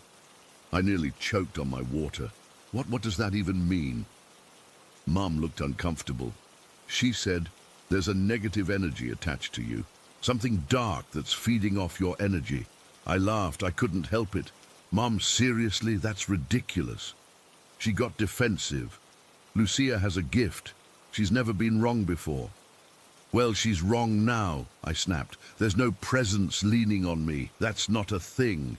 "Then why aren't you sleeping? Why do you look so exhausted all the time? Why won't Smokey go in your room anymore?" I stopped. "How did you know about Smokey?" "I've noticed," she said quietly. "Animals are sensitive to these things." That set off our first real argument in years. I told her she was being superstitious and that her medium friend was a fraud taking her money. She told me I was closed-minded and ignoring what was right in front of me. We both said things we shouldn't have, and I stormed off to my room, slamming the door. That night was the worst. I was lying in bed, staring at the ceiling, still angry about the fight with Mom, when I felt it. A sharp tug on my hair, not gentle, not like it could have been anything else. Something grabbed a chunk of my hair and pulled, hard enough that my head jerked to the side. I jumped out of bed so fast I knocked over my nightstand. My heart was racing, and I was looking around wildly, but there was nothing there. Nothing to explain what had just happened, but my scalp was still stinging from where my hair had been pulled. I ran my hand over the spot, and that's when I noticed my necklace was gone. It was a simple thing, just a black cord with some wooden beads that Mia had made for me on our first anniversary. I'd worn it every day for the past year. The cord was strong, and I was careful with it. But now it was gone. I found it on the floor. The cord snapped clean through, beads scattered across the carpet. It looked like it had been yanked off my neck with force, but I hadn't felt that, just the hair pulling. That was it. I was done. I grabbed my pillow and a blanket and went to sleep on the couch in the living room. The next morning, Mom found me there and didn't even ask why. She just looked at me with this mix of concern and "I told you so" that made me want to scream. Instead, I showed her the broken necklace. "It just broke," I said, trying to keep my voice steady. "And something pulled my hair last night, hard." I expected her to freak out or say, "I told you so," but she just nodded grimly, like she'd been expecting this. "It's getting stronger," she said. "It's trying to provoke you, to feed off your fear and anger." "Mom, this is crazy. There has to be an explanation." "There is," she said firmly, "and I told you what it is." That afternoon, I came home from school to find the house smelling like a New Age shop. Mom had burned sage and some other incense in every room, especially mine. She'd placed little bowls of salt in the corners of my bedroom and hung some kind of herb bundle over my door. "Mom, what the hell?" I said, dropping my backpack on the floor. "I'm cleansing the house," she said, as if it was the most normal thing in the world. "Lucia said, this will help push away whatever is attached to you." I wanted to argue, to tell her she was being ridiculous, but I was so tired, so tired. And honestly, a small part of me was starting to wonder if maybe, just maybe, there was something to what she was saying, because how else could I explain what was happening? That night, I decided to sleep in my room again. The smell of sage was overwhelming, but oddly comforting. I still couldn't sleep well, but the breathing didn't come back. Neither did the hair pulling. But the feeling of being watched, that was stronger than ever. I lay there, staring into the dark corners of my room, and I swear I could see something moving just beyond where the light from my lamp reached. Something shifting and watching, waiting. The next morning, I woke up to find Smokey curled up at the foot of my bed. He hadn't done that in over a week. When I told Mom, she smiled and said the cleansing must be working. But here's the thing, I still don't sleep well. I still feel like something's in my room with me sometimes. It's been 3 weeks since Mom visited her medium friend, and while things have gotten better, They're not back to normal. Sometimes I still hear the breathing, but it's fainter now, like it's coming from farther away. Sometimes my hair still gets pulled, but it's gentler, more like a tug than a yank. The weirdest part. My grades have improved since Mom did her cleansing ritual. I'm less irritable. Mia says I seem more like myself again. Even Smokey seems happier. So I don't know what to believe anymore. Was there really something leaning on me, like Mom's medium friend said? Is it still there, just weaker now? Or was it all in my head, some weird manifestation of stress and sleep deprivation? All I know is that I keep my necklace, which Mom restrung for me, in my pocket now, instead of around my neck. I keep a small bag of salt under my pillow, even though I feel stupid doing it. And sometimes, late at night when I can't sleep, I find myself whispering into the darkness of my room. Leave me alone. You're not welcome here. Maybe I'm talking to nothing. Maybe I'm just trying to convince myself. But maybe, just maybe, something is listening. Story 23. I've never been one to believe in ghosts. Growing up, I'd roll my eyes whenever my abuela would talk about spirits or light candles for the dead. That all changed when I stayed at my cousin's house in the Central Valley back in 2014. My name's Diego. I was 16 when this all went down, and I swear on everything I love that what I'm about to share is true. I've kept quiet about most of this for years because, honestly, who would believe me? But I need to get this off my chest. My Tio Carlos and Tia Marta lived in this old 2-story house near the San Joaquin River. The place was built sometime in the 1920s, and it had that creepy vibe from the moment you walked in. Creaky floorboards, weird drafts, the works. I started spending weekends there because my cousins, Jose, Miguel, and Ana, were close to my age, and we'd play video games and hang out. The first time I visited, Tia Marta casually mentioned that the house used to be a bordello back in the day. I didn't think much of it then. Just thought it was kind of a cool bit of history, you know? But then she told me about what happened during the big floods in 1997. The first floor got pretty messed up, and when they were replacing the damaged tiles in the living room, they found something weird carved into the concrete foundation, a huge pentagram or some kind of occult star, right in the middle of the room. My Tio Carlos wanted to break it up, but the contractor said it would compromise the foundation, so they just covered it back up with new tiles. That first weekend was normal. We played Xbox, ate too much junk food, watched scary movies, regular teenage stuff. But the second time I stayed over, things got different. I was sleeping in the guest room on the second floor, the one at the end of the hallway. Around 3 in the morning, I woke up with this heavy feeling in my chest, like someone was sitting on me.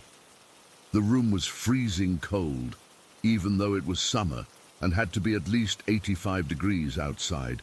Then I saw him, an old man, standing at the foot of my bed.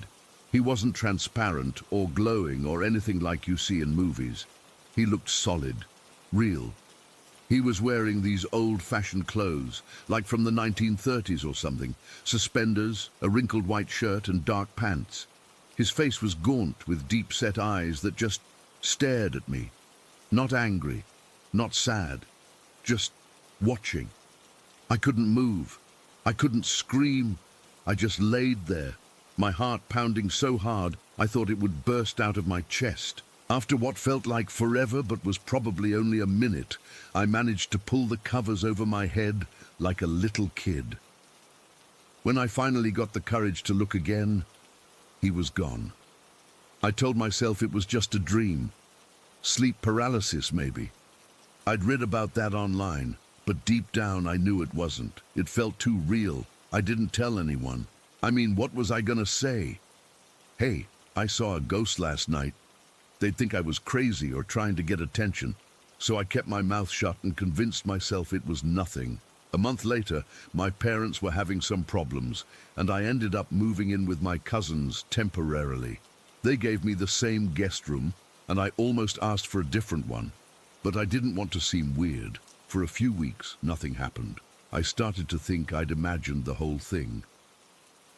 Then one night, I remember it was a Tuesday because we had a math test the next day, I woke up at exactly 3:17 according to the digital clock on the nightstand, and there he was again, the same old man, in the same spot, just staring. This time, I managed to whisper, "What do you want?" My voice came out all shaky and weak. He didn't respond. He just kept staring for about 30 seconds. Then he turned and walked straight through the closed door, not like opened it and walked out. He literally passed through it. I didn't sleep the rest of that night. I sat up with all the lights on, playing games on my phone until the sun came up. After that, my cousin Jose told me about his experiences in his room, which was right next to mine. He'd been having these episodes of sleep paralysis for a while, but hadn't told anyone because he thought it was just stress from school. But one night, it got way worse. He said he woke up and couldn't move, which was normal for his sleep paralysis. But then he saw this thing. Not a person, not even really a shape, more like a dark mass hovering above him. And it had these long, skinny fingers, like unnaturally long, that reached down toward his face. Jose said the fingers pried his mouth open, and he could feel the pressure on his lips and teeth, even though he couldn't see anything touching him. Then he felt like something was trying to force its way into his mouth, like it was trying to get inside him. He described it as feeling cold and oily, pushing against the back of his throat. He started praying in his head, the Our Father, over and over, and suddenly he could move again. He ran out of his room and spent the night on the couch. After that, he switched rooms with Miguel and never slept in there again. That's when I started to take all this seriously. It wasn't just me. Other people were experiencing things too. Miguel told me about the time he was alone in the house doing homework, when he heard two people having a conversation in the kitchen, an old man and woman talking quietly. He thought his parents had come home early, but when he went to check, there was nobody there. Anna, who was 13 at the time, refused to go to the bathroom at night by herself because she said she'd seen a little girl with long black hair crouching in the hallway. My tia Marta had heard a baby crying several times, even though the youngest kid in the neighborhood was like 8 years old. The weirdest thing happened about 6 months after I moved in. We were eating dinner when we heard this loud whoosh from the backyard. My Tio Carlos ran out there and found the trash can completely engulfed in flames. Nothing around it was burning, just the trash can. The fire department came and couldn't figure out how it started. There were no matches, no lighters, nothing flammable that could have spontaneously combusted. It was like it just caught fire on its own. After hearing all these stories, my cousins and I decided to do some amateur ghost hunting. This was around October of 2014. We borrowed my Tio's old camcorder and set it up in different rooms of the house at night. We also used our phones to record audio. We felt stupid doing it, but also kind of excited. Like maybe we'd actually catch something. For 3 nights, we got nothing. Just hours of footage showing empty rooms and the occasional bug flying past the lens. On the 4th night, I set up the camera in the living room, right above where we knew that pentagram was buried under the tiles. I didn't review the footage right away. Life got busy. School, family drama, typical teenage stuff. My parents worked things out, and I moved back home about a month later. I took the memory cards from our investigation with me, planning to look through them sometime, but they ended up in a drawer, and I forgot about them. Fast forward to last year, I was cleaning out some old boxes while moving to my own apartment and found those memory cards. Out of curiosity, I plugged them into my laptop. Most of the footage was exactly what we'd seen when we briefly reviewed it years ago. Nothing. Empty rooms, the occasional shadow from a car's headlights passing by outside, the house settling. But then I got to the footage from that last night, The camera pointed at the living room floor. Around 2:12 in the morning, according to the timestamp, something moved at the edge of the frame. I almost missed it because I was scrolling through quickly. I rewound and played it at normal speed. A figure walked into the frame from the right side. It was a man, tall and broad-shouldered, wearing what looked like a cowboy hat and a long coat. He walked slowly, deliberately, across the living room, directly over the spot where the pentagram was buried. Then he turned, looked directly at the camera. I swear to God he looked right at it like he knew it was there, and then walked straight into the wall and disappeared. It wasn't blurry. It wasn't a shadow or a reflection or a bug on the lens. It was clear as day. A man who walked through a solid wall. My hands were shaking so bad I had to pause the video and step outside for some air. I called Jose that same day and sent him the clip. He confirmed what I saw and reminded me of something I'd forgotten. During the renovations after the flood, workers had found a sealed-off doorway behind the drywall in that exact spot. They'd opened it up and found a small room with nothing in it except an old chair and some women's shoes from like the 1930s. They assumed it was some kind of hidden closet and just sealed it back up again. After seeing that video, other memories started coming back. Times when I'd been alone in the house and heard footsteps upstairs. The way the temperature would suddenly drop in certain rooms for no reason. The feeling of being watched when nobody was there. My Tia and Tio still live in that house. They've made peace with whatever shares their space. My Tia even talks to them sometimes, saying good morning to the old couple or telling the children to quiet down when things get too noisy. They've never been hurt, just spooked occasionally. But I won't go back there. Not after what I saw on that video. Not after experiencing that old man standing over my bed. There's something about that house. Something connected to its history and that symbol under the floor. Something that doesn't want to leave. I've tried researching the history of the house, but records from that time are spotty.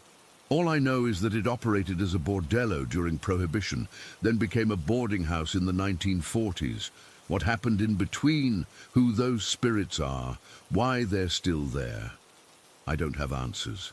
All I know is what I saw and felt in that house by the river, and I'm never setting foot in it again. Story 24. I was only 7 years old when it happened, but I remember it like it was yesterday. It was the summer of 2008, and my whole family was helping my Aunt Sarah move into her new house in Millbrook. I'd never been there before, but Mom said it was a nice, quiet town where Aunt Sarah could have a fresh start after her divorce. We arrived early that morning. Me, my parents, and my older sister Megan. My cousins Emma and Jake were already there with their parents. The house was bigger than I expected, painted white with dark green shutters and a big front porch. Behind it was nothing but woods, dense trees that seemed to go on forever. Dad was excited about documenting the whole day. He had this new digital camera he'd bought for family events, and he kept taking pictures of everything.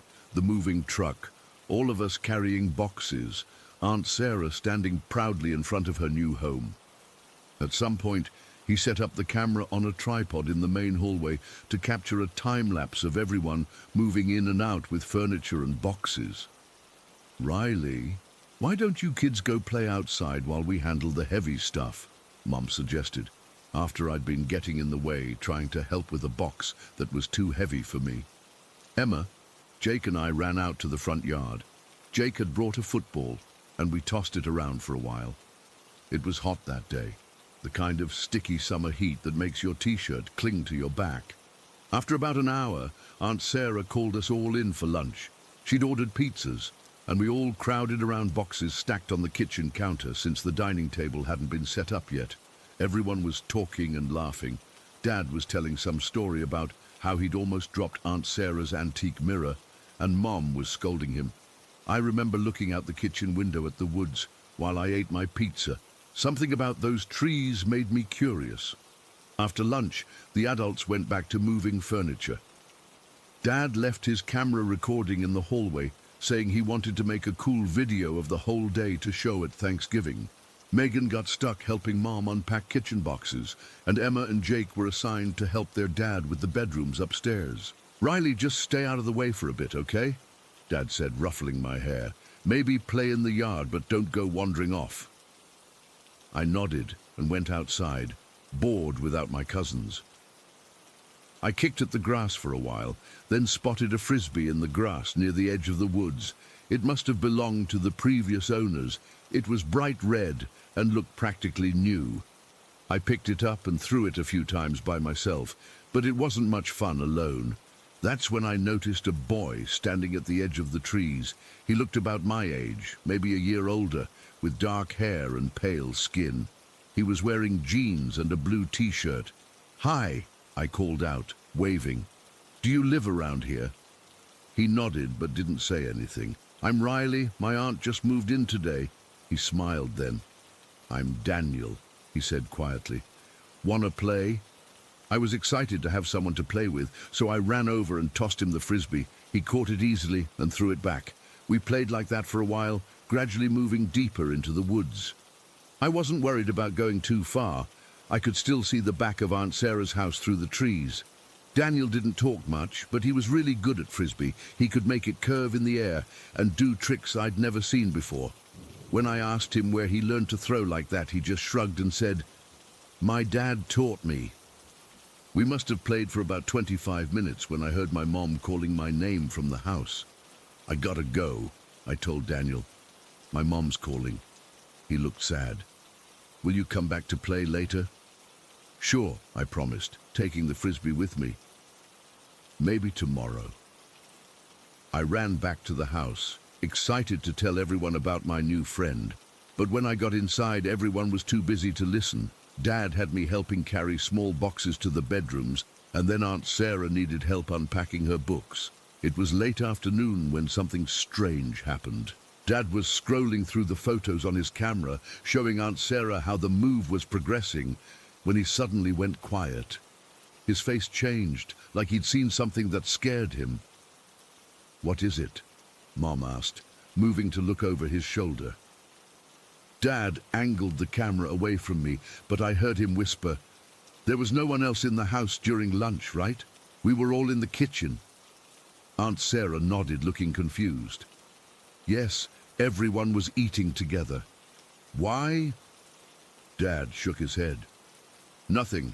Probably just a weird shadow or something." But I could tell he was lying. He kept looking at the camera with this worried expression, and then he and Mom went into the kitchen to talk privately. I tried to sneak a peek at what they were looking at, but Dad had turned the camera off. About an hour later, something even weirder happened. A police car pulled up in front of the house. 2 officers got out and knocked on the door. I was in the living room helping Aunt Sarah unpack some picture frames when they arrived. Dad answered the door, and I heard him talking to the officers in low voices. Then he called for Aunt Sarah to join them. Mom told me and my cousins to stay in the living room, but of course we all crept closer to listen. I couldn't hear everything, but I caught pieces of their conversation. The officers were asking Aunt Sarah if she knew about the history of the house before she bought it. She kept saying no, that her realtor hadn't mentioned anything unusual. "The previous owners were the Millers," one officer said. I remember his voice was deep and serious. "There was an incident here about 8 months ago. A tragedy." I didn't understand what was happening, but I could tell by the adults' faces that it was something bad. Really bad. Mom noticed us eavesdropping and shooed us back to the living room, but not before I heard one of the officers say something about deaths in the house. A few minutes later, Dad came into the living room looking pale. He crouched down in front of me. "Riley," he said, his voice shaky, "the police officers want to ask you some questions. It's nothing to be scared about, okay? Just tell them the truth." I nodded, confused, but not worried. I hadn't done anything wrong. The officers were nice enough. One of them, Officer Bennett, according to his name tag, knelt down to my level in the kitchen where they were talking to me. "Riley," he said gently, "your dad tells us you were playing outside earlier today. Did you see anyone while you were out there?" I nodded eagerly. Yeah, I was playing frisbee with Daniel in the woods. The adults exchanged looks that made my stomach feel weird. Daniel? Officer Bennett asked carefully. Can you tell me what Daniel looked like? He has dark hair and he's about my age, maybe 8. He was wearing a blue t-shirt and jeans. The second officer was writing in a small notebook. I noticed his hand paused when I described Daniel. And where did you meet Daniel? Officer Bennett continued. At the edge of the woods. He lives around here somewhere. He didn't say where exactly. Dad cleared his throat. Riley, did Daniel tell you his last name? I shook my head. No, we just played frisbee. He's really good at it. He said his dad taught him. Officer Bennett showed me something on his phone. It was a photo of a family, a man, a woman, and a boy about my age with dark hair. Riley, is this the boy you were playing with today? He asked, pointing to the child in the photo. I looked closely. Yeah, that's Daniel, I said, surprised to see my new friend in a picture on a stranger's phone.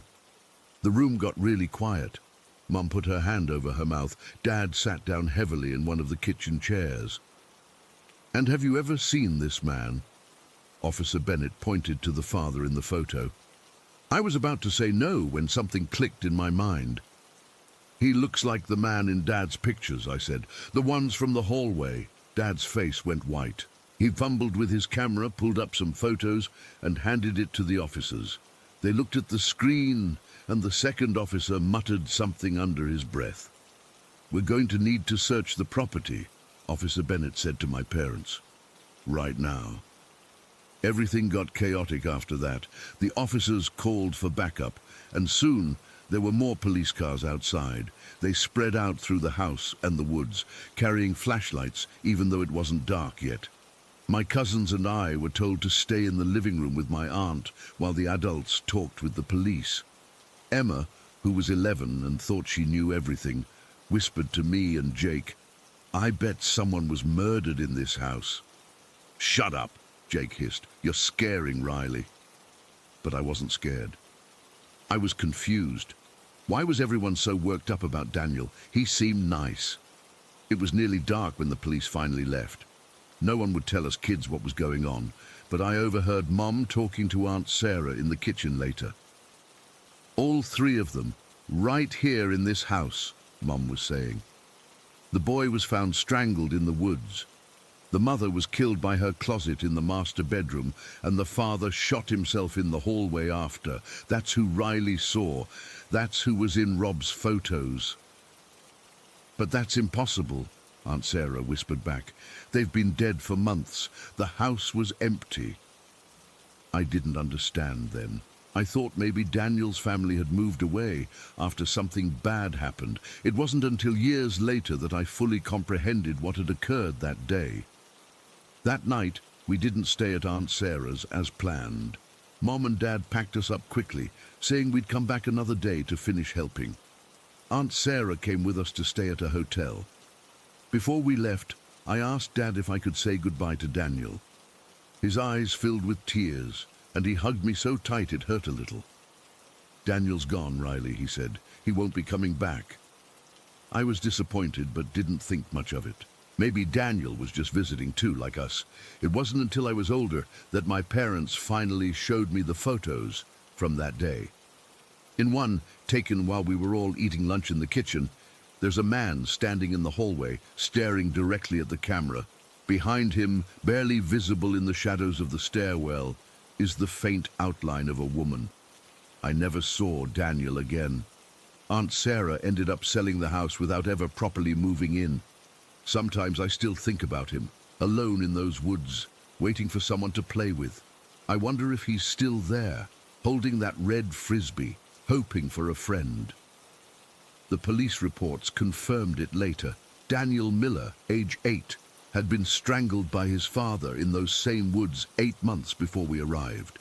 The same woods where I spent 25 minutes playing frisbee with a dead boy. And the man in my dad's photos, that was Daniel's father, who had killed his entire family before taking his own life in that hallway. I'm 22 now, but I still can't explain what happened that day. All I know is that for a brief time, I was friends with a ghost, and something about me let him appear as solid and real as any living child. Sometimes I wonder if he just wanted one last normal day, one last game of frisbee before moving on. I've never been back to Millbrook, and I don't think I ever will. But sometimes, when I see a red frisbee, I can't help but think of Daniel and hope that wherever he is now, he's at peace.